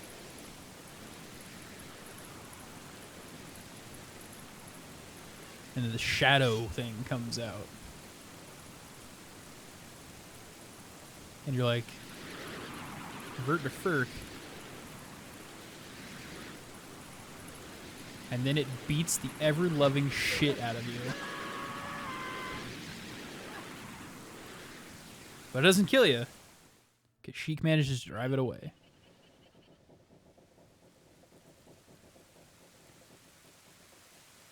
And he's like, Jesus Christ. Looks like you're coming around. No, not the ninja, my little Link. Very nice. Very nice. You get a good boy coin for that. Smoogle, a terrible thing has happened. The evil shadow spirit has been released. Impa, the leader of Kakariko Village, had sealed the evil shadow spirit in the bottom of the well. But the force of the evil spirit got so strong, the seal of the well broke, and it escaped into the world to fuck your dad. I believe Impa has gone to the Shadow Temple to seal it again, but she will be in danger without any help. Smoogle, Impa is one of the 6 sages. Destroy the evil shadow spirit and save Impa. There's an entrance to the Shadow Temple beneath the graveyard behind this village. The only thing I can do for you is teach you the melody that will lead you to the Shadow Temple. This is the melody that will draw you into the infinite darkness that absorbs even time. Listen to the Nocturne of Shadow. What a raw fucking line.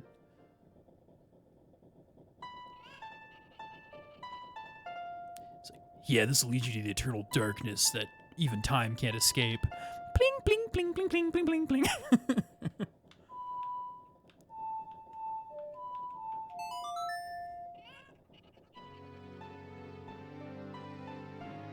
Ooh, what a nice ass shot.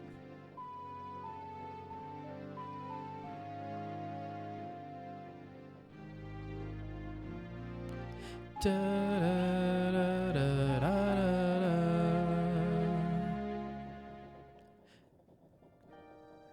You have learned the Nocturne of Shadow. Let me take care of the village. I'm counting on you, Smoogle.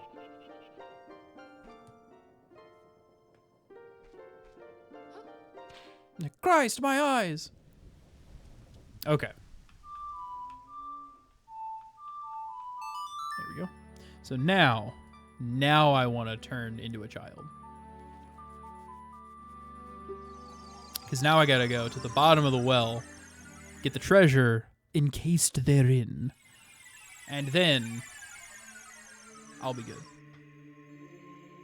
And then I can do the Shadow Temple.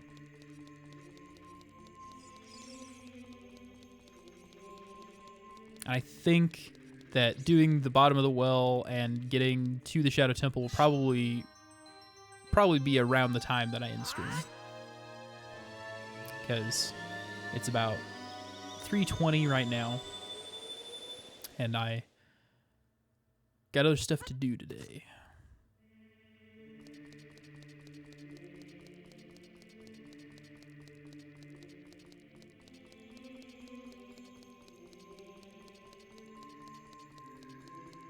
I don't know what you're thinking. Your stuff. Da da da da da da da da da da da da.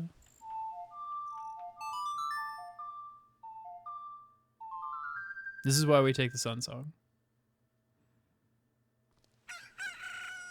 Also, can we just appreciate the matte painting in the background? This is one of my favorite matte paintings in the game.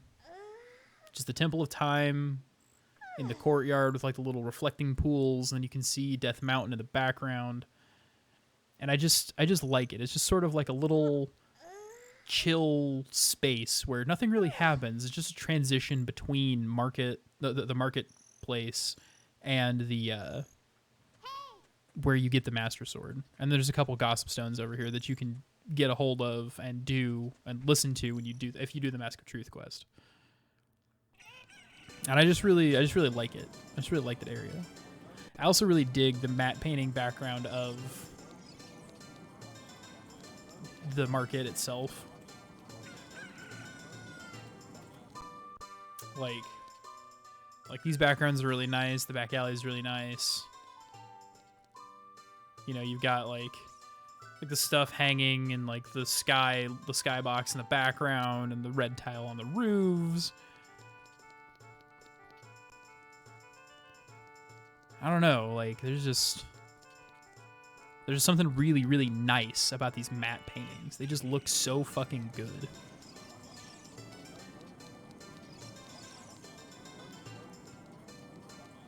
And then especially right over here by the gatehouse, and like how it keeps changing perspective so you can see it from different angles.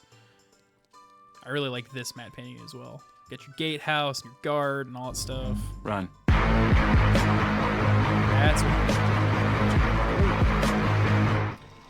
I'm glad that you used it, because it's not as loud as it should be, and I don't know why. But it's turned up all the way, so I don't understand. I don't understand. Was it super loud for you? I was watching back, because I don't sit and watch like my entire stream all the way back through, but I watch like certain points just to make sure that everything's kosher, so that way when I do it again, I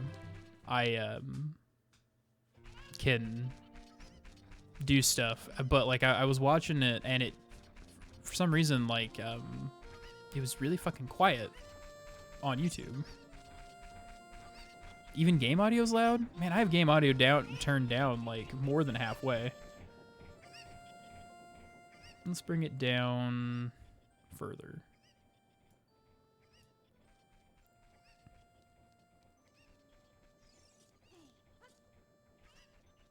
Barely hear game audio. I wonder if you just got really, really good headphones. It's a possibility.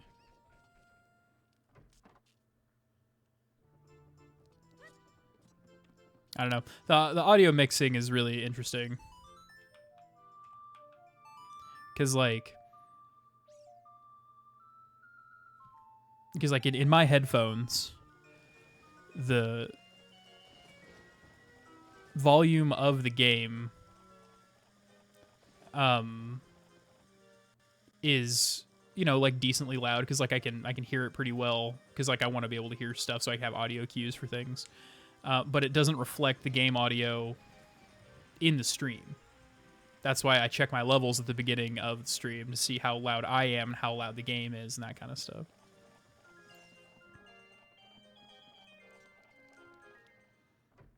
Oh, using your speakers. That's good. Game audio is quiet as normal. Sounds are a little louder than normal, and all is very super clear today. That's good. Yeah, right at the beginning, another follower of mine was like, "Hey, your voice is a little quiet. Could you turn it up a little bit?" I was like, "Dude, absolutely." And I thanked her for giving me a little tip, and then I turned it up, and apparently it's nice and clear now, and it just feels real good. Playing my lessons suddenly went run. You're welcome.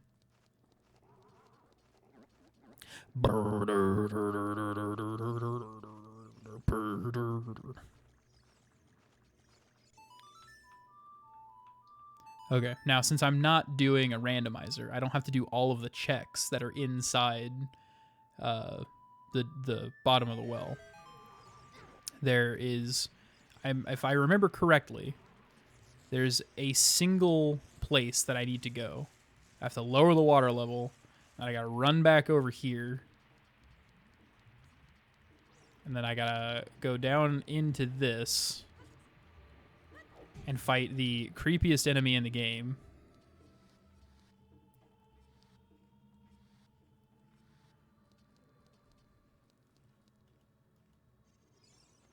Yep. Got it. It's wizard time, motherfucker! Bomb! You're like, what are these? And then it grabs you, and then the fucking dead hand comes out.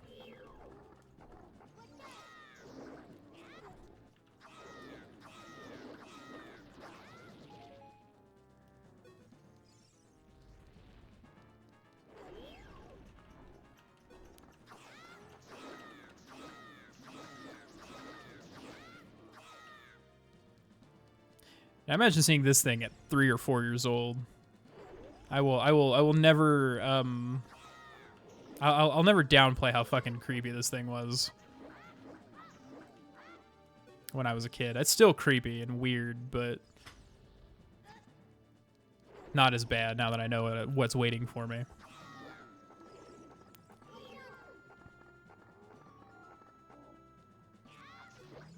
Gotcha.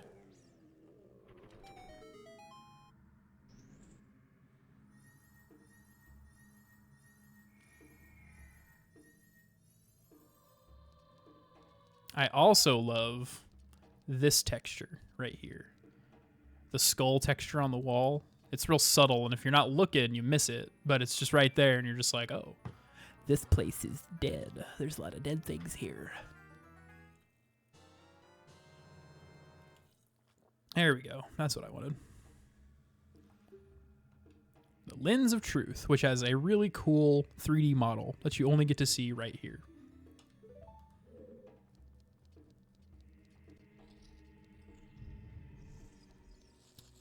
Pardon me, sir. What even is that hitbox? Oh my god. I mean, it certainly is a hitbox, but like, what even is it? Like,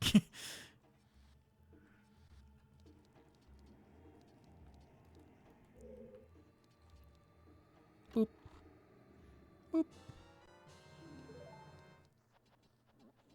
Take the bab.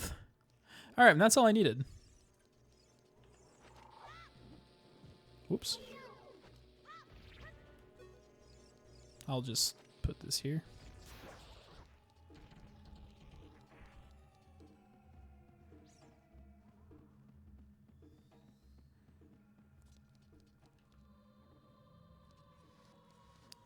So, like, in the randomizer, the bottom of the well is full of checks. There's all kinds of stuff in there to look at. But in vanilla,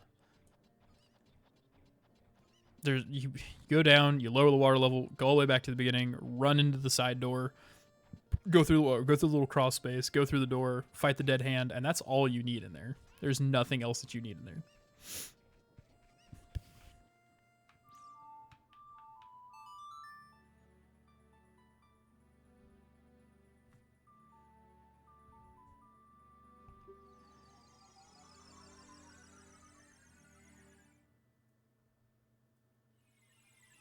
And this is why you get the Prelude of Light. Because there's a lot of warping. A lot of going back and forth. Man, can you imagine how fucked up Link's gotta be? Right? So, like, you're 11 years old. You draw a sword out of a stone. It seals you in time for 7 years. And you come out and you're 18. So you're just... For most people, you'd be just going into puberty, and then here you would be, like, in the middle of it. And so you're like... Eh.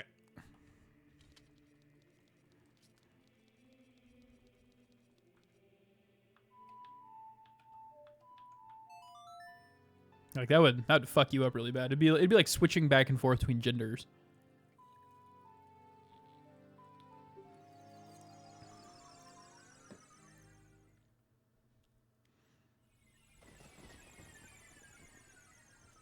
I'm a man, I'm a woman, I'm a man, I'm a woman, I'm a man, I'm a woman.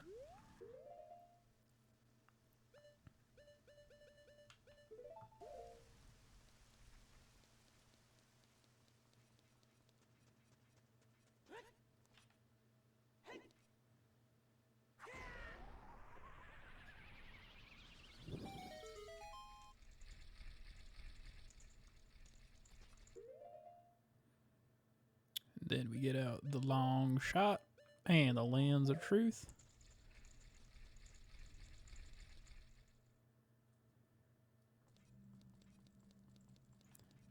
Okay, I'll run over here and get the first item of this area.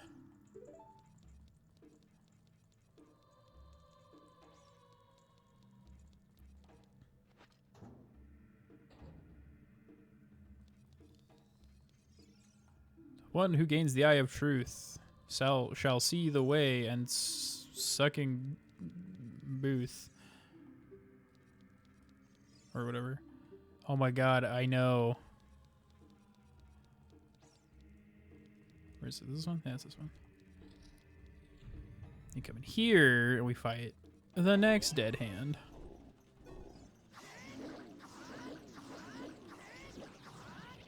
Give me them hearts.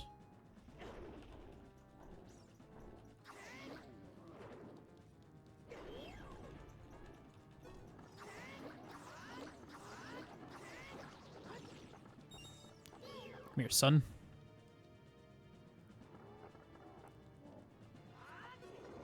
Oh, what? Yo, what? Come here. What?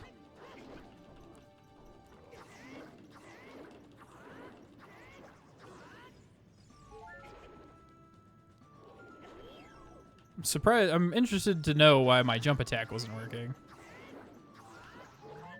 There we go. I mean, obviously, like, it didn't stop me from killing it, but it would have been nice to be able to actually whack it with the jump attack.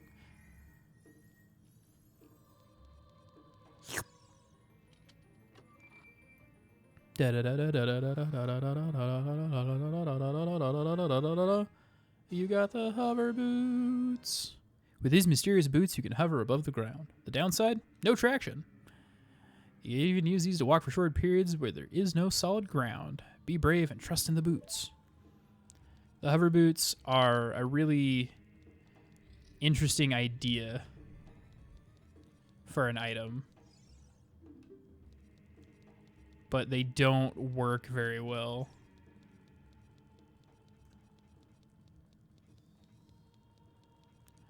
Which really bums me out because they could have been such an interesting thing, but they ain't. There it is.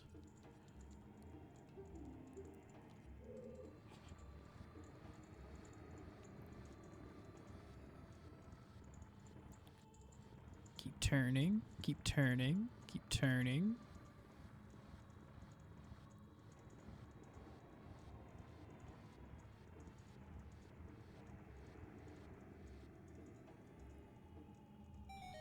And that opens the gate.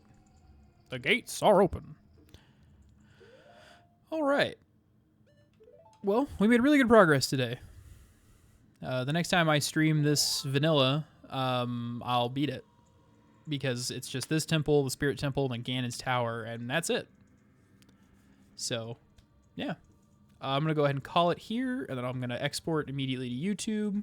My YouTube handle is on the screen there. It's youtube.com/@Dr_Volcano if you're interested.